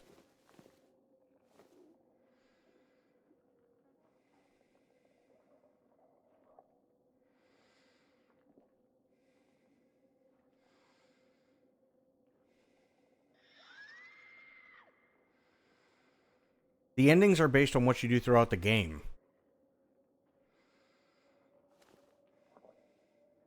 I mean, honestly, the only thing that I didn't do so far is the clock puzzle.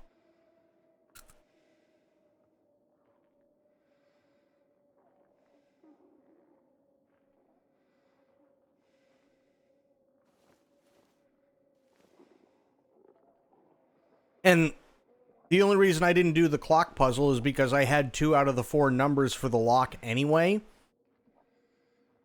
And it just so happened that in 2 moves I was able to brute force it.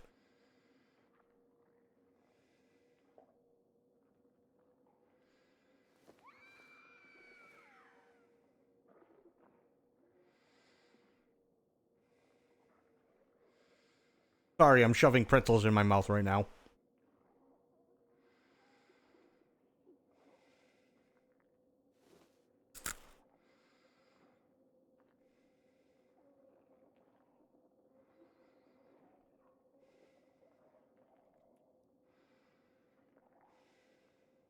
You get very specific in the OG too. Huh.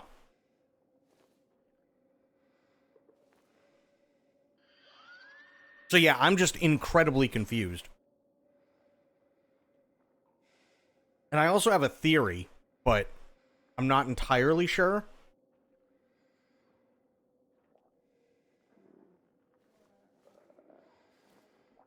I kind of feel like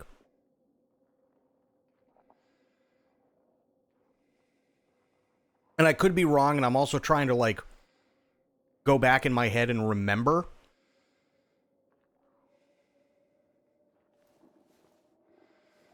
I kind of feel like, to an extent, what's happening is James, Angela, and Eddie are the only real 3 people. Possibly Laura. Well, quote, real people, right? But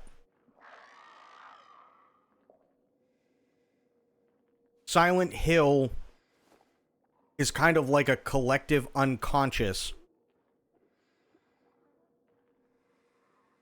that basically turns into everyone's own personal hell.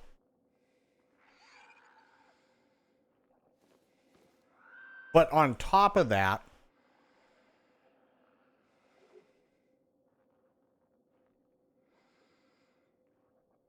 James sees Silent Hill one way, right? And then you have all these monsters that start creeping in.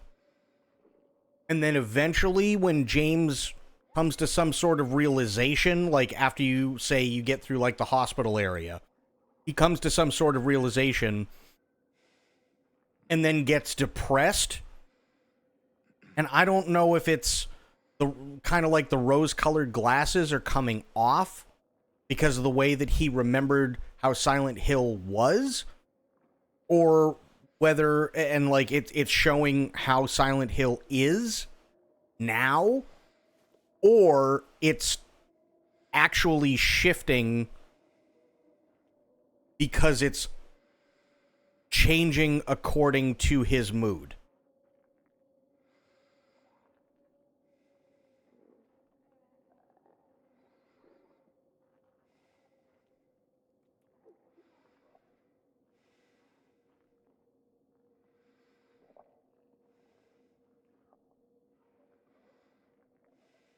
Need device 4070 Super or 7800 XT?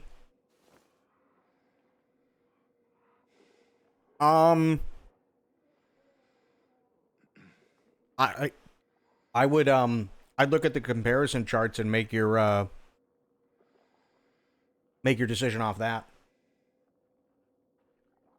To avoid the Maria ending, I'm assuming this is in the OG. You have to examine her photo or letter at least twice. Can't spend too much time with her, all while having to bump into her as often as possible, and you have to allow her to take damage from monsters. You have to go in specific directions after certain cutscenes, and the list goes up. Really? Holy shit. Depends on if you want to take advantage of NVIDIA specific tech, to be honest.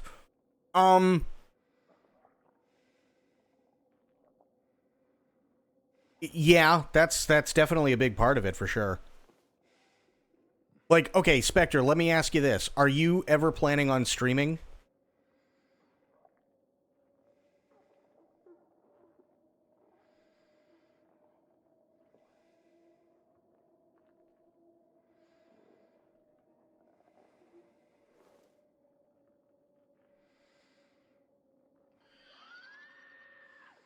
Want to at some point, probably.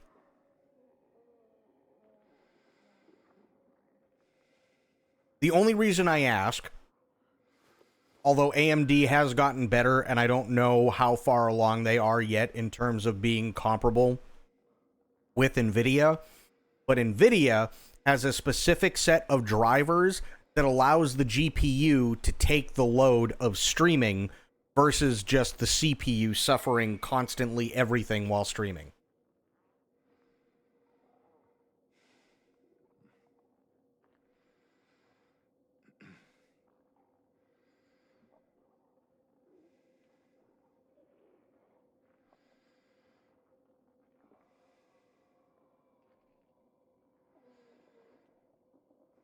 Now, again, I don't know how far AMD has come in that field, but I do know that for basically the last however many years streaming has been a thing, that is primarily why NVIDIA has been like the one to go to.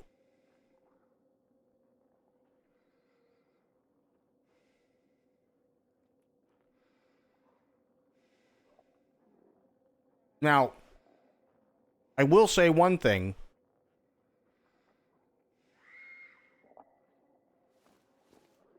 But this is definitely more general terms. NVIDIA likes to brute force its way through every situation in terms of how their graphics cards work. Not necessarily a bad thing if you have a graphics card that has the horsepower to do it, but because of the way it works, it also runs a lot hotter. AMD, on the other hand, is really, really good because typically they're generally cheaper. When it's working for the games that they are specifically designed for at that time, they generally run a little bit better and a little bit more efficient and run cooler. But you definitely cannot brute force your way through a problem graphically on an AMD card like you can with an NVIDIA.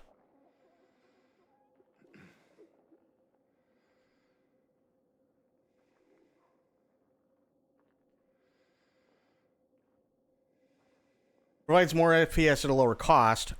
However, I kind of like the DLSS tech and the fact that the 4070 comes close to the 7800 while not using as much energy. That's fair. What's the price? What's the price difference?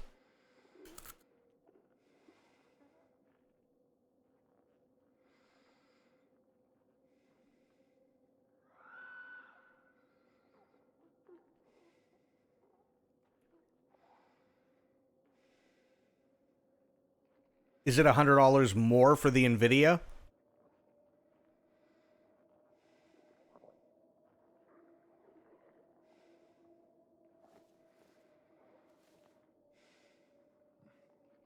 The 4070 Super costs $100 more. That sounds about right. Yeah.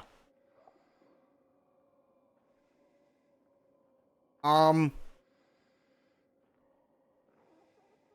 mean, it's up to you, right?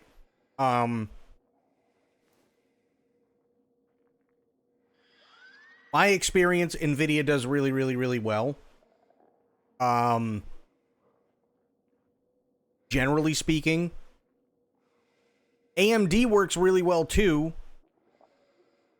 but AMD is very good at very specific things and doing them a very certain way. NVIDIA typically tends to brute force its way through most things.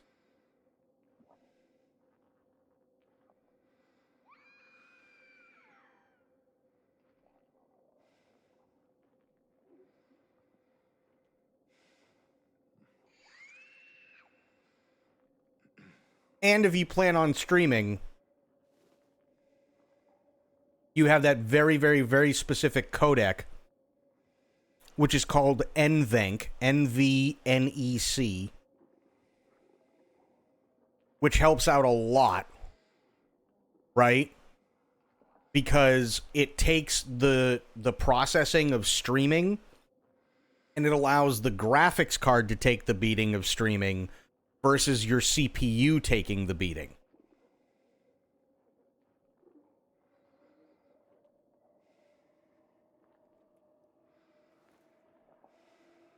NVIDIA for the best tech, AMD for the best value is really what it boils down to.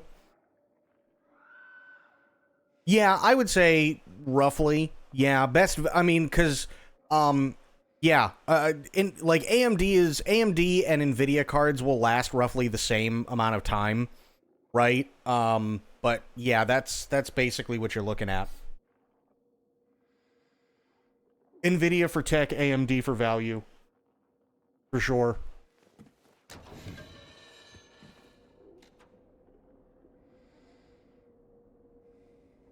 Super has 12 gigs of RAM.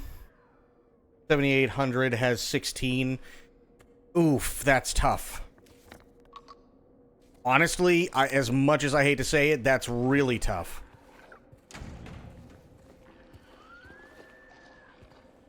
Because there is a difference. There will be a massive difference. As dumb as that is going to sound, there absolutely will be a difference.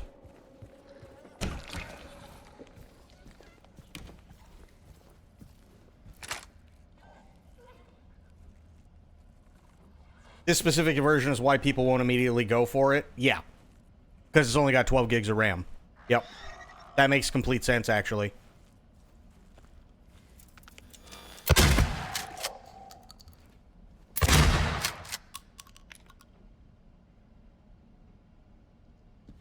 Yep. I can completely understand why. 312 to be cleared out.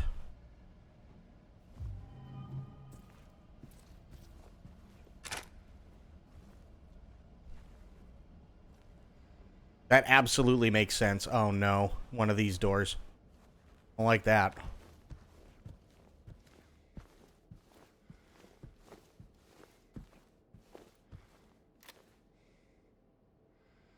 Yeah, 16 gigs is definitely going to make a big difference. For sure.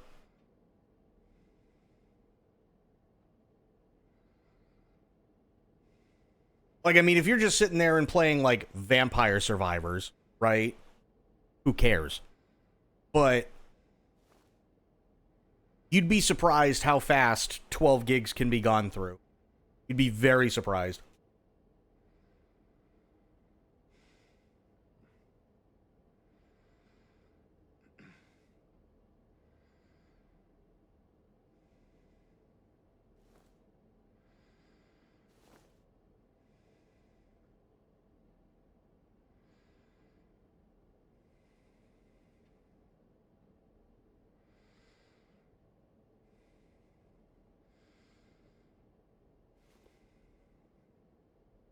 Eating a couple more pretzels, and then we're going to go through this door and probably get the shit scared out of us.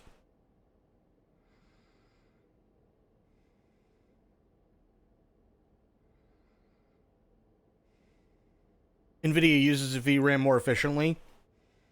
To an extent, yeah. I could see that.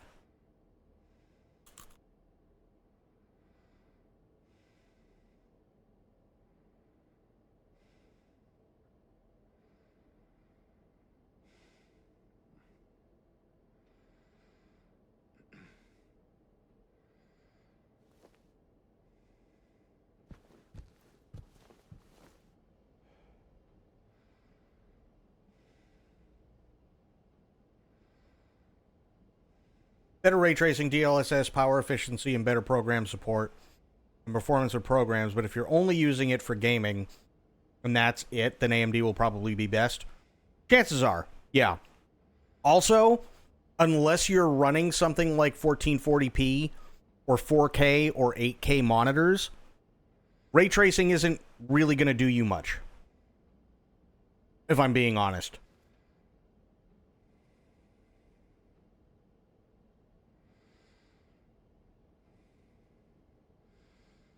Like, I have, like, for me, there's no reason. Like, it's gonna sound really stupid, but for me, there's no reason to run ray tracing unless there's, like, a drastic difference. Specifically because I only run 1080. That's it. Why do I only run 1080? Because that's all Twitch can handle. So there's no point in cranking the fuck out of my system, right? If you guys really aren't going to see a whole hell of a lot of difference anyway when I turn ray tracing on or off. Because streaming definitely gives your computer a beating either way. But now, try running a game with 30% more resources taken up because you're running it at a higher resolution than, say, something like 1080, right? And then you have to downscale it, which takes even more processing power to put it back down to 1080 so that it can be broadcast.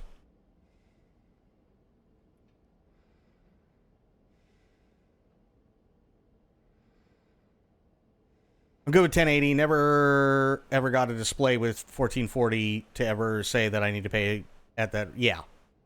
Oh, yeah. Absolutely. So, like, let me put it this way. If I had an 8K monitor, right, and I was running this game at 8K, I don't even know if it could do it, but, or I don't even know if the game would allow me to run it at 8K, but let's just say for the sake of argument it did, right? It would take even more raw processing power from both the graphics card and the CPU for me to be able to play the game at 8K, then downscale it to 1080p for OBS, because now it's not running at native resolution. So you've got the processes running the game at 8K. Then you have more processes running to downscale it to 1080. Then you have more processes running to stream it. So you got 3 separate things going on all at the same time. Or you could at least take one of those out and just go, fuck it, I'm just going to play it in 1080p, and then the only resources that you're using up are playing it at 1080p and streaming it. Meanwhile, the reason why you have to run it at least, you have to run it at 1080p is because that's the highest resolution Twitch will take.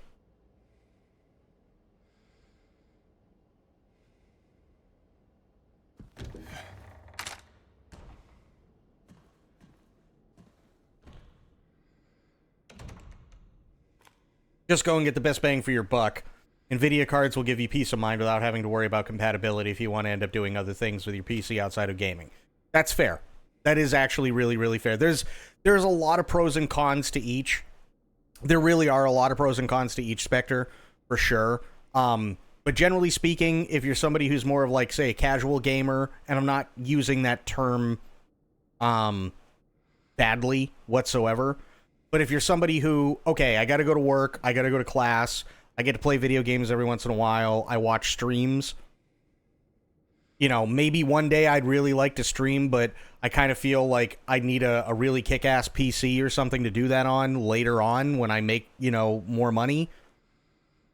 If that's the case, then right now, I just go with whatever's going to be the best bang for your buck. For sure.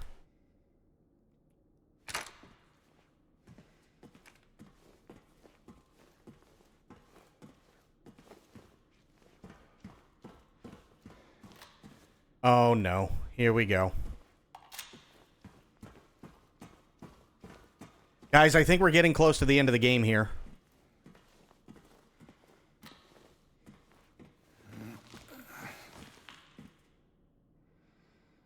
I think we might be getting really close.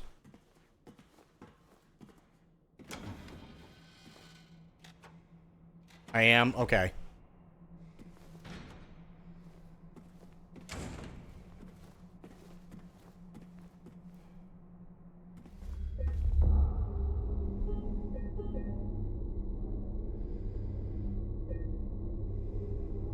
What is this place supposed to be? Well, depending on how long it takes to finish this game tonight, I'm going to watch a fucking video on it.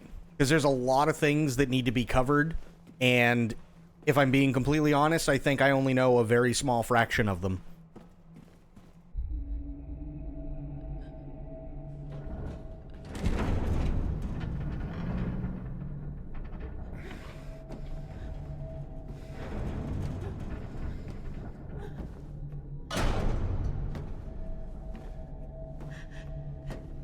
James! Maria? What the fuck? Leave her alone. Leave us both the hell alone.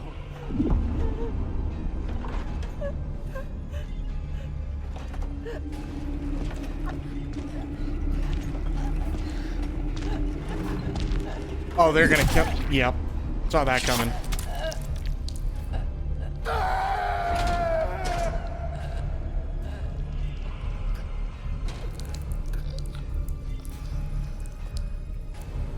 Come on, you can give us a little bit of blood. It's okay. There we go. We don't need the blood going into her fucking nostrils, but that's fine.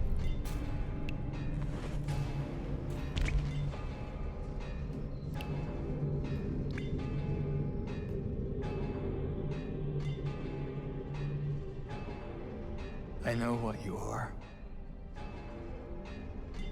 I know why I needed you. But it's all over now. I don't need you anymore.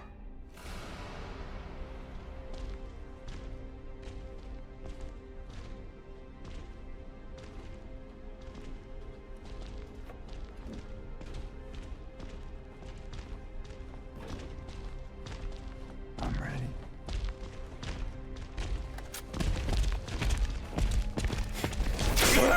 Ow! Fuck me, dude!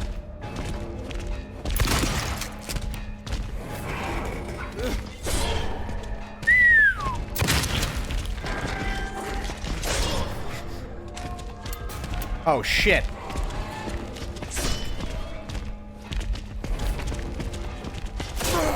Ow.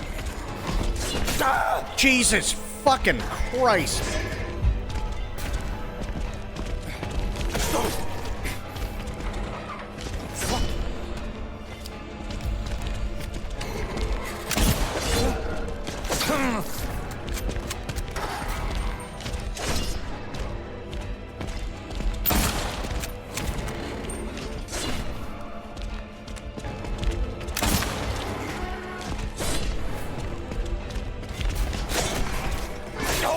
Oh, yeah, that one hurt.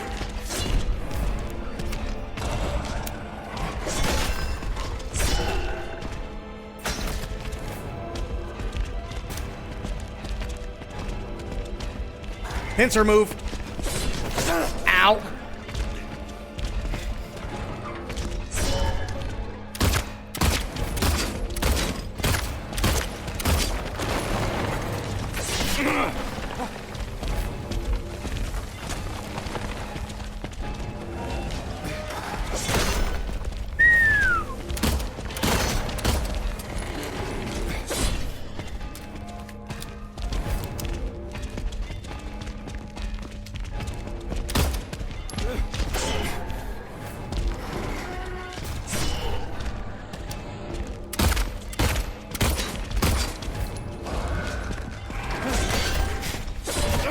Ow.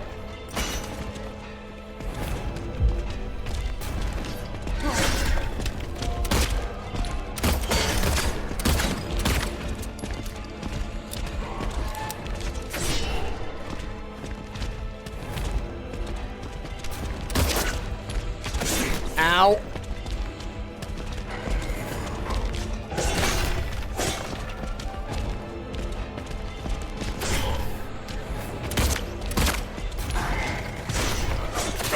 Jesus!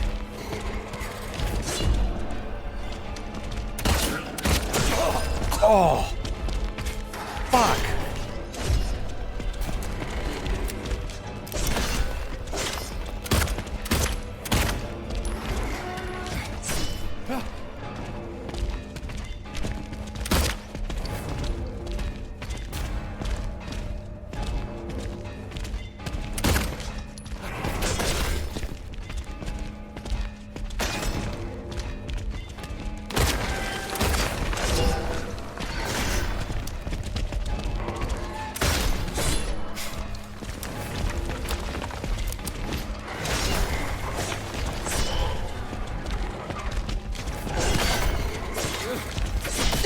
Shit.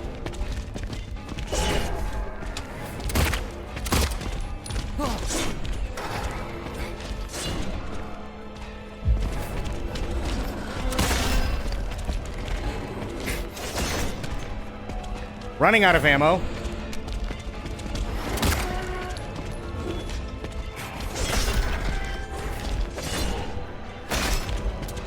Uh-oh. Uh-oh. Jesus!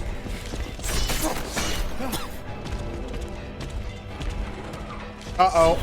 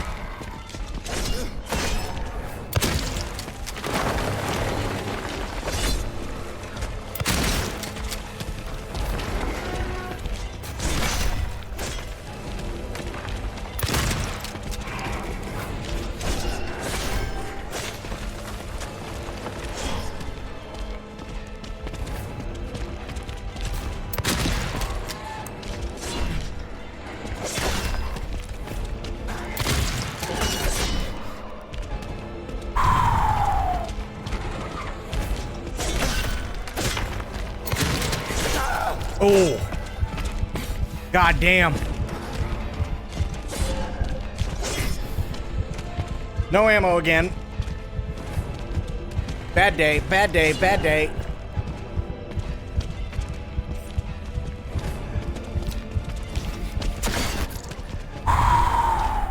Holy shit.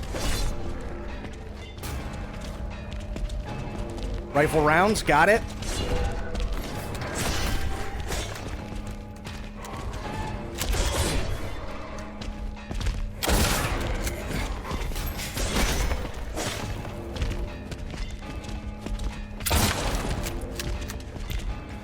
Wow. I can't believe I made that.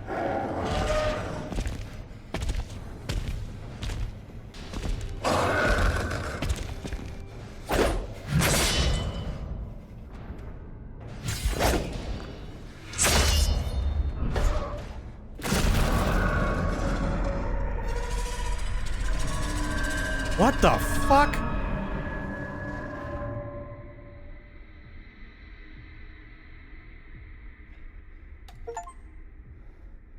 Destroy what you don't need. What? What? What is this? Why? What?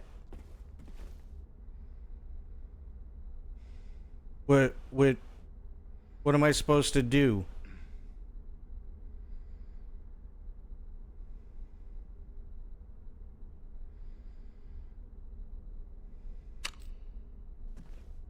But what are they?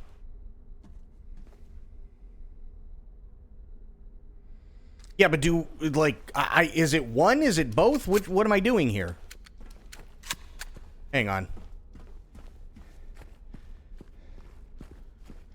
Get the, but it, I have no idea. What is this? Oh. They're for doors. Okay, so it's both of them, right? Okay. A rust-colored egg. And a scarlet egg.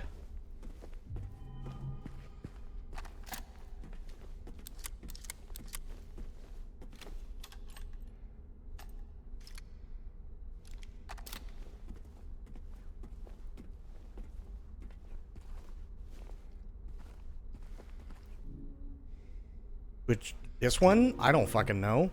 Okay. Okay, now what?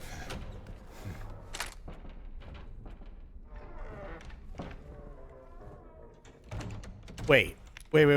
Hang on. Oh. Okay. Oh, yeah, but here's the thing. I've never been this far. So I don't know what's what. That's the whole thing. I'm not trying to get, like, any specific ending. I just have no idea what I'm doing. What do you want, James? Flowers? I don't want any damn flowers. Just go home already. Look at me. I'm disgusting. Between the disease and the drugs, I look like a monster. Well, what are you looking at? Get the hell out of here. Leave me alone already. I'm no use to anyone. I'll be dead soon anyway. It'd be easier if they just killed me. But I guess the hospital's making a nice profit off of me. Why are you still here? I told you to go. Are you deaf? Don't come back. James. Wait. Please. Don't go. Don't leave me alone. I didn't mean what I said. Please. Tell me I'll be okay. Tell me I'm not gonna die. Help me.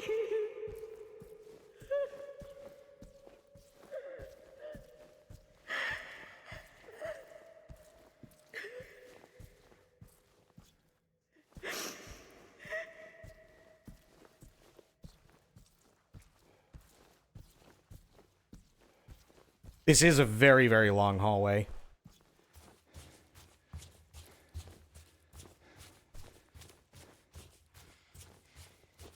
Oh, okay. We were almost there.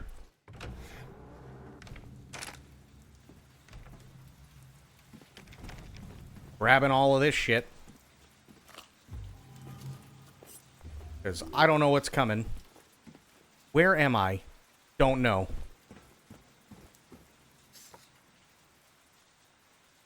Shape forces the mind.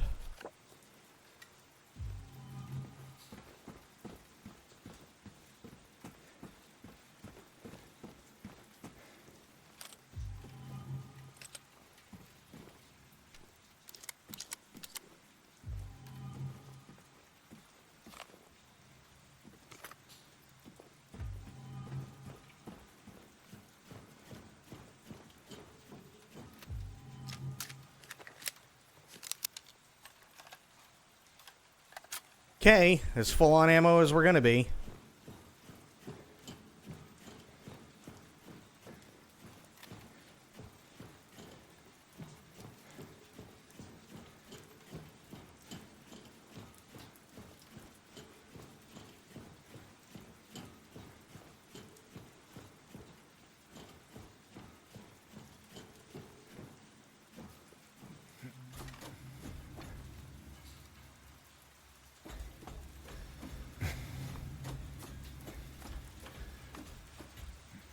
Oh, shit.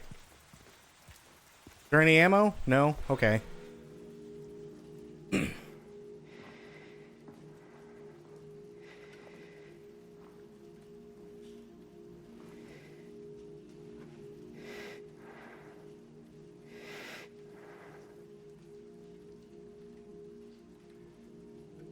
Mary?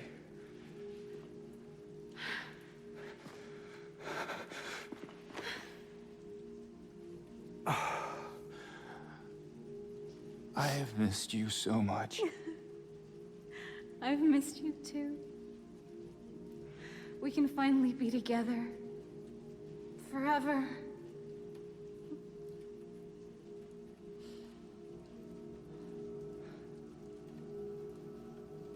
No.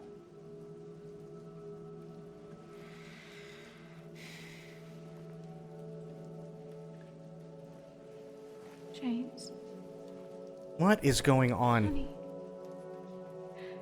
What's wrong? I'm sorry. I know you tried, James, please. but she's gone. Is it I know Maria? that now, Stop it. and I can't just keep pretending. Shut up! Yep, it is. What do you want? Do you even know anymore? I'm yours. I'm here for you. So what if I'm not her? I can give you what she never could. I can be better than her. What else do you want me to be? What else can I be? She was 3 times now. I am so sorry, Maria. I really am. But this has to stop. It's time to let it go.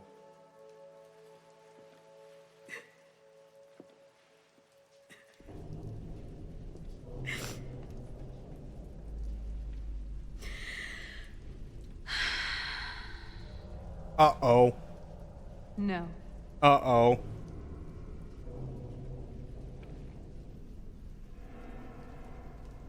What? I won't let you do this to me. Uh-oh. I won't let you go. I can't!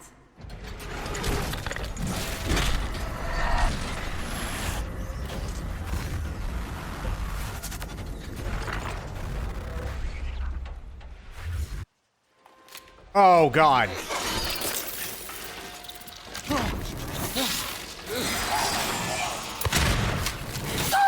What in the fuck?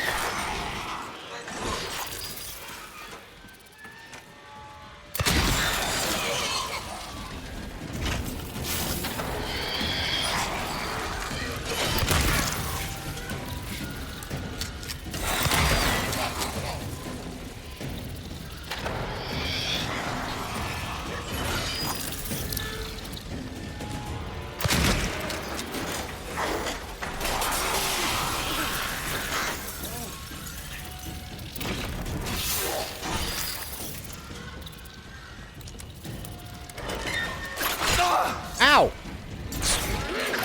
Stop licking me!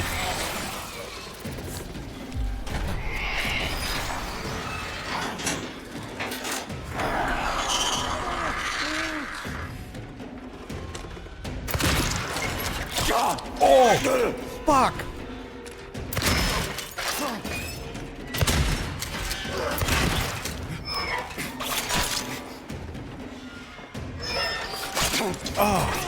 Oh my God. Holy shit. Alright, alright. I see how this is gonna go. It's gonna suck.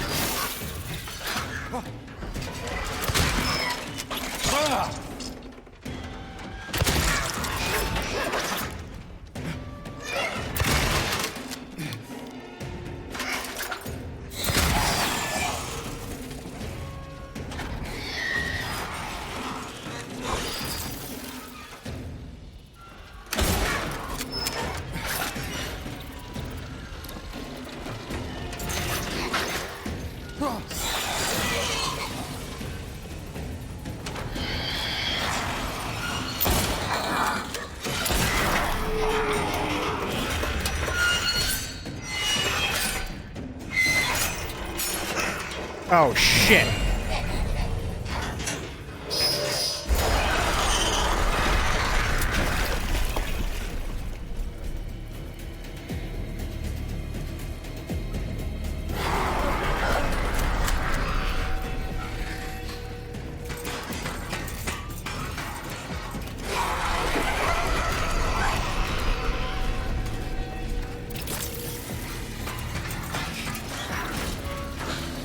I don't know where I am. I don't know where she is. This blows.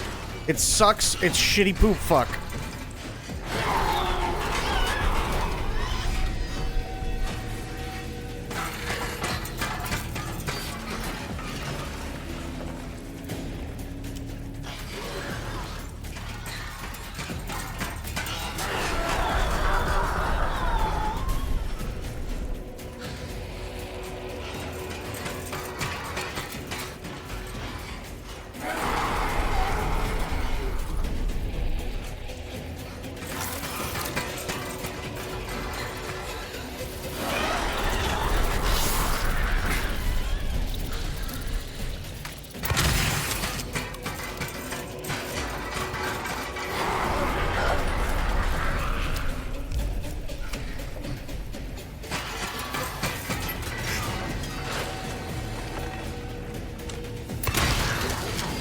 I see.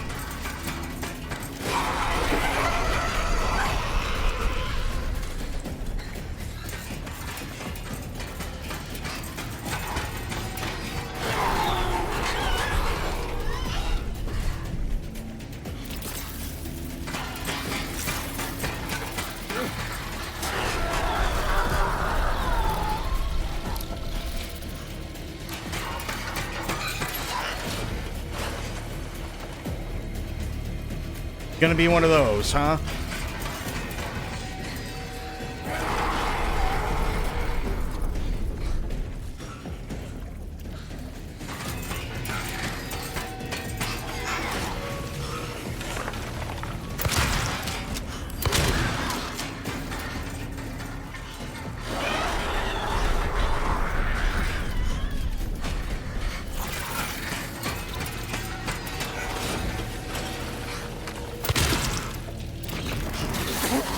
Ow.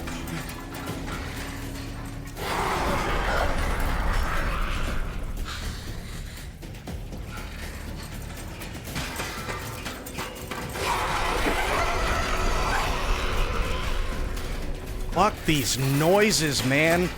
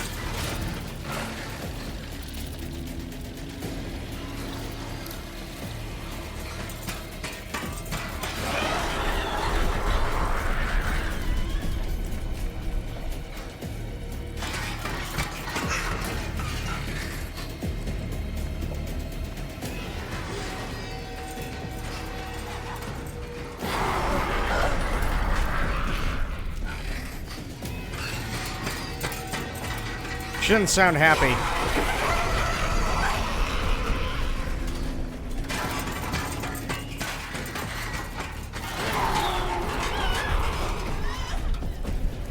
Getting real hard to see.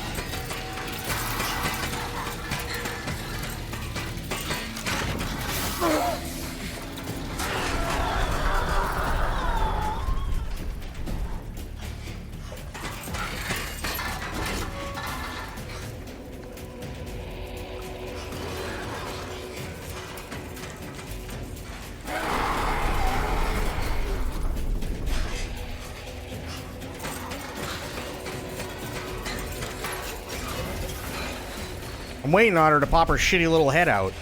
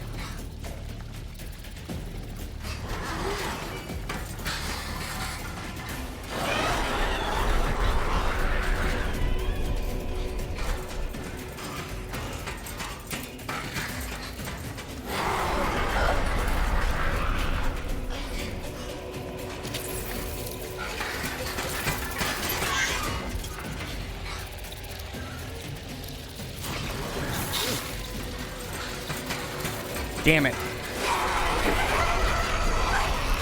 I couldn't get her that time.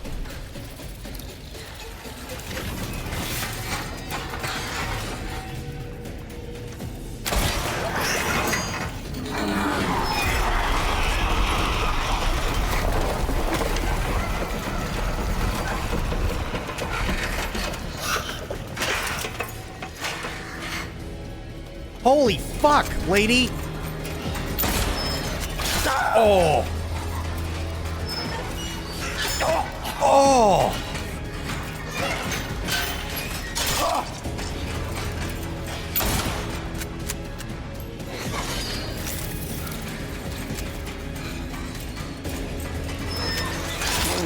Jesus, she's quick.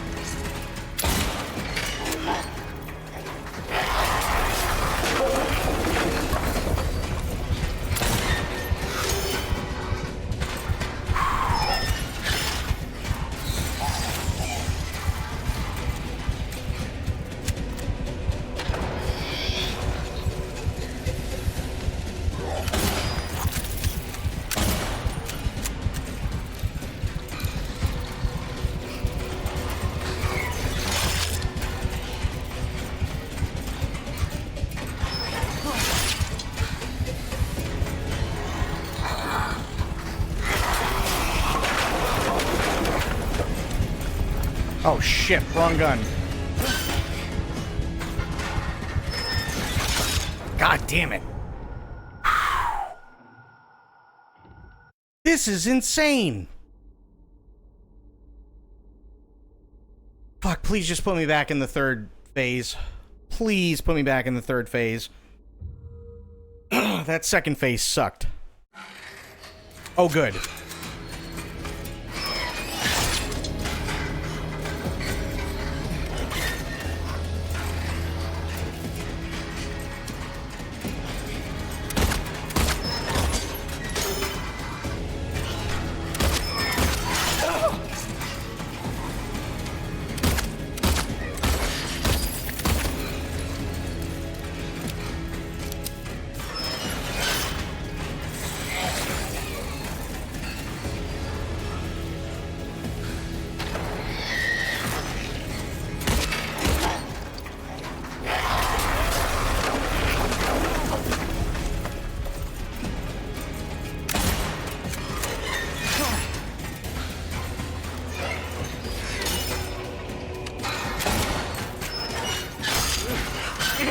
Fuck.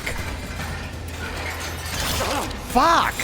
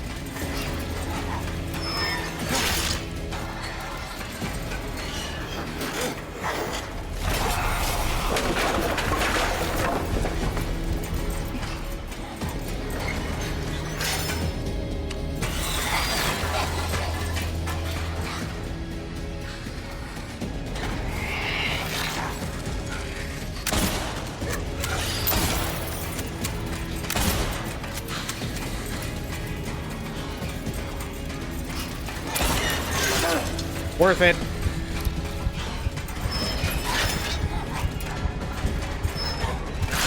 Oh. Oh, that double one sucks. At least it seems like you got a checkpoint for the boss battle. Metroid Dread didn't give you one and it was rough. Oh, I don't doubt it. Fuck. I gotta give my hands a break for a second. God damn it. So this is the final boss? It has to be, right?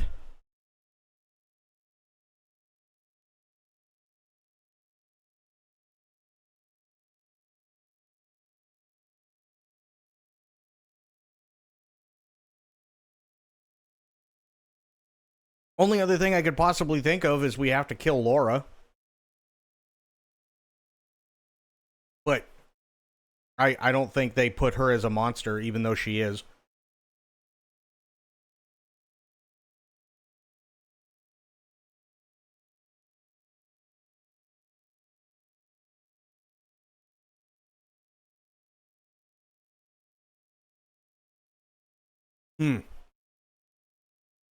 All right, let's do it.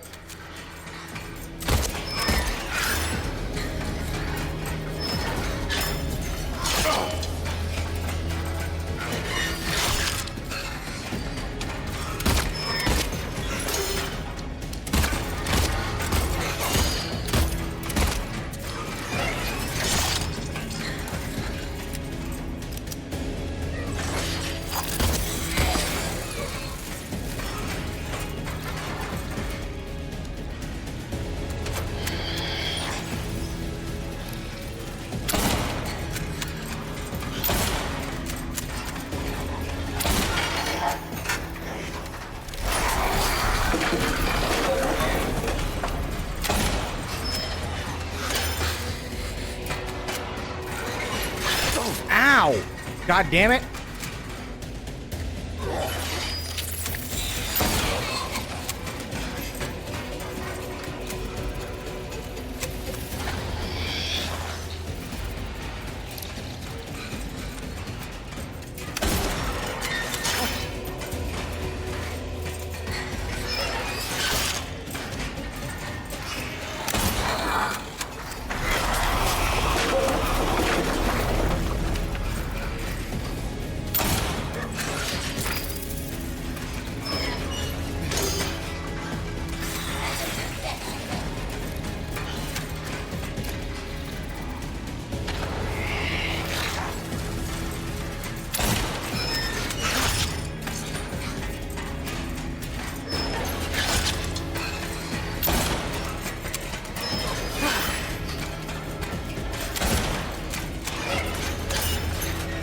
God, fuck.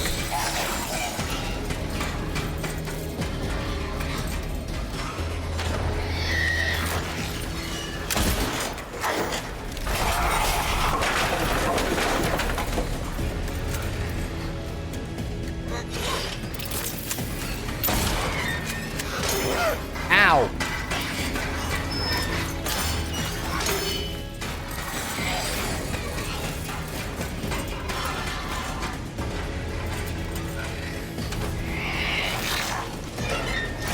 Oh, fuck. Jesus.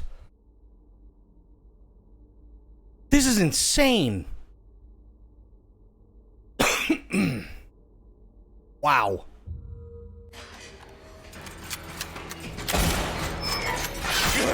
Hit the wrong button.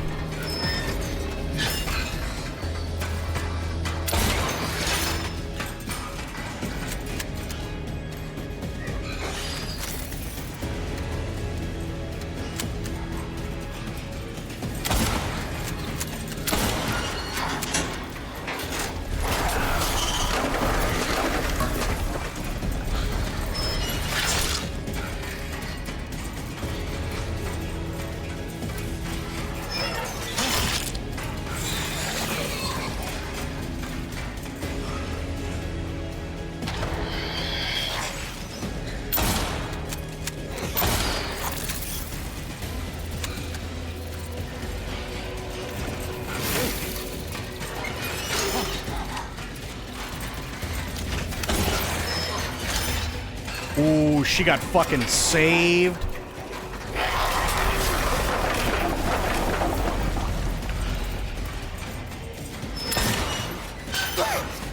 Ow.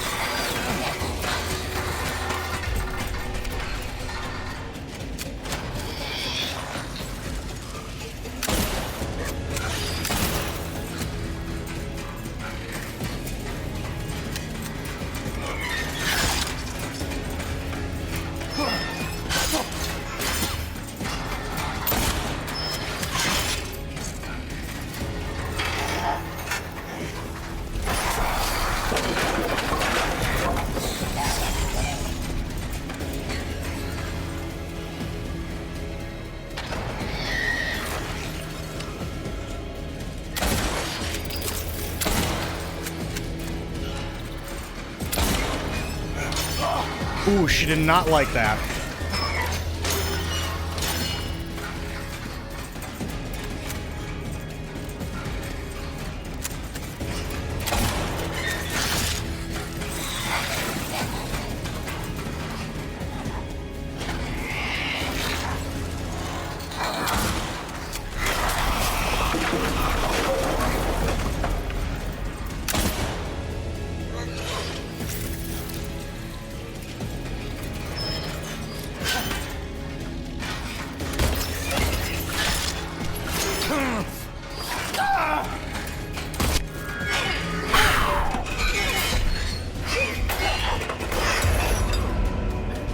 Holy shit, finally.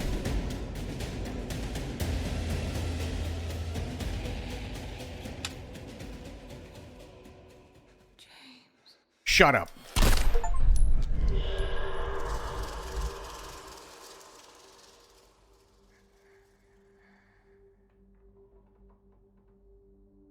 Mary. Hey, handsome.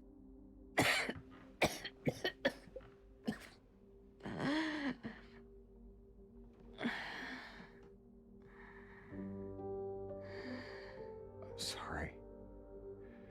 Don't be. I told you. I wanted the pain to end. Yeah. You did. Mhm. But that's not why I did it.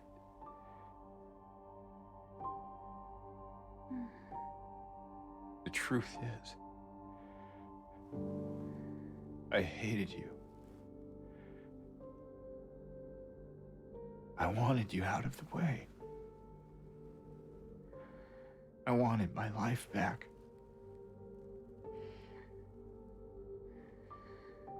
If that's true, then why do you look so sad?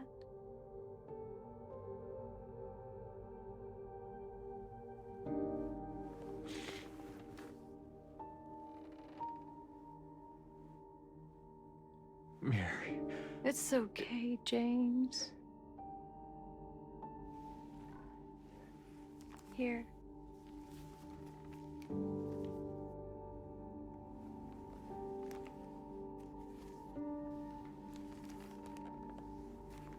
What is this?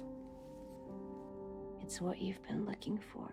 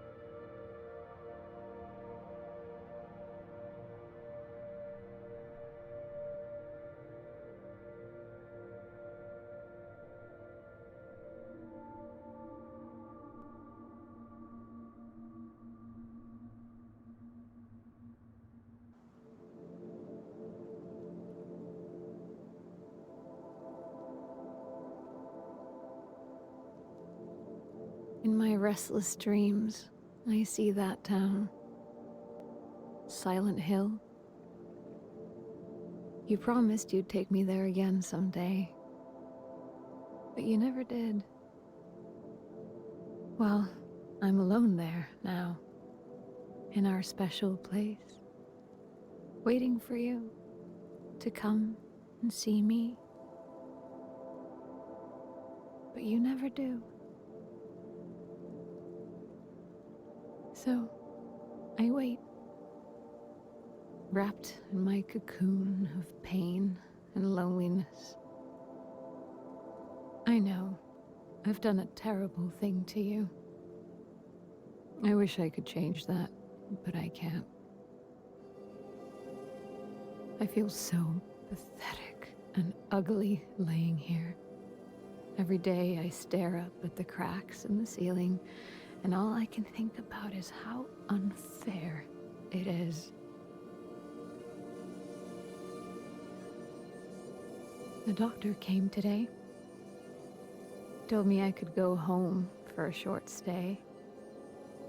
It's not that I'm getting better.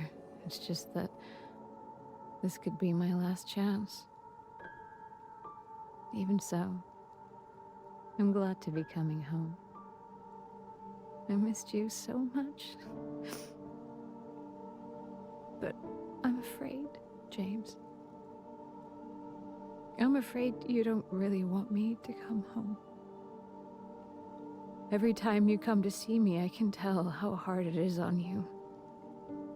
I don't know if you hate me or pity me. Maybe I just disgust you.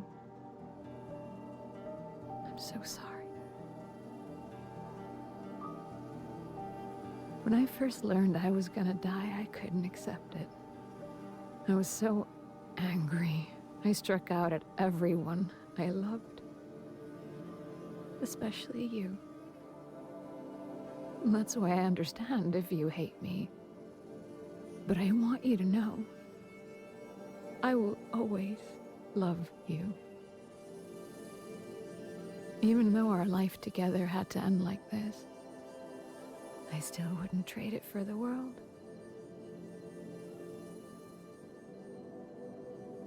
Well, this letter has gone on too long, so I'll say goodbye. I told the nurse to give this to you after I'm gone. Which means that as you're reading this, I'm already dead. But that's okay. I'm not afraid of it anymore. I just hope the pain will end soon, so that you remember me for who I was, and not what the disease made me. I want you to go on.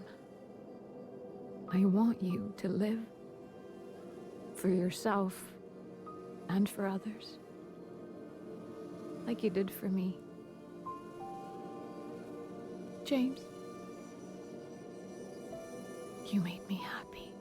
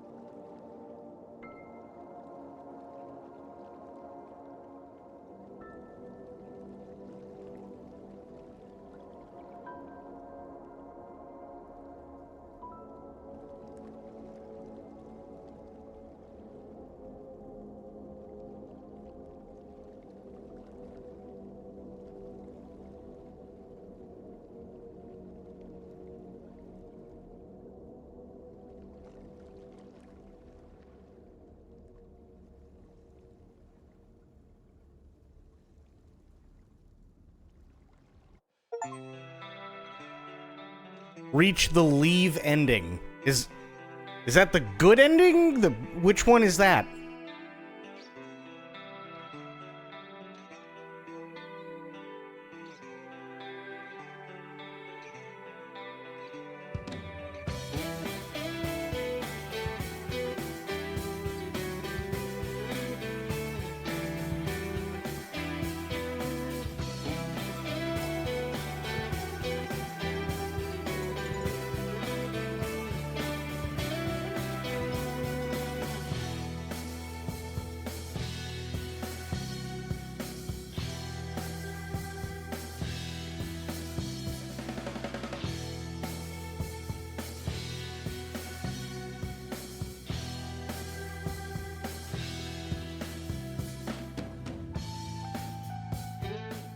Okay.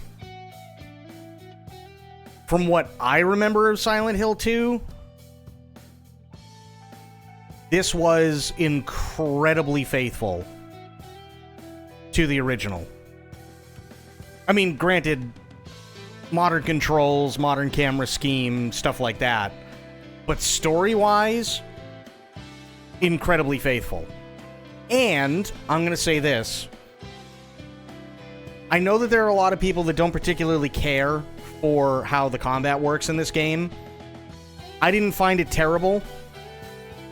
But anybody who is judging this game off of the combat is also missing the point, because although it does play a role in the game, the point of the game is not combat.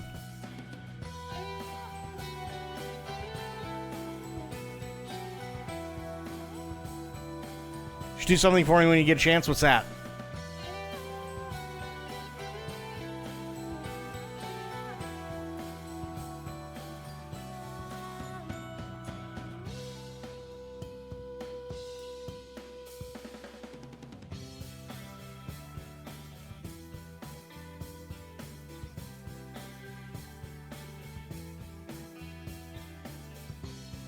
Start a new game and go to his car. Okay.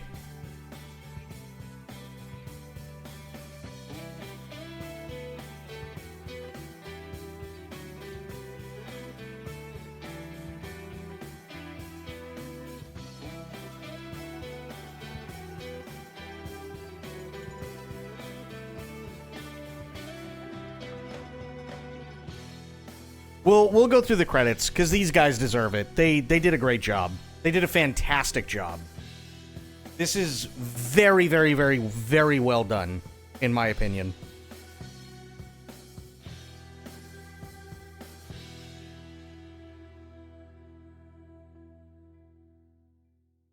Very, very, very well done.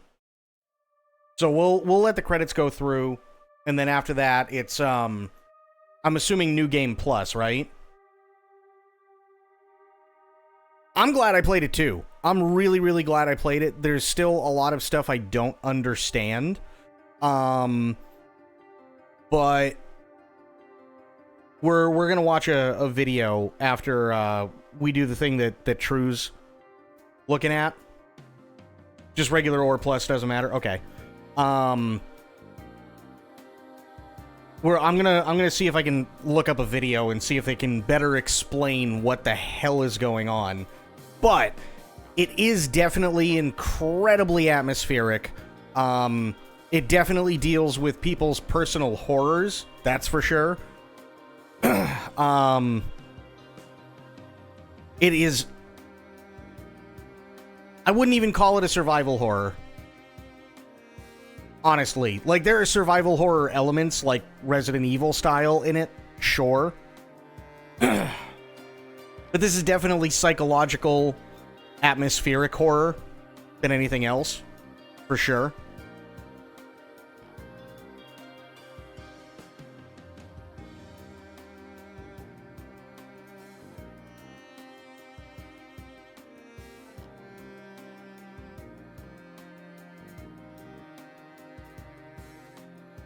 So yeah, I really, really, really enjoyed this game.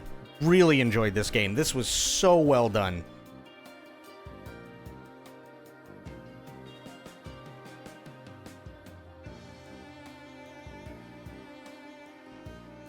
And as I said before, there are 8 separate endings for this game.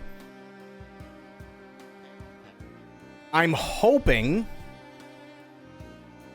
really hoping, that this game saves through Steam's cloud thing and it's not just files on a computer, because obviously there's other things that I really want to do, so I'm gonna need the space.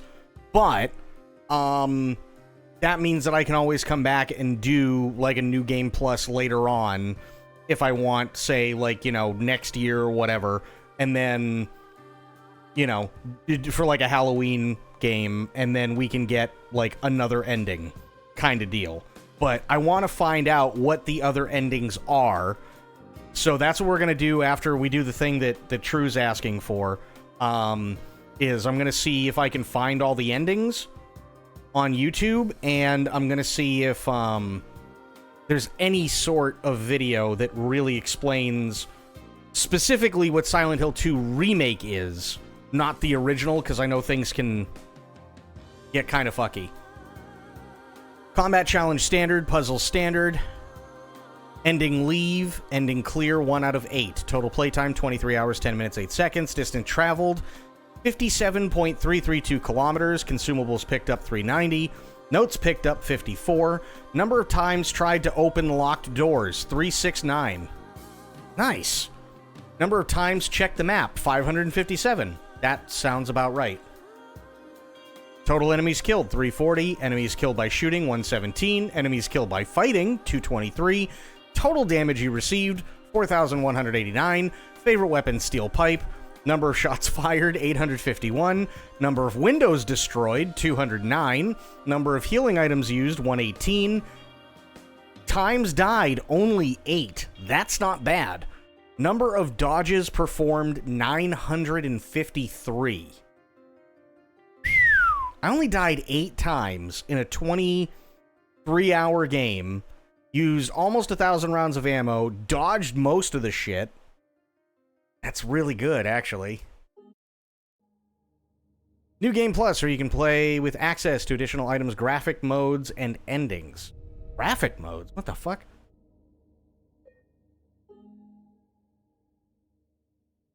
Yeah, New Game Plus, that's fine. Yeah, I'll just leave the rest of it this way. Oh, wait, graphic mode. What is... Hang on. Pixelate? Oh, dear God, no. Black and white. Black and white versus red. VHS. Old CRT. Outline and posterize. Green LUT. And red dithering. Ew. Yeah, we'll just... Okay. New Game Plus. We'll go to the car. See what's going on with that.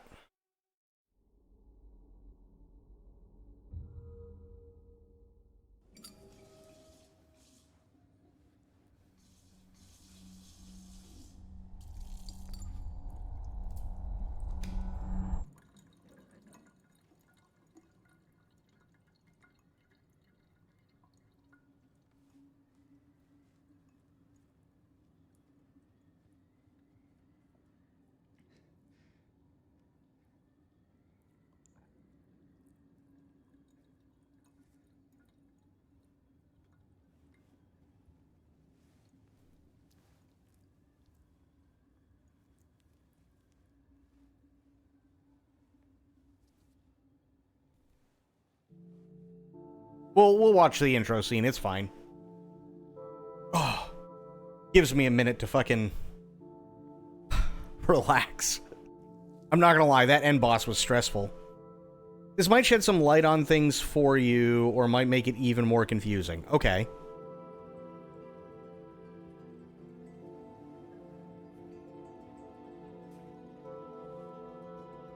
But again, that's the kind of game this is, right? This is like... in order to fully understand it, you're either going to be watching shit on YouTube or you're going to be playing it 7 more times, you know? And then you still might not even get it if you play it 7 more times. And thank you for the stretch, I'm doing that now. And I'll do the hydrate. Oh.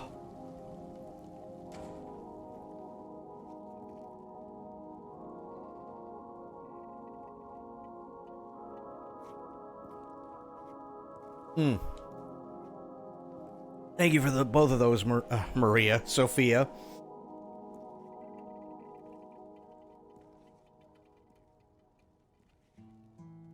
In my restless dreams, I see that town. Silent Hill. You promised you'd take me there again someday. But you never did. Well, I'm alone there now. In our special place. Waiting for you.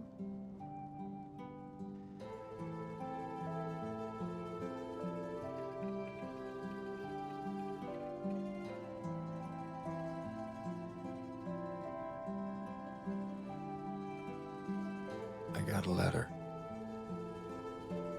The name on the envelope said Mary. My wife's name. It's ridiculous. Couldn't possibly be true. That's what I keep telling myself. Mary died of that damn disease 3 years ago. So then why am I looking for her? Our special place. What could she mean? This whole town was our special place. Could Mary really be here? Is she really alive?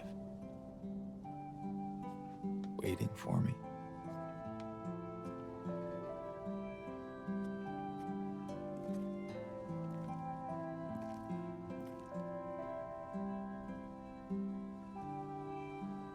Okay, go to the car. Go to the car and look into the back seat.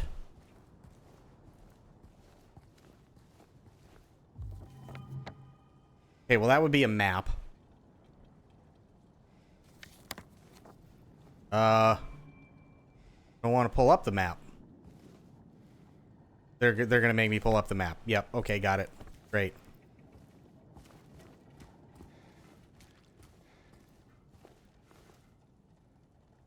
Well, I can't angle the cam through the car.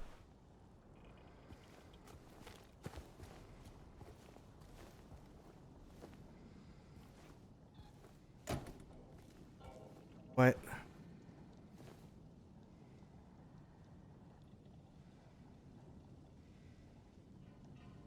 I'm not seeing what...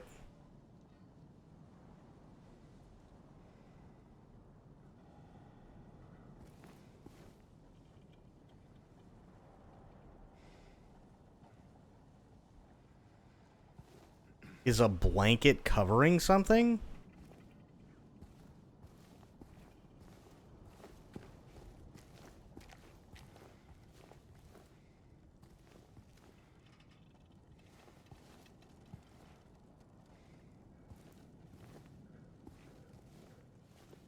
I mean, I can kind of sort of make something out maybe on the floor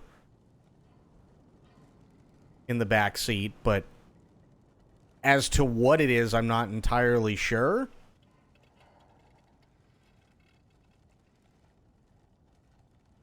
You can kind of make an outline, but you see what I mean? I wish I could use my Actually, wait, hang on. No, I can't. Fuck. I was gonna say I wish I could use my mouse, but like, you see where all the crud is coming off the top of the back window? Toward the top right-hand side, like all the, like the three little spots, right? If you look directly in through the window, you see the back of the seat, back of the driver's seat, and then it looks like there's something on the floor. It looks like there may be a blanket covering something, or that could just be the back seat. I really don't know. It looks like it's at an odd angle, so not sure.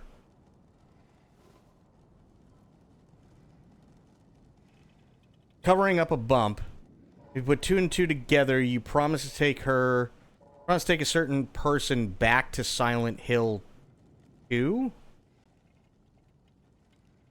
You promise to take a certain person back to Silent Hill 2. Well, we promise... Oh, wait a minute. Wait.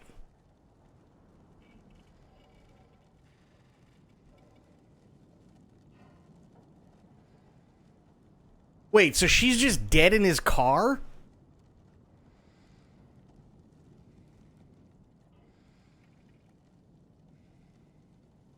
Well, no, I knew she was always dead. I just didn't realize that she was dead in the car.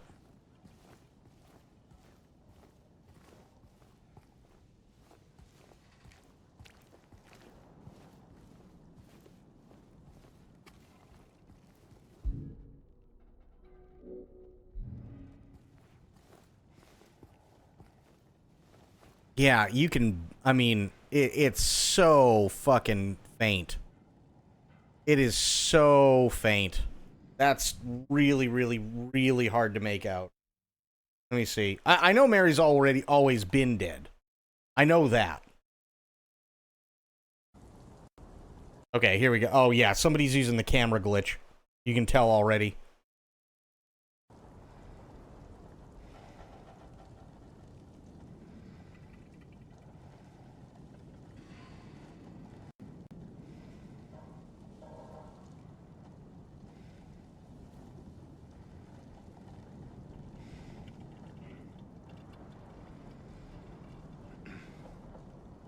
Okay, so show us what's under the blanket.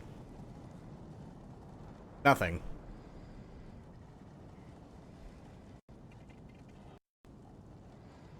I mean, it could be a person.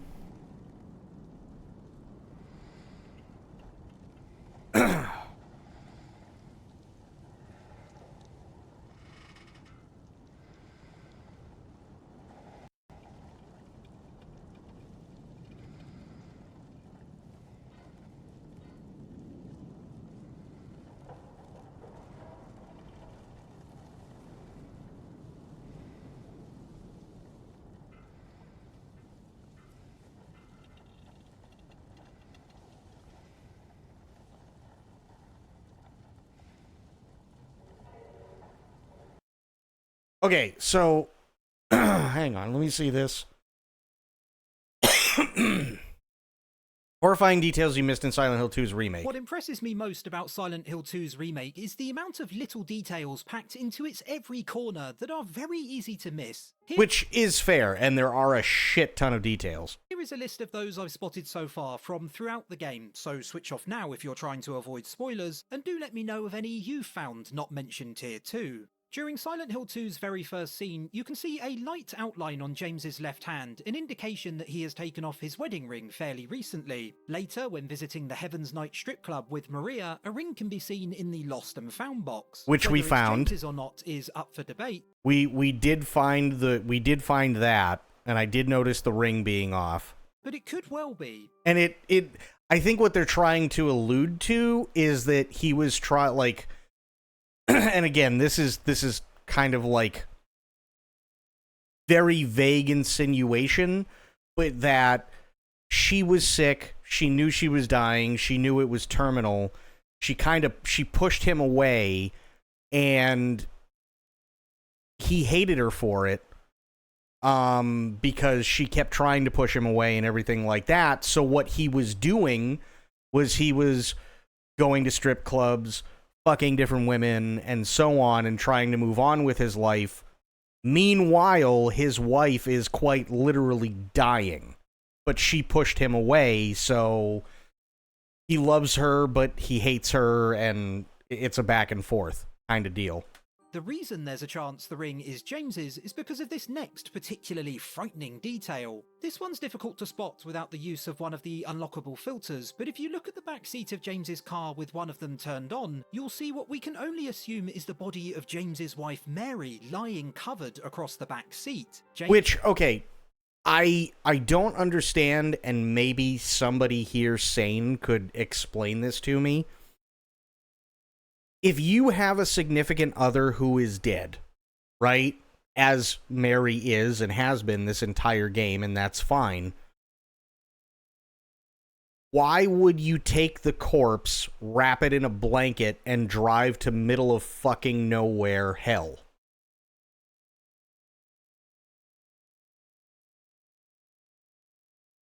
I mean, I understand, he promised her he'd take her there again someday, but she's kind of already well past the point of being well done. Like, I understand the sentiment, but at this point, she's shoe leather. James believes she died 3 years ago, but it's much more likely he killed her recently and is traumatized, hence the possibility of the ring in the strip club being his. He refuses a drink from Maria and noticeably fidgets when one is placed in front of him, implying he has issues with alcohol. We should probably get going.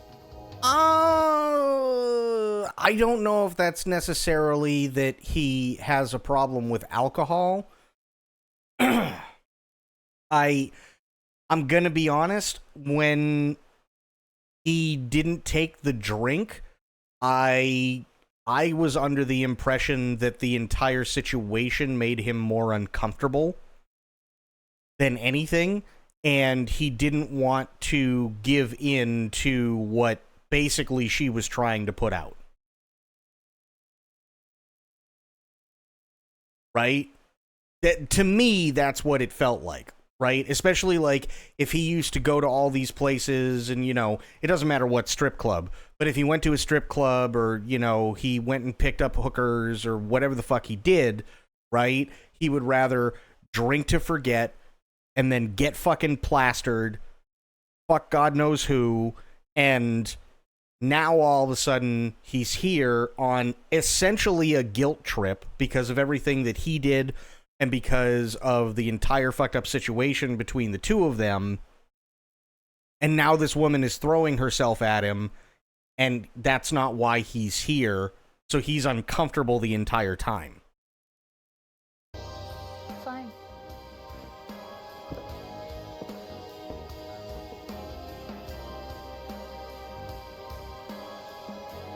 Ready when you are.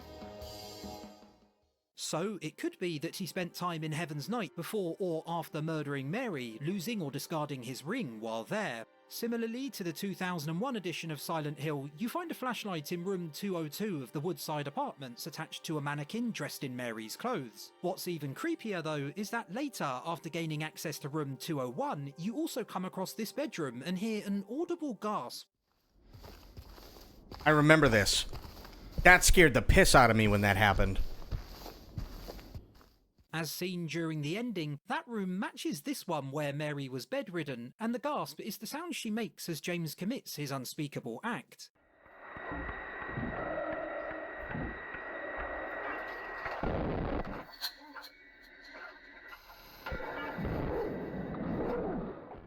Other gasps can be heard throughout the game, such as here when arriving at the park.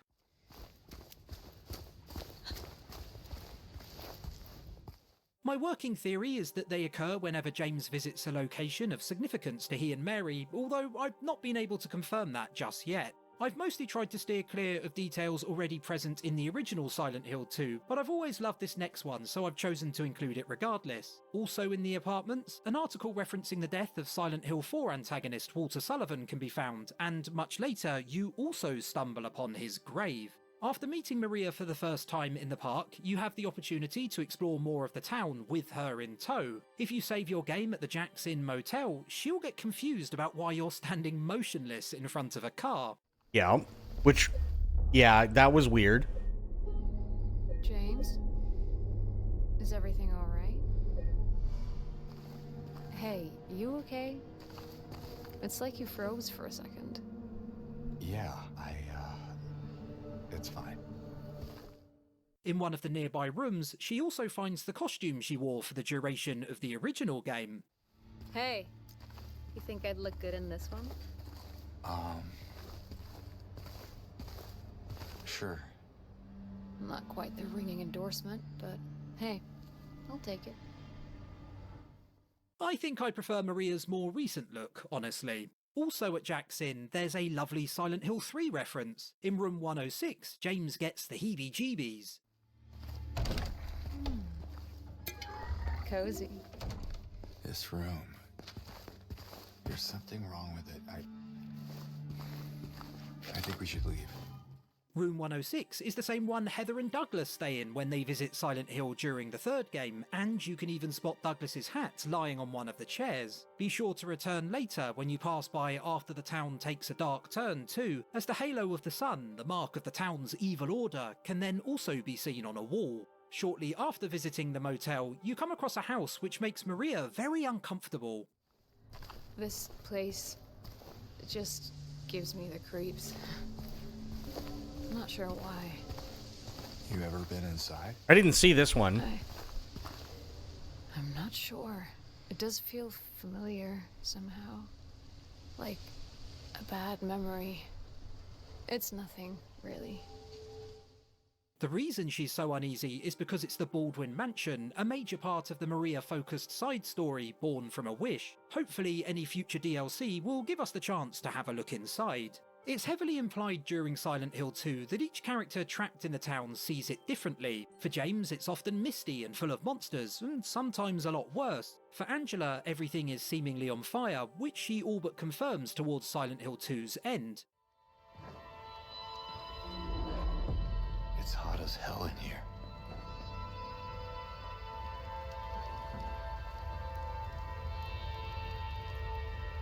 You see it too?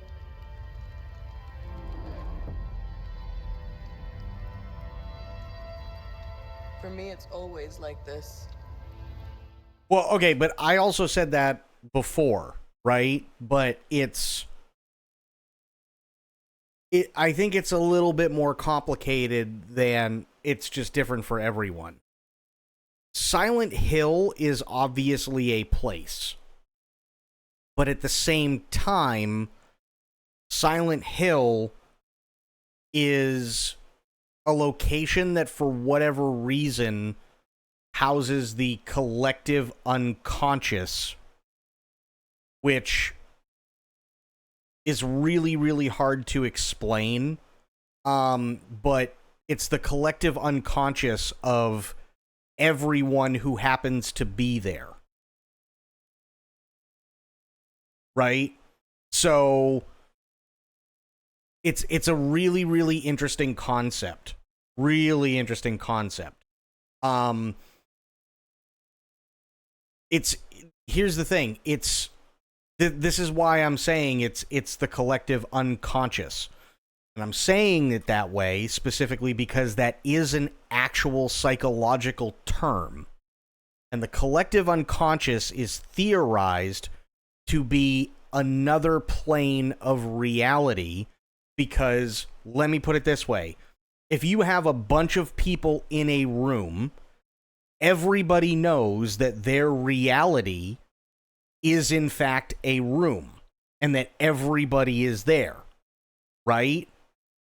But for every conscious thing that you have and for every conscious thought that you have, it is also theorized that you have an equal unconscious thought. Okay?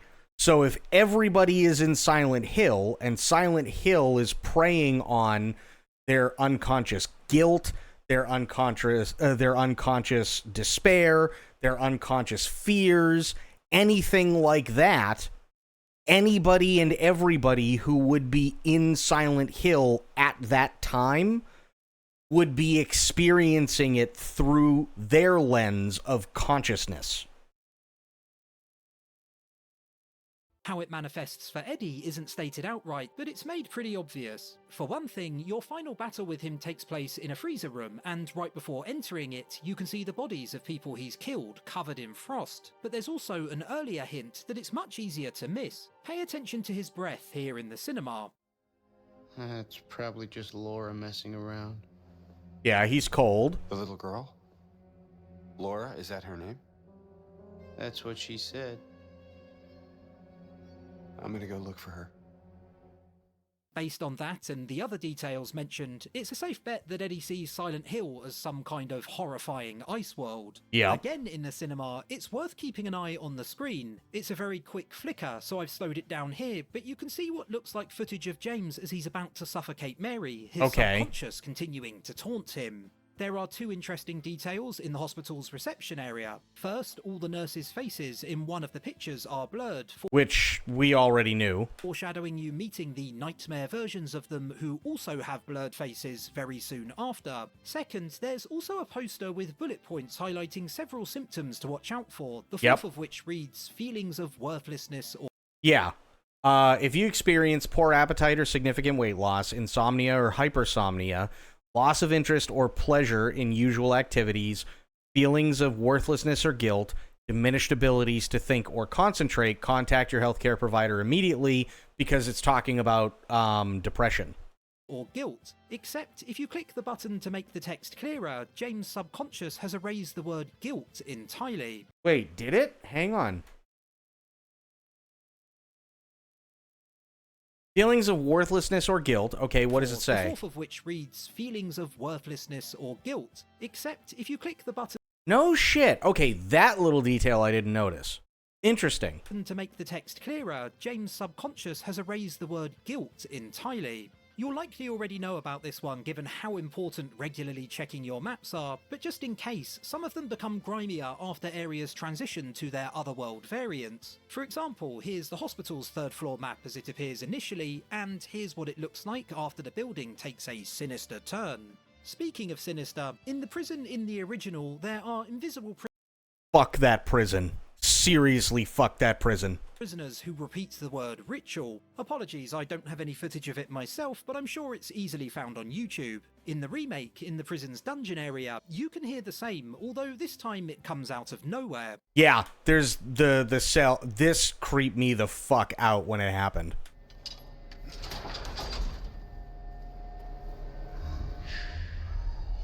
I couldn't get out of that cell fast enough. There are also strange symbols on the wall, the meaning of which I'm unsure. By the time you near the end of the game, especially after working through the terrifying prison and labyrinth back to back, you'll probably be feeling pretty exhausted. So too is James. Judging by the dark circles under his eyes, he is visibly exhausted, having spent hours upon hours wandering Silent Hill. No, he's visibly and physically exhausted after having to deal with the fucking prison, shitting his pants, pissing all over the place, screaming constantly, and running. Lots and lots and lots of running. And I would be tired too. And I was.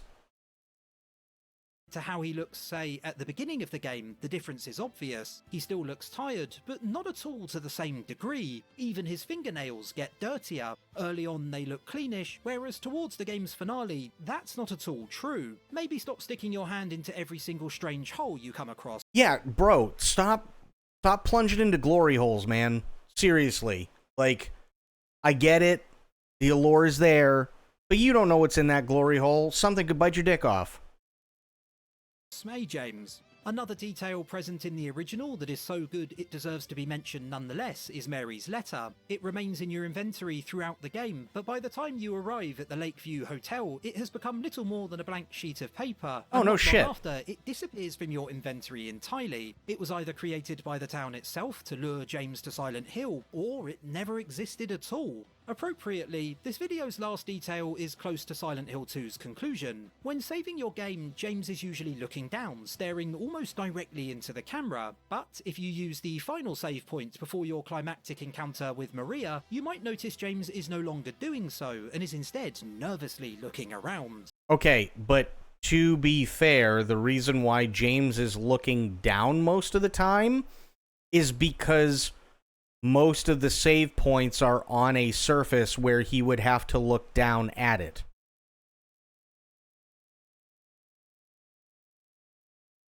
Am I wrong in assuming that if you have to look down at a thing, if that thing is looking back at you, you would be looking at it at a downward angle? And with that, we reach the end of my list. As mentioned earlier, I'm sure there are tons of other little details just waiting to be spotted, so do please be sure to share any others. That's like sitting there going, like, I don't necessarily agree with that one, only because it's like, if you notice here, James is in the closet and he has a gun. And if you keep your eye on it for just a moment, when it goes to the shot where where you're looking into the closet outside, you can see the barrel of James's gun being pointing towards Pyramid Head through the shutters. It's like, yeah?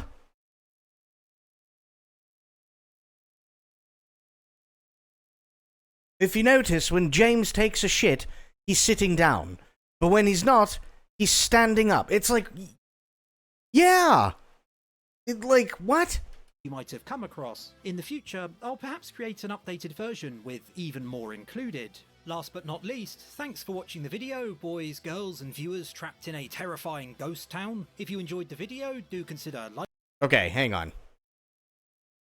Silent Hill 2 Remake Explained. Let's see, what do we got? Analyzing Evil, Silent Hill 2, Dan Allen Gaming. That's 34 minutes. Story Explained, 50. Why is it so different from the rest? This came out 3 days ago. There was a guy, I'm trying to remember who he was, because I'd visit him again, but I don't know.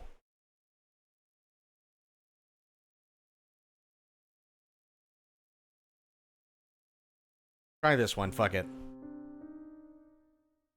Hello everyone, Jesus. and welcome to the 199th episode of Analyzing Evil, featuring the characters and themes of Silent Hill 2. The patrons and members chose James Sunderland to be featured in an episode this month. He and did. What good timing they had considering the remake just came out a few days ago as of the making of this video. Silent Hill 2 was remade for a very good reason, because it's one of the greatest games ever made, and giving it that bit of modernization will ensure that more and more people will get to enjoy this beautiful piece of story making. Okay, first off, I don't like the fact it's one of the greatest games ever made.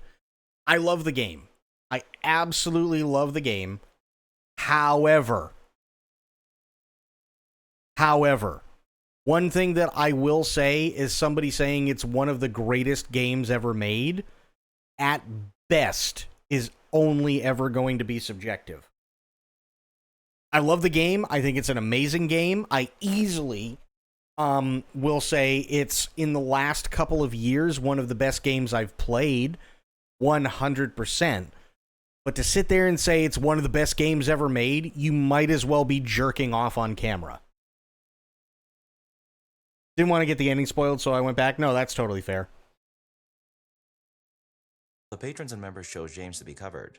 I found that discussing the central characters of this story and its themes to be far more appropriate. There's the endings, okay. So in this video, we'll be discussing what exactly the story is trying to impart upon us as far as good and evil is concerned. And we'll be doing so by examining the arcs of Eddie, Angela, and James. And while we'll mostly be doing so with the information we're given in the game, I will be pulling info from the novelization when appropriate. Oh, so we're going to be pulling info from something that's not necessarily created to be canon. Got it. Okay. Story explained. I never knew much about Silent Hill until playing through the remake over this past week, and I can confidently say that the reviews don't even scratch the surface of why it creates such an incredible atmosphere. And you know what? He's absolutely right about that. This is already loads better than that first one. This is one of the greatest stories ever made. Stop jerking off. Please, stop jerking off. Silent Hill 2 made me think about horror in an entirely different way, and I feel both terrified and in complete awe at the fact that my generation, a bunch of brain-rotted gremlins that we are, have had it pushed into our hands as consumers. This video is made for two kinds of people. First, the naive ones who, like me, don't know much about the Silent Hill franchise, and second, the hardened veterans who hold this franchise to be something so important to them as both a nostalgic and simply beautiful work of art. Silent Hill 2 gained a reputation of being especially sad compared to a lot of the stories across the other games, and let me tell you, that could not be any more accurate. This is a depressing story, so if you're ready for a... Back it up just a touch? Sure. How far do you want me to go? Like, to here? Didn't you already say? Okay. The fact that my generation, the bunch of brain-rotted gremlins that we are, have had it pushed into our hands as consumers. This video is made for two kinds of people. First, the naive ones who, like me, don't know much about the Silent Hill franchise, and second, the hardened veterans who hold this franchise to be something so important to them as both a nostalgic and simply beautiful work of art. Okay, before he goes any further, I can absolutely understand why there are a lot of people that hold this game in particular in extremely high regard, because obviously, having dealt with depression myself over the years and stuff like that, it does hit on a lot of themes. Obviously, people who are victims of sexual assault and things like that, it absolutely can resonate with them as well, in terms of Angela's story arc, and like, there are a lot of different things, right? Or people being driven to the point where they want to do something but don't, in terms of like Eddie, who actually went through with it, just being bullied over the years and snapping finally, stuff like, it makes complete sense. And these are very, very, very dark themes, and I understand that. The one thing that I would absolutely say as to why this game stands out compared to the others is because the others, from what I understand, and I've only played a little bit of one and I got lost, and then I think I had to return it because I rented it from a video store. This one I only played a little bit of and then again had to return it. I played 3 years and years and years later and didn't get it whatsoever, so I stopped playing because it made no sense to me. But from what I understand from 1 and 3, it's more of a in-your-face monster-style game than dealing with personal horrors like you are in Silent Hill 2. However, that does not mean that everybody should automatically go, this is the best fucking game ever made, I'm going to jerk off all over it. No. It is a great game. It is a fantastic game. But it is also the only one of its kind. Silent Hill 2 gained a reputation of being especially sad compared to a lot of the stories across the other games, and let me tell you, that could not be any more accurate. This is a depressing story, so if you're ready for a roller coaster of emotions, then I invite you to come along with me and immerse yourself into a town. But not just any town, a town that draws in the most vulnerable, a town that doesn't let you forget, a town that becomes your nightmare. Welcome to Silent Hill.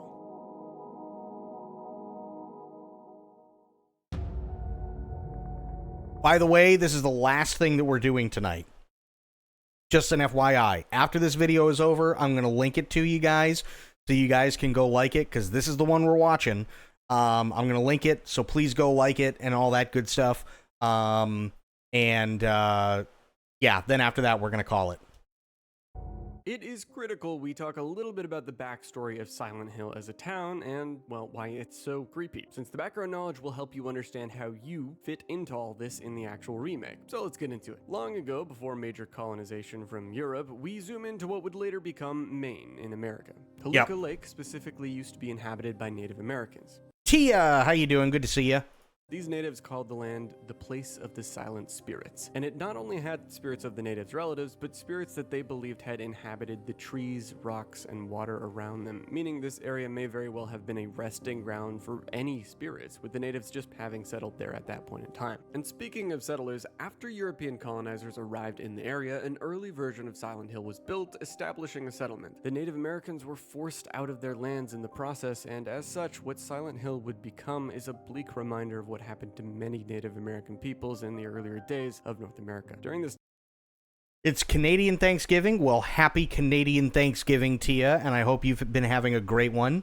time before the town was coined Silent Hill, a woman named Jennifer Carroll would come to be an important piece to the puzzle. She was basically a saint to an institution, or really a cult, which was known as the Order. Carroll was executed due to political opposition, likely meaning the witch trials, since this was in the 17th century. It being something to do with the witch trials, or at least religious reasons, is further evident by her memorial found in Rosewater Park, containing a plaque which says, "Victim of persecution by the Christians. Jennifer Carroll lived with pride and honor. What happened here shall never be forgotten." But nice, why is this Tia. important? Well, after her death, at the start of the 1700s or 18th century, a plague ravaged the town, killing off most of the residents, and the ones that didn't die left due to the outbreak. Because of this, the town actually lost its original name. In the 19th century, a penal colony, a colony of prisoners, was formed near Toluca Lake, mostly from people who believed in manifest destiny, and they were the ones who at last named the town Silent Hill. During this time, they established a prison and a hospital. But oh boy, Silent Hill is an unlucky place to be, because a second epidemic started to surge through the town. They survived this though, and businesses like the Gillespie Coal and Iron Company established the Devil's Pit mine in 1816, and in the 1850s, the Wilts coal mine opened, which caused the town to be booming in its economy. There's other events that happen, but they're not important to any of the locations you go to in Silent Hill 2, so let's stay laser focused here. In 1862, the town formed the Toluca Prison to house prisoners of the opposition during the Civil War.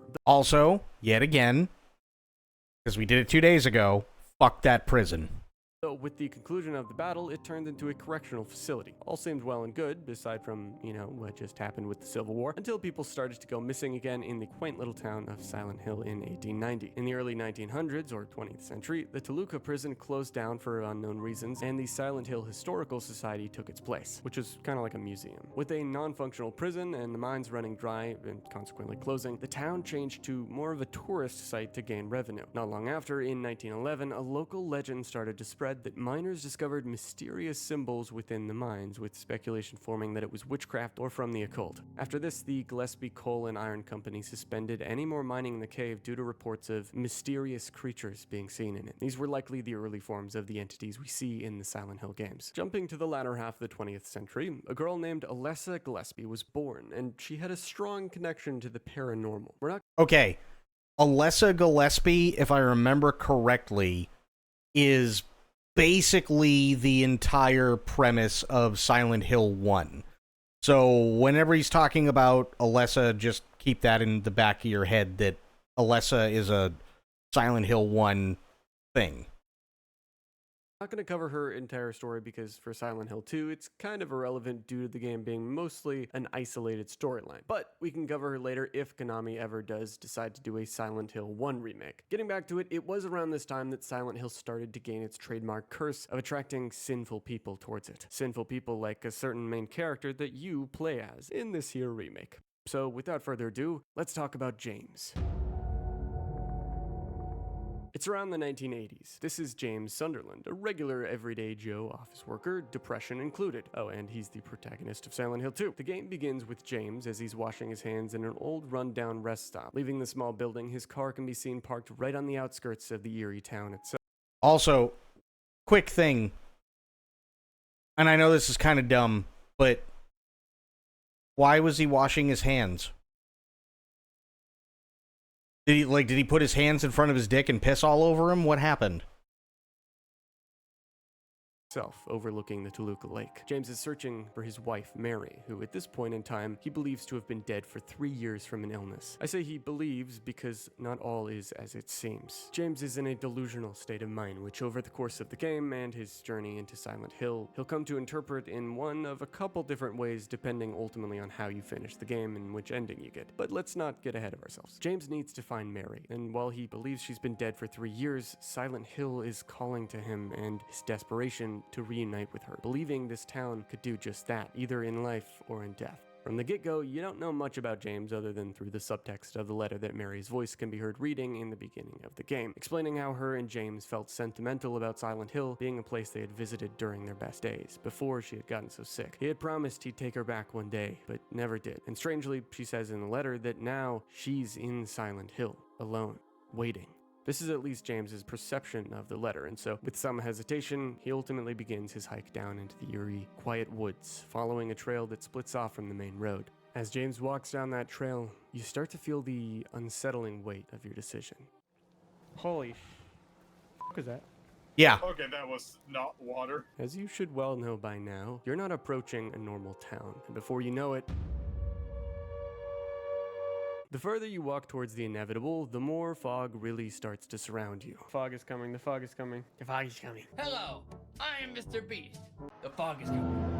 Fog. Eventually you reach a strange well with what looks like a red square, or perhaps a letter lying inside it. This acts as your save point, and while its lore significance is not clear, it's almost as if it is symbolic of the letter being the thing that allows James to push on, to remind him of what he's really here for. Reaching a cemetery, a lovely place to be in a horror setting, the irony is that this is actually one of the most peaceful places here. I wonder if anybody's thought of this, and again, this is just off the top of my head. So you see the square, and he's saying that it could, that there's no like real like hard evidence, but it's suggested that it has something to do with the letter that James always keeps on him.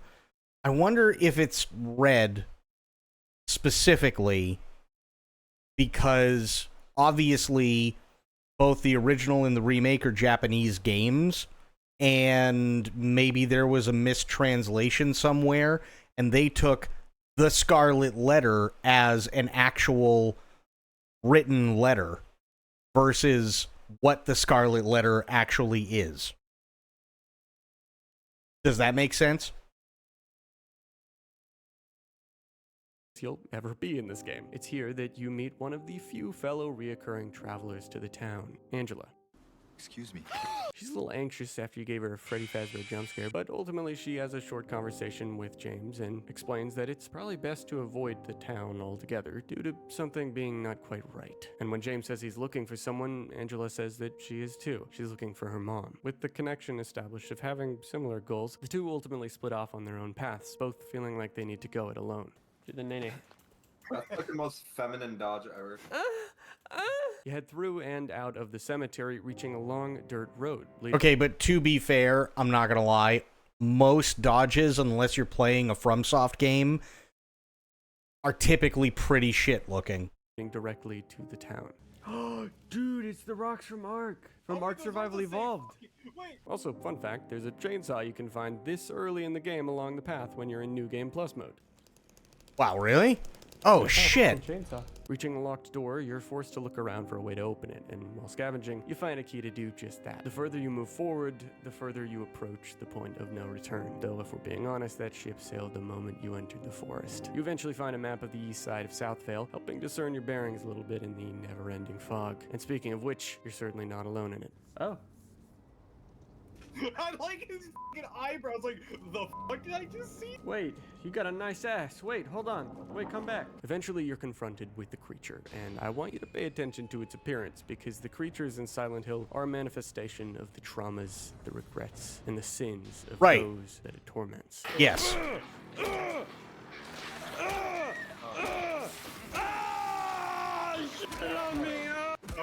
is she dead now? You. Okay, she's dead now. Or it, or whatever. You continue to make your way through the town, finding clues and... It's funny, I did exactly that same thing for almost every single monster. key items, all the while with James having a rather delusional, irresponsible reaction to it all. He doesn't seem to be as afraid as you'd almost expect, but this kinda isn't surprising considering he's probably been through a lot in his life, and the town has likely been having an effect on his mind ever since he arrived. All that matters to him is finding Mary, and he will crush as many of these monsters as he must under his boot or by the force of his nailed plank if it means reaching that goal. Along the way, you find a lovely, totally inconspicuous hole in the wall and do what any reasonable person would do in this situation, promptly f***ing around and finding out. I'm gonna put my hand in the hole. Oh, I'm gonna fist it. Number two. This whole James putting his fists in weird places is gonna be a recurring theme, along with other reckless activities such as jumping into bottomless holes, but that's for later. Eventually, James triggers a whole lot of creepy thigh monsters and makes a mad dash for an apartment complex, locking himself inside. Exploring the rundown building, you eventually find a flashlight. What the f***? You know, I liked when I couldn't see things. You know, that's a pretty accurate representation of what happened with me. Then you meet this little gremlin girl named Laura. Hey! Ow. Wait! And not long after, you come face to face, albeit on either ends of a wall of bars, with this entity, known as Pyramid Head. Did he kill his wife? Yes. The symbolism of the creature is integral to James's character, and all you really need to know is that it originated in Silent Hill 2, and we literally just finished it maybe 30 minutes ago, Tia. We maybe just finished Silent Hill 2 remake maybe 30 minutes ago, something like that. doesn't really belong in other Silent Hill games because fundamentally it is a creature unique to James's subjective experience, regrets, and self-hatred. After making your way through most of the apartment complex, you find a body in a fridge and what sounds like someone having a really bad hangover nearby. Hey, who's there? It wasn't me. I didn't do it. What the fuck? This is Eddie, and he's not having a good time. Just like James and Angela, he seems to be another victim that was drawn to the town for one reason or another, attached to some kind of traumatic guilt. While Angela's will be revealed in time, Eddie's seems to immediately have something to do with being accused of a horrible crime, rather than the crime itself. But we'll get more into Eddie's story later on. Eventually, after solving a puzzle, you get to room 201, which, unbeknownst to James at this point, marks his descent into the...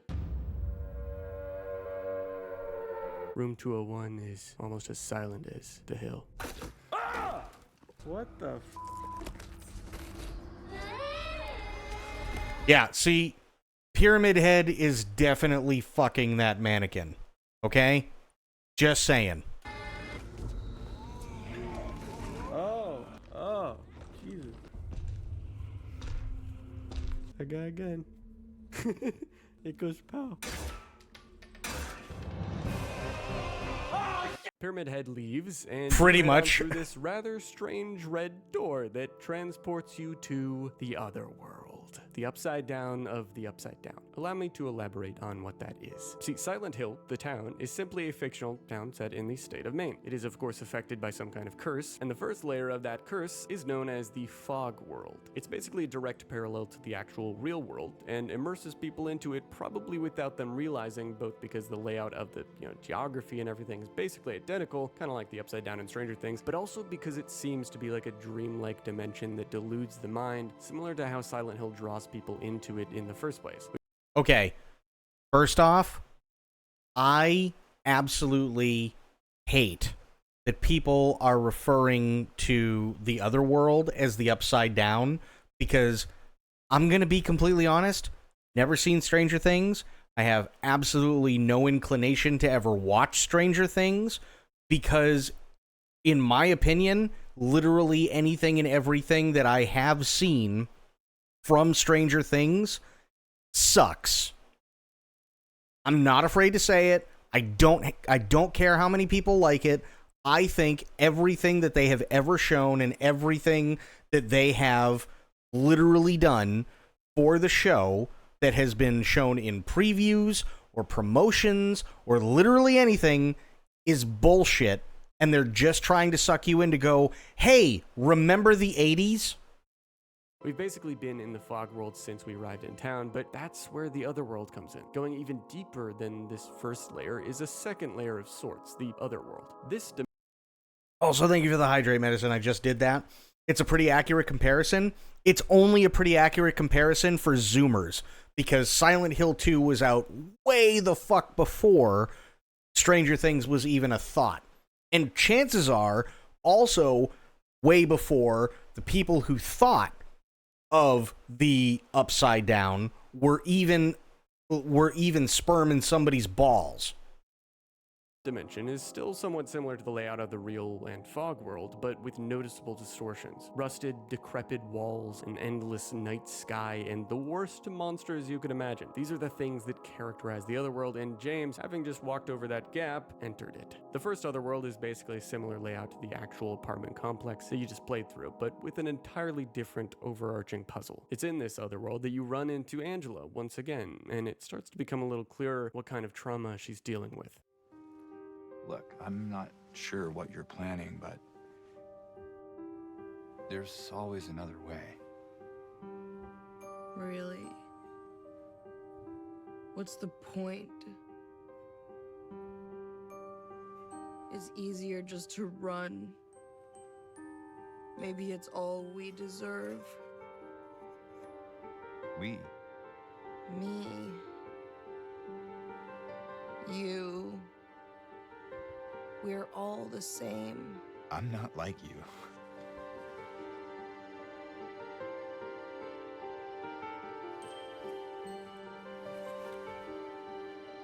Are you afraid? Sorry. It's okay. Did you find the person that you were looking for? Not yet.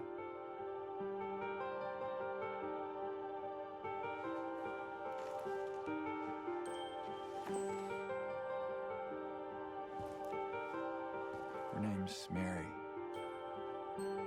She's my wife. I'm sorry.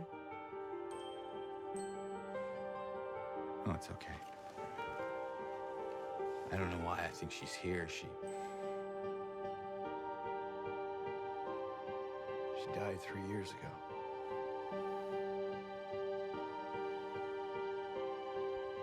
She's dead? Oh, don't worry, I'm not crazy. Haha. At least I don't think so. I have to find my mama. Should I go with you? This town really is dangerous. Now I know what you meant back there in the cemetery. No, it's okay. Besides, I'd just slow you down. What about that?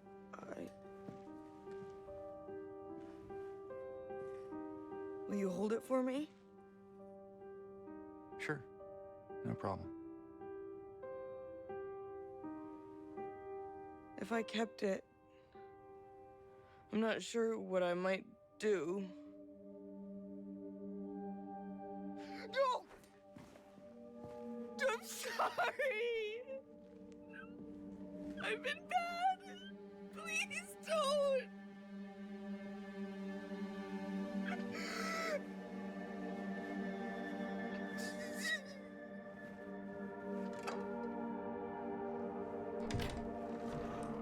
Angela's clearly struggling with probably a lot of conditions caused or made worse by abuse by her father and brother in her past. She likely sought comfort in her mother during those horrible times, which is why she's trying to find her mama now. Angela gives you a knife as a kind of compulsive behavior in response to the idea she might hurt herself with it. This Otherworld section culminates in a true one-on-one encounter with Pyramid Head, but ultimately you ward him off and he just kind of leaves. Sometimes that's how it is to fight with your inner demons. They're there one moment and then other important matters come up and they just leave. But like most of the things that plague our minds, like intrusive thoughts, Pyramid Head will be back to prey on James for the next time that he's most vulnerable. After escaping the Otherworld and once again embracing the fog, James runs into the little girl. But this time, Laura actually talks to him for a minute, and before running off, she bursts out at James saying that he didn't love Mary anyways. This marks the point where Laura effectively becomes James's means to finding Mary, because as far as he's found so far, Laura's the only other one in the town that even knows who Mary was. Confused and concerned, he searches for Laura, stumbling through Rosewater Park before coming upon a lakeside gazebo with a woman standing against the railing. With pink highlights and a cute butterfly tattoo in clear view, Maria is a parallel to Mary. She's a delusion created by the town's curse, James' fragile mind, or both. Acting as a kind of what-if version of Mary, one that's more spicy, exciting, or... Not to mention, the other thing too, and I forgot to bring this up because I was like trying to figure it out during the game. A butterfly, if I remember correctly, is also a sign of reincarnation. So if she's supposed to be a delusion that's made up in his mind, it's entirely possible that that's literally, that butterfly tattoo is quite literally his conscious mind, or his, I should say his unconscious mind, trying to give him a warning that she's not real. More dominant than his late wife, Maria is likely the embodiment of an ever-pressing intrusive thought of what he wishes his wife could have been, instead of the sick woman that she became. Maria stands to further torment him, although he doesn't seem fully cognizant of the fact that she's not real. Nonetheless, James takes her with him as his hallucinated companion, and they travel through more of the town in the fog world for a time, with the odd sarcastic interaction. Whoa. Hey, why'd you do that? You fucking thing, bitch. We're in Silent Hill. I can do whatever I want. Yeah, good. You've been startling me all fucking afternoon. You trying to blind me, James? Yeah. Can you let me in? No. After Maria takes you to a strip club, James really is not having any of her shit, and they move on to a movie theater. She stays outside while you head on in, overhearing Eddie and Laura having an adorable conversation. A vulnerable, bullied, and insecure guy having a heart-to-heart with an innocent, guilt-free little girl. A strange contrast, but one almost to be expected in a place like this. Ultimately, Laura runs off, and James... No. Actually, I think that's a point that is missed. It's not a strange contrast. And it's not a strange contrast only because Eddie isn't really there mentally, right? If Eddie's not really there mentally, the only thing that he's really going to feed off of is emotion anyway. And if Laura is being nice to him, he'll sit there and he'll just fucking scoop up melted ice cream from a bucket and talk to her all day, because he's got nowhere else to go, and he's got nobody else to talk to, and seemingly everybody is out there trying to punish him for what he did. So it's not a terrible contrast whatsoever, it's the emotional connection. Talks to Eddie, finding him in an even worse state than you last saw him. We met back at the apartment building. Yeah, Hi. I remember. Mostly because he doesn't, like with Laura, he doesn't have to worry about her judging him. Right? She has no idea what he did. Nor does she care. She's just looking for a friend. He just so happens to also be looking for somebody that could pass for a friend instead of somebody who's constantly talking down to him. So emotionally, they're actually kind of on the same level. What the? He's lapping up what seems to be melted strawberry ice cream. And it takes one look at this dude to realize he's cooked. I think he's lost it. It really doesn't get any better for him from here on either. Heading out of the theater, you and your hallucinated stripper friend run after Laura, arriving at a totally not creepy hospital. By the way, hospital is where everything really started to go to shit. Oh, this must be where the nurses are. After heading inside, yep, definitely expected this. Why are their faces blurred out? It's so creepy. Oh! You solve more puzzles. Maria takes a nap. Oh! Oh! Hi, Pyramid Head. God, he's so fucking hot. I want him to throw me like that. You find Laura, then she locks you in a scary room with this fucking thing. Oh. And you wind up in a cursed otherworld version of the hospital. Maria tracks you down, gets angry since she probably thinks you've left her to go find edibles. I can't remember. Oh. James. Mary! Oh. Maria, I thought... Sorry. Anyway, I'm glad you're alive. Anyway? What do you mean, anyway? I was almost killed back there. I have never been so scared in my whole life. I think the reason why she's lashing out is specifically because of James's guilt for leaving Mary alone. Right? So Mary would literally say and do things to push him away and lash out at him, and then he left her alone, but then he did what he did and she died, even though it was insanely hard for him. But there were more times, at least it's kind of explained in the story, there were more times often than not that he wouldn't go to visit her while she was sick, specifically because of the strain it put on him.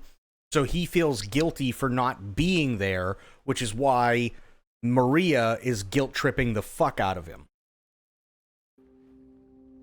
All you care about is that dead wife of yours. You couldn't care less about me, could you? And then Pyramid Head returns. Maria, run.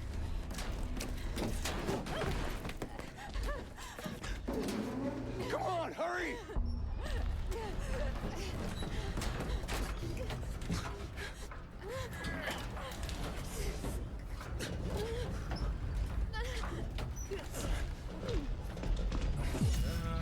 Oh my god, is she dead?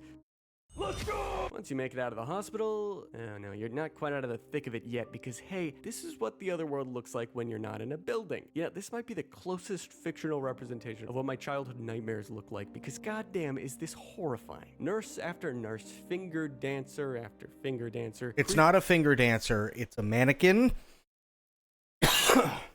And the mannequins, as far as I'm concerned, are the worst fucking things in the entire game. Because they hide, and they're really creepy, and they nub you to death. Creeper after creeper. Aw man, you finally escape the other world and end up in the fog world once again, but it's a bit dark. And oh hey, Angela. This place is different from what I remember. I guess things never really stay the same, do they? I guess not. Think she's here anymore, James? Who? My mama? Oh, you didn't happen to see a little girl around here, did you? A little girl? Angela? Are you alright? Angela, it's okay. No, don't touch me! So with Angela clearly traumatized out of her fucking mind, all you can do is push forward, and you don't have to go very far because a couple feet in front of where the cutscene ended lays a box containing a key and a message addressing you, James, directly, rather creepily. It says that the key is for the old Historical Society building, and that whoever the writer is, praise the Lord, will have mercy on your soul. Great. Without much else to do, you make a beeline right for the Historical Society building, a small little museum of sorts for the quaint town, giving much in the way of lore dumps. If you recall from earlier in the video, the Historical Society had taken the place of the Toluca prison, and you'll find out soon why that connection is rather important. At the back of the building, you find a rather strange staircase, one that goes on for a very long time. Mm-hmm. True.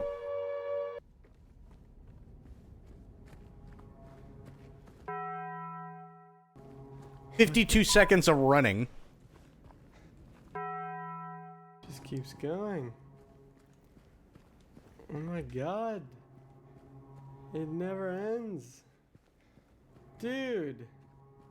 How fucking deep? Reaching the bottom of the stairs, James finds himself entering a prison. What the f? I feel like the KKK. How is it buried this I literally said the same thing. It's like the KKK. Literally said it. deep under the ground? Well, I think it's safe to say this staircase marks your entrance into the other world once again. You fight a couple monsters before finding your first square hole that you have no other option but to jump down into. I'm in the fucking Minecraft.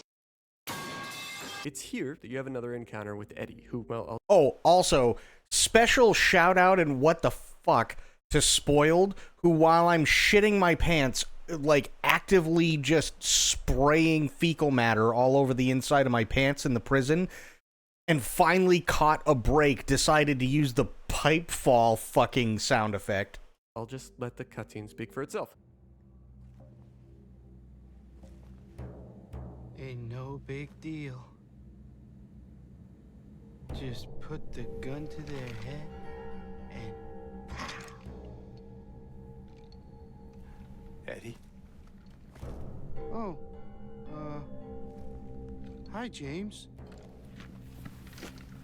What happened here? Who was that? I don't know. It just came at me. Okay.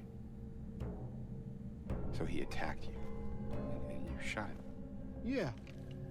Yeah, that's right. He made me do it. Okay, calm down, Eddie. Any idea why he would do that? Well, I don't know. He came out of nowhere. Tried sneaking up on me in the dark. I heard footsteps, so I turned back and he was right there. And you could tell that he wanted to hurt you. Well, yeah, I mean, the way he looked at me, I just had to do it. He looked at you? I thought you said he came at you. Yeah, I mean, hey, I could see it in his eyes. His eyes? He kept looking at me, making fun of me. And I told him not to, but he didn't listen. Eddie, you can't just kill someone because of the way they looked at you.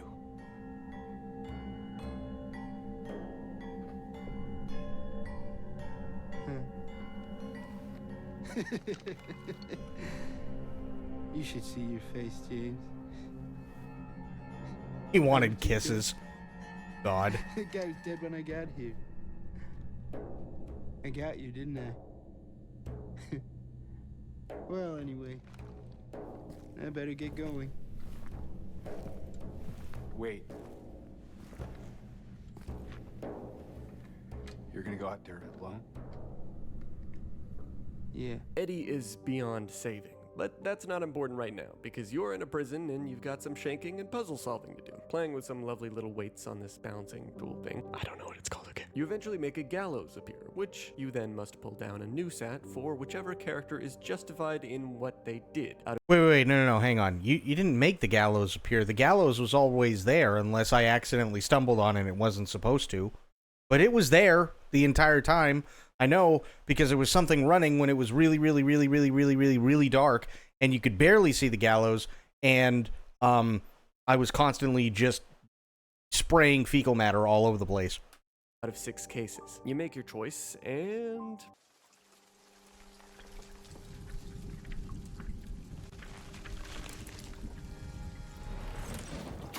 Ow. Anyway, you begin your next ascent into the endless series of holes, and wow, if this isn't the most uncanny ambience I've ever heard.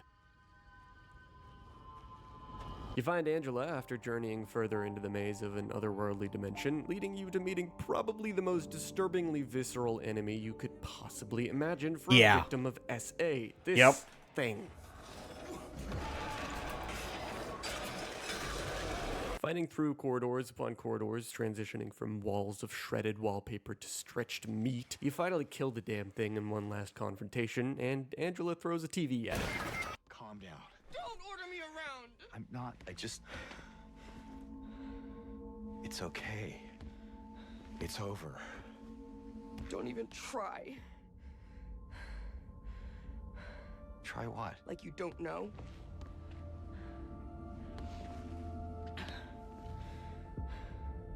I see what you're doing. It's always the same with you. You're only after one thing. Angela, please. You don't have to lie. Go ahead. Say it. Or you could just force me. Like he always did.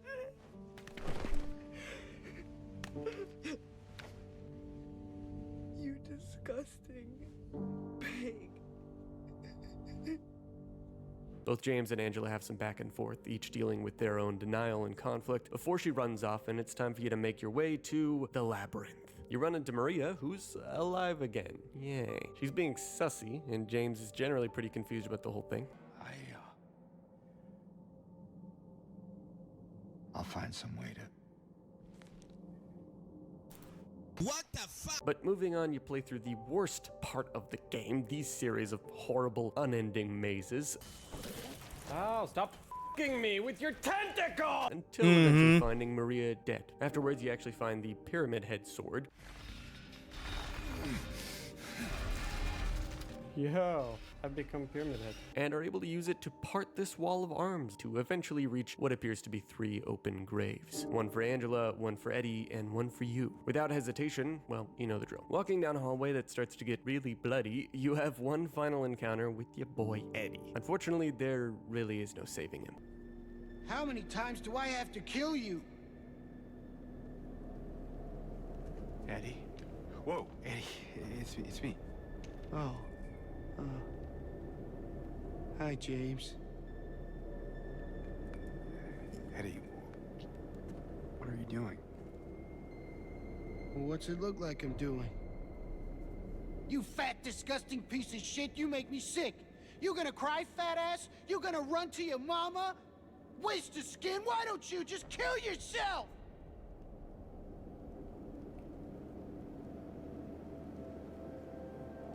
Well, maybe he was right. Maybe I am nothing but a fat, disgusting piece of shit. But you know what? It doesn't matter if you're smart, dumb, ugly, pretty. It's all the same once you're dead. And a corpse can't laugh! Eddie. What's that? You want to talk down to me some more? Tell me to relax? You're just like the rest of them, James. No, I don't want... Shut up! You think I'm stupid.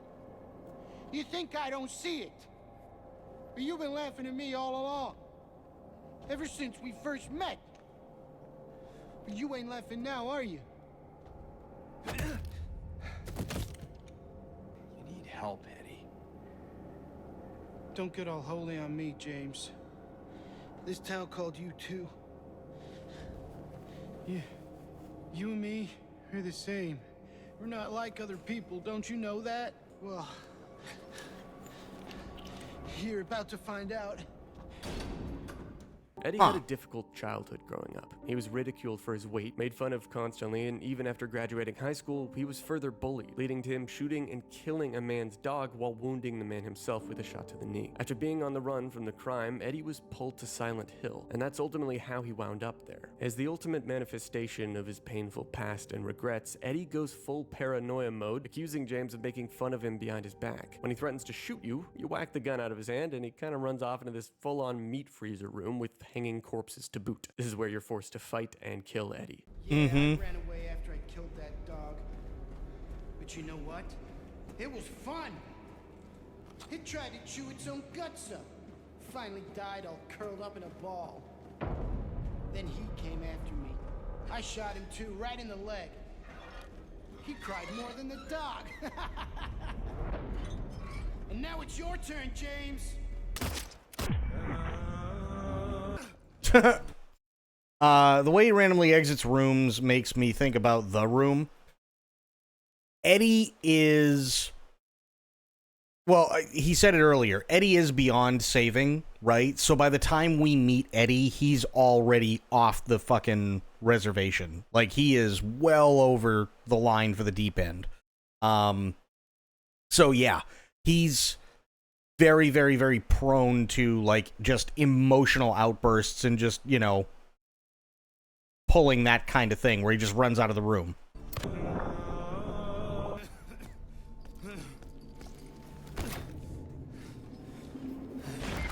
After you mag dump Eddie, at long last, you escape the other world, for now, and find yourself at the edge of the lake. Hopping onto a little boat, you row out into the fog, eventually reaching Lakeview Hotel.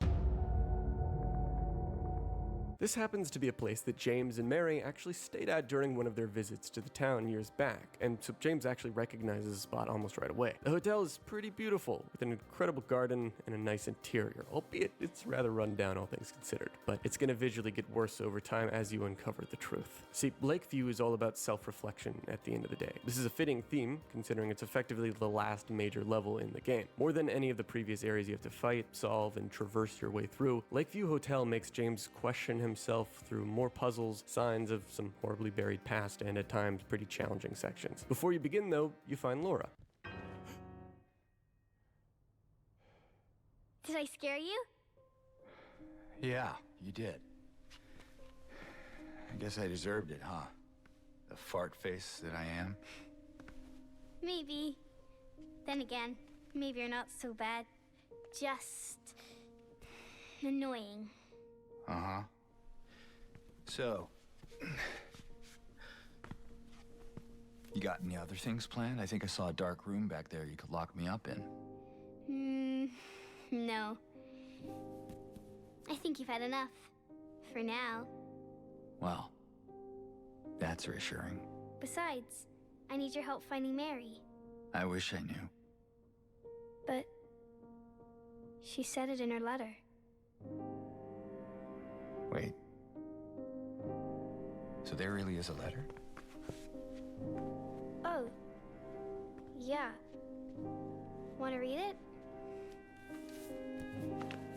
Just don't tell Rachel, okay? Who's Rachel? She's our nurse. I, took it from her locker.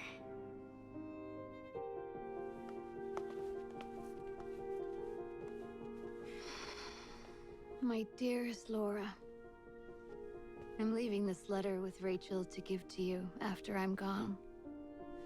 I'm far away now, in a quiet, beautiful place. Please forgive me for not saying goodbye before I left.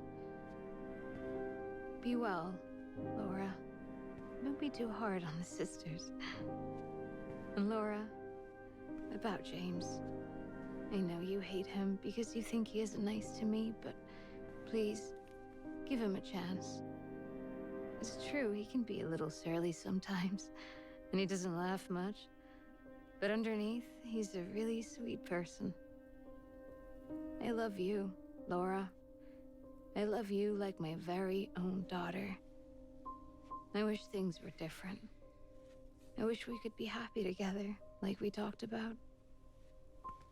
Even so, I know you will have a good life. You're a strong, smart, beautiful girl. Happy 8th birthday, Laura. Your friend, Mary. How old are you? I turned 8 last week. That means Mary couldn't have died 3 years ago. Is this the quiet, beautiful place she was talking about? Me and Mary talked a lot about Silent Hill. She even showed me all her pictures. She really wanted to come back. She also talked a lot about you, you know? It kind of was his other letter. I think the one was for you. The envelope had your name on it. Mary wouldn't want me to keep it from you, so I just sort of kept it for you. Here.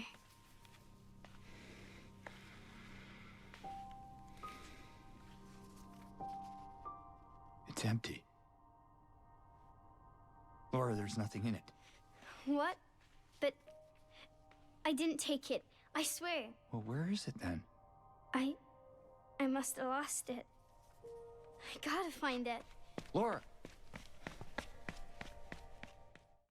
I'm still trying to figure out why Laura is there, but I don't know, maybe he'll explain it. It all comes back to that letter. Your goal here is to find that letter, but not exactly just for the sake of finding a piece of paper. You're trying to find the truth. Subsections here are pretty tough, and I'm not just talking about how many times my game crashed. There's this one part where you have to leave all your stuff behind in order to use an elevator that takes you to a basement where these enemies have free reign to basically f*** you up, and you just need to run and hide. This shit reminded me of Soma, honestly, which is a horror game where you similarly can't really fight back. But after you overcome that section and the rest, you finally find this videotape that Maria was alluding to earlier. A videotape that's about to reveal everything. The truth or some twisted version of it. What you see and what happens next all depends on your actions in the game leading up to this point, which is why it's important we finally talk about the endings. But before we can, let's conclude Angela's story, since her final cutscene is revealed around this time, regardless of which ending you end up getting to James's story. In some otherworld dimension, you find Angela in a burning room at the bottom of a staircase. And I'd like you to just watch this one in its entirety before we break it down.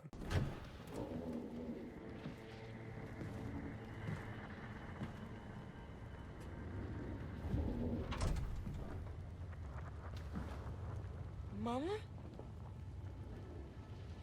Mama, I was looking for you. You're the only one left. Maybe then I can finally rest. Mama. What's wrong? Wait.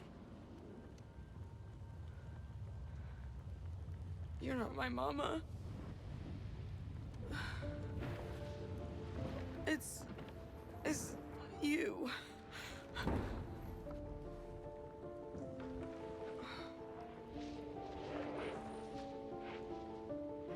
sorry, Angela. I think you were right. What we're looking for is not here. Not anymore.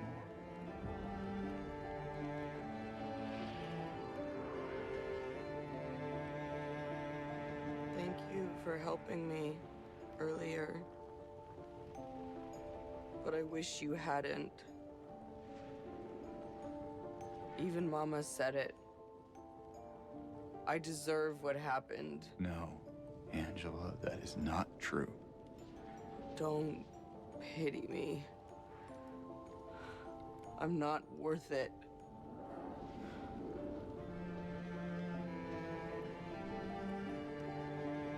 Or maybe you think you can save me?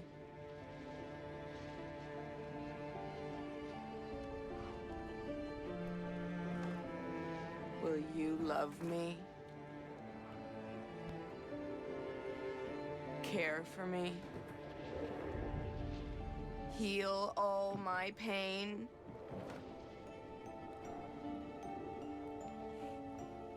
That's what I thought.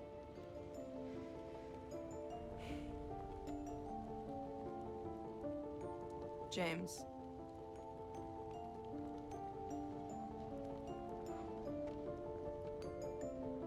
Give me back the knife. No, I won't. Saving it for yourself.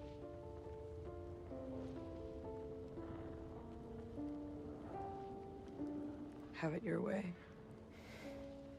It doesn't change anything.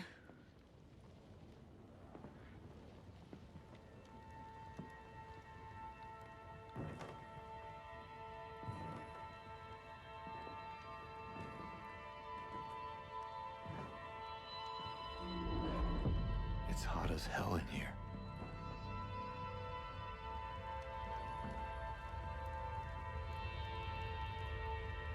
You see it too?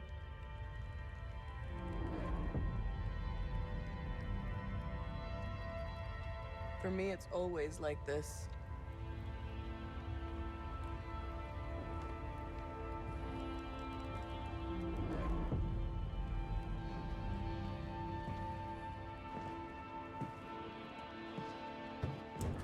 What makes this scene so real is how, at the end of the day, you can't save people from themselves. Their problems internally, whether from the way they were born or environmental things, stuff just out of their control that happened to them. None of this is something that James, or even that the most intelligent person in the world, could save them from. If it wasn't clear by now, Angela was clearly sexually assaulted by her brother and father when she was a little girl, and her mother seemed to know and do nothing about it. Symbolic of how, even after searching for all this time in Silent Hill for her mama, she never found her. Her parents were never there for her. One outright abused her directly, and the other abused her through neglect. This is unfortunately all too common. And Angela's story in the game represents the reality that friends, strangers, hell, even lovers will never be able to heal the trauma that something like that can cause for someone. It's something they have to come to terms with on their own. That fire is their own too. And whether Angela dies here, we'll never really know.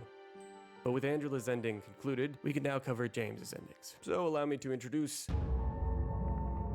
Okay, 8 There are endings. 8 endings in total. Fitting for 8 parts, I know. There's 2 endings exclusive to the remake, so let's start with the original 6 before we cover those. Considering the seriousness of the source material, I'm going to explain the 2 joke endings first, just to get those out of the way. In the UFO ending, James walks outside with an item called the Channeling Stone as he sees some lights come down from the sky that eventually blind the shit out of him. And the game turns into a silent film as we see PlayStation 2 James walk towards modern James. This Space James claims to be the real version, and that the remake one is just a clone, before an alien blasts his back and knocks him out. What did I just watch? In the dog ending, after James unlocks some door with the dog key, he walks into a terminal room with the Shiba Inu in the chair, operating the terminal. Turns out that in this ending, this dog is known as Mira, and it was behind the entire story of Silent Hill, pulling all the strings. James, now speaking in fucking Japanese for some reason, falls to his knees as Mira jumps down from her chair and starts licking him. As the credits roll, we get this Undertale-sounding ass dog music, but at least it somehow makes more sense than the UFO ending. Now for the actual true endings of the game. The videotape, in most of them, reminds James of something that the game had been alluding to all this time. James Sunderland killed his wife. With everything leading up to it, this should surprise you. But how he deals with that fact is different depending on the ending you get. Determined by all kinds of key items you can find and choices you make throughout the game, it's revealed that James killed Mary from frustration of wanting his life back. But whether or not that's the answer by itself depends on what you see next. In the Rebirth ending, James finds Mary after watching the videotape, but he calls her bluff and knows it's actually Maria. After fighting her, we see James rowing a boat across Toluca Lake, trying to presumably find the old god that the Order cult had worshipped and resurrect Mary with it. James seems a bit batshit insane during this cutscene, and while it never shows if he succeeds or not, it can be assumed that due to the themes of the Silent Hill games, that the fact that he never moved on from Mary would suggest this doesn't end well. Eddie never moved on, and well, you can see what happened to him. So this similar fate for James would make sense. The Maria ending shows Mary and James talking about the past, and how James, instead of moving on, has latched onto Maria. After this boss fight concludes, it shows James waking Maria up. They then head to his car from the beginning of the game, and Maria starts to cough. This might be symbolic of the fact that even in this kind of delusion, Maria can never escape what Mary would become with her illness. The ending that I got in my first playthrough, in Water, is possibly the most depressing. After the normal fight, we see James in his car as he talks about how he can't forgive himself for what he did and accepts while Mary wouldn't want him to do what he's about to do, it doesn't matter anymore because she's gone. We get a small glimpse of her corpse in the back seat before James steps on the gas and drives his car into the lake. During the note from Mary, she states at the end that she understood why he started to hate her and how she wants James to live on even after she's gone, for himself and the ones still alive around him. This is a sad conclusion about a man so desperate for retribution for his own sins that he took it upon himself to deliver this kind of punishment. In the Leave ending, we get a glimpse of Mary, bedridden due to her illness, and James sitting next to her. This doesn't seem to be a flashback though, since it's presumably the spirit of Mary talking to him in a recreation of her room during her last moments. Mary reaffirms to James that she wanted the pain to end, but James claims that he did it out of hatred and that he wanted his life back. But Mary responds with this: If that's true, then why do you look so sad?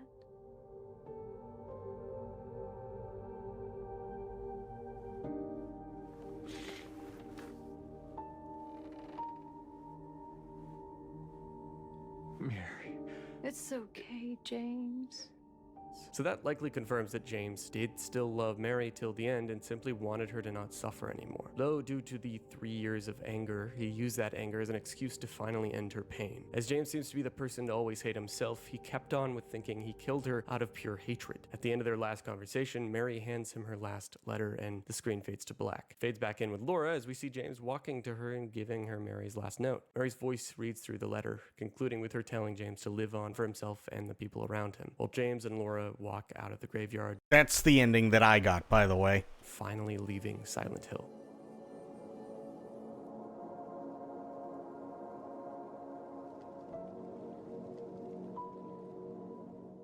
Those were all the original endings they kept in the remake, but it also introduced 2 new ones. The Bliss ending involves James drinking something called White Claudio, which is made from a native flower found near Toluca Lake and has hallucinogenic supernatural properties that in the past the town actually started to refine into PTV, a drug that created this whole market. Anyway, at the end point of the game, when he puts the tape into the VHS, instead of getting the tape that jogs his memory of him murdering his wife, we see a tape of Mary and James embracing, appearing as a loving couple. Come on, we need to finish packing. And the last shot reveals that James isn't here anymore. This ending is by far the most ambiguous, but a theory that's possible is due to the properties of White Claudio. When James puts in the tape, he sees what he wants to see. Something that'll give him bliss. Maybe then he literally transferred himself into this blissful reality, as seen with James just disappearing without anything else to follow it. Your answer is as good as mine with this one. Now for the last ending, Stillness. This one is more or less the same as the In Water ending, though with him talking to a hallucination of Mary in this one instead of just himself. He really lets loose here. I am so sorry.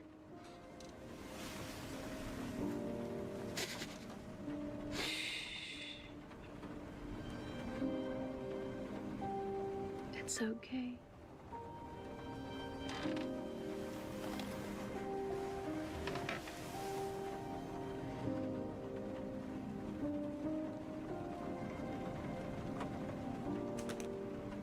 Will you wait for me? James. I've always been waiting for you.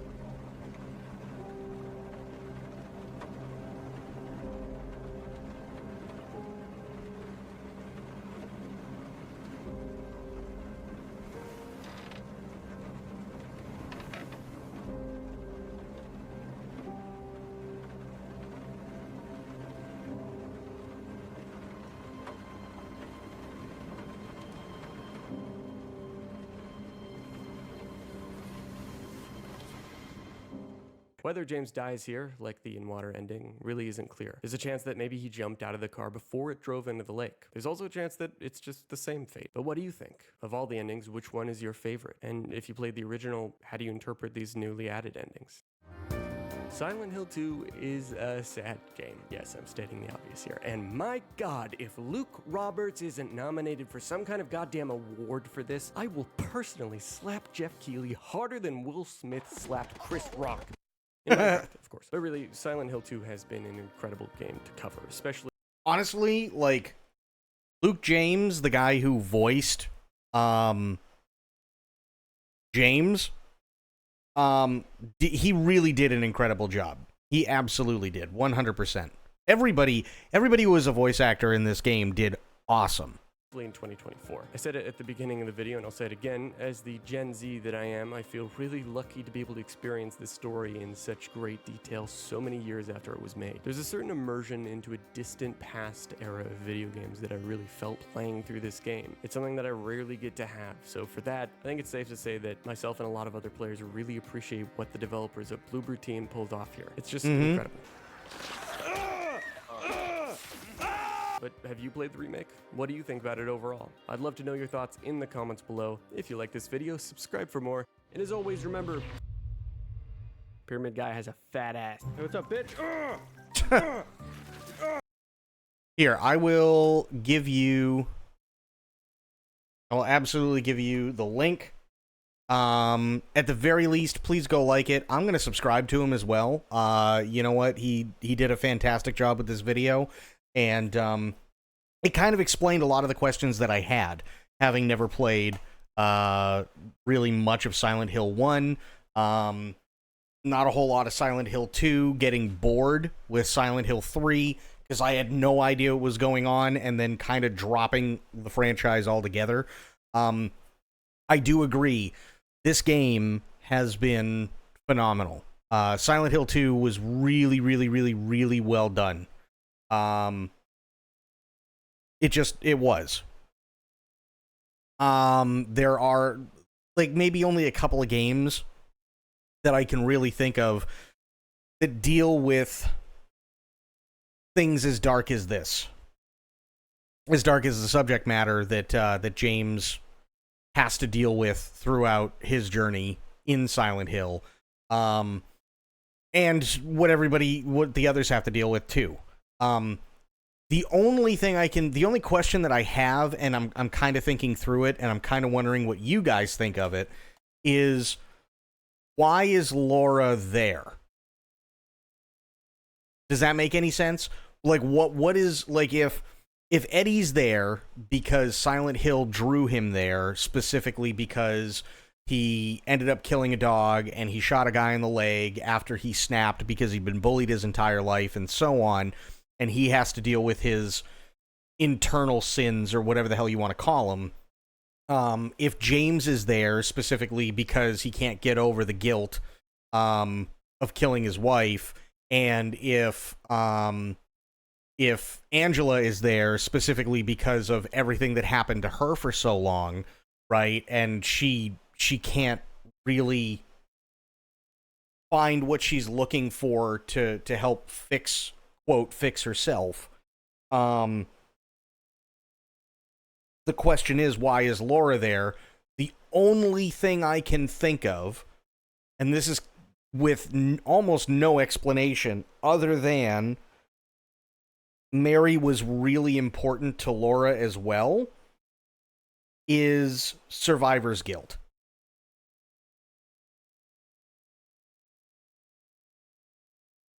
But that's really the only thing I can think of. What do you guys think?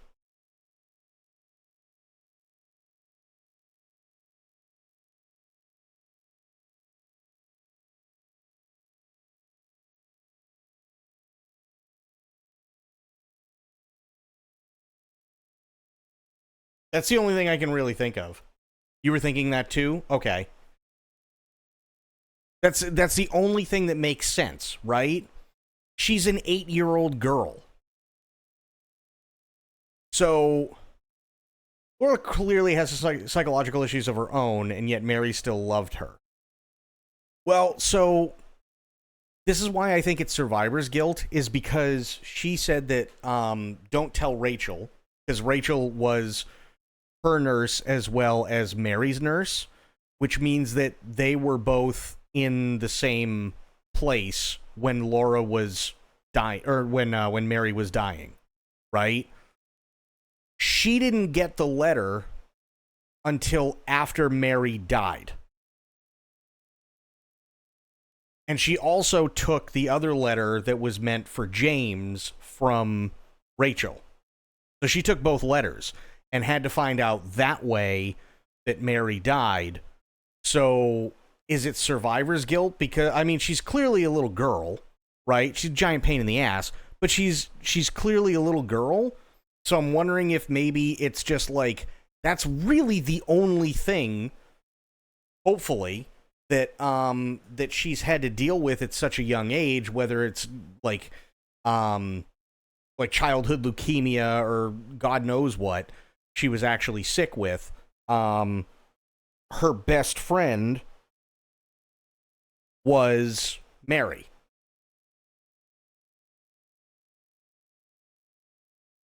You know what I mean?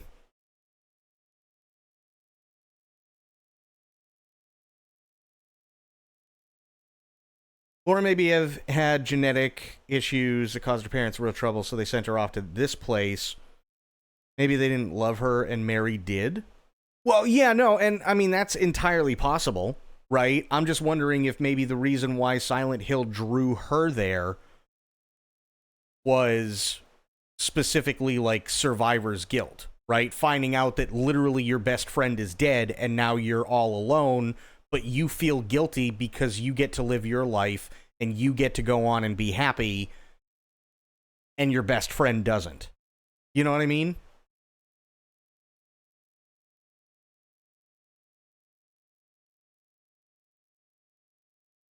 Not doing a battery of tests and observations is only her behavior that can give us clues.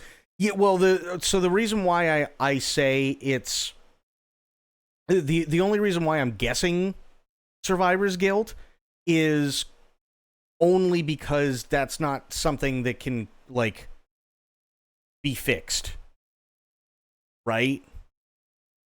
So it's not something like you can just give a medication to and it'll go away. Like in the case of Angela, right? It's she has to deal with those inner demons. And in the ending we got, Laura left with James. So clearly she is in fact a person, like James and Angela and Eddie were, because she can leave. So, yeah. She was there for a reason of her own, or she wouldn't have been. No, and I completely agree with you. It could have been like God knows what, right? Could have been childhood leukemia. It could have been genetic thing. It could have been, who knows what, right? Absolutely, it could have been. But yeah, I was more wondering why is it that she was in Silent Hill, the personal horror Silent Hill, versus in the hospital type of deal. But yeah, I think it's survivor's guilt. I think that might be what it is. But that is the end of Silent Hill 2. And hey, we got some explanations, which is really, really nice. Also, big thank you to Sophia. For those of you who don't know, Sophia basically gifted me the game and said, here, shut up, play it. And not in those words, but yeah. But thank you. I really, really appreciate it. And it really was one hell of a game. And I really enjoyed the hell out of it. I really, really did enjoy the hell out of it. In terms of, is it something that I would recommend? If you are looking for a psychological horror, if you are looking for an ambient horror, if you are looking for a game that deals with really, really, really heavy themes, this is definitely one to keep on your radar. Is it worth the $70? That is something that you are going to have to weigh for yourself, right? If you want to wait until it goes on sale and it's 50 or 55 or $40, sure. If you want to pay full price for it, absolutely. You know, it's a really good game. I don't think the game is for everybody, especially because it's got so many really, really harsh and dark themes. But if that's the kind of game that you're looking for and something to really suck you in and genuinely terrify you, yeah, this game's got that going on. So I do recommend it, absolutely. As far as full price or anything, that's something that you guys would have to weigh for yourselves. But I enjoyed the hell out of it. In terms of a rating system, I don't think it's fair. I don't think giving this a rating is necessarily fair. Only because it's not like if I were to play God of War Ragnarok next, which, by the way, I'm not. But if I were to play God of War Ragnarok next, that's an original intellectual property, right? It's a continuation, sure, but they're not remaking anything. Whereas Bloober Team, I think, did a fantastic job modernizing the game for modern controls, modern camera angles, even to an extent modern combat, while keeping the fear and the ambience and the atmosphere and the just overall the story exactly the same. So I think Bloober Team did an amazing job But I don't, me personally, and I know this might sound like a cop-out, just because of exactly what they did, I don't necessarily think it's fair for me to just go, oh, well, fucking 8 or 9 out of 10. You know what I mean? Like, so what you're saying is the next game is Dragon Quest HD 2D? No, it's Spoop Month, Tia, which means tomorrow, here's what we are doing. Tomorrow, we are going to be doing one of 2 games. We are going to be playing both during this month. They are games that were recommended to me, and they actually look kind of funny.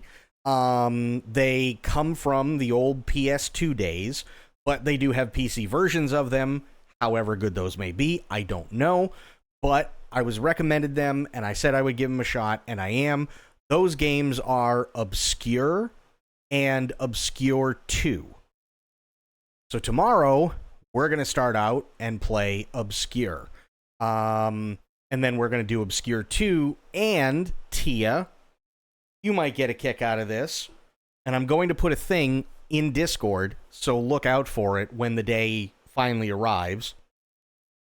I am going to be playing a game that is supposed to be a horror game. Think of it as basically Resident Evil in space. But unfortunately, it is all done through voice controls, and the people who programmed all the voice recognition stuff had to record how they would say it, and they're not English speakers, they are native Japanese speakers, so quite literally, everything is going to suck because the character that you control with your voice doesn't fucking understand anything that you're saying most of the time, and that game is called Lifeline.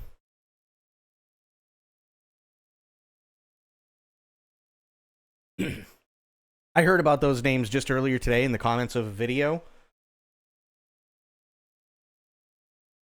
Sabarudo mode. It's going to be interesting, Tia. It's going to be really, really, really interesting. Jerma spent the better part of half an hour trying to get the main character. And he did this years ago, but he spent the better part of half an hour trying to get the main character to pick something up out of a vending machine, and in the very first room that you actually get to do anything in the game. That was the first half an hour.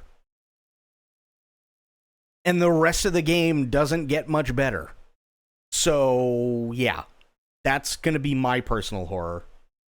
Amazing. We should learn a whole bunch of new obscene idioms during this next game. Oh, yes. Well, Obscure 1 and Obscure 2 we're going to play first, but, yeah, Lifeline, ooh. Lifeline is going to be something. It's going to be something. So, yeah, I will put an announcement as to when Lifeline is going to happen. The closer we get to finishing Obscure 2, that way, you know, depending on how long it is, maybe everybody can do it. You mean during Lifeline? Yeah. But, guys, gals, pals, that is it for me. It is 2 a.m. I have had a blast with Silent Hill 2 Remake. I hope you guys had a lot of fun watching it. I know I did. And, yeah, I definitely got the shit scared out of me on more than one occasion. So yeah, that's going to be it for me. But thank you everybody for hanging out. We had Sophia, we had Tia. I know Spectre was here and he didn't want it to be spoiled for him, so I get it. We had True, we had Medicine, we had Spoiled as well. We had Sober. Pixel Pixie was here. We had a bunch of awesome people. Bunch of really, really awesome people tonight. And for everybody who's lurking and doing all the good stuff, thank you so much. I really, really appreciate all of you guys being here. I will be back later on today, and we will be playing Obscure. But until I see you guys then, have yourselves a great day, great night, wherever you are. Be good to yourselves, be good to one another, stay safe, stay frosty, and of course, the #1 golden rule around here try to remember some of the basics of CQC. I will be seeing you guys later on. Thank you much, everybody, for all the support. If it wasn't for you, I wouldn't still be here. All right, guys, that's it for me. Have yourselves a great rest of your night. Take care. I'm out. Bye, guys.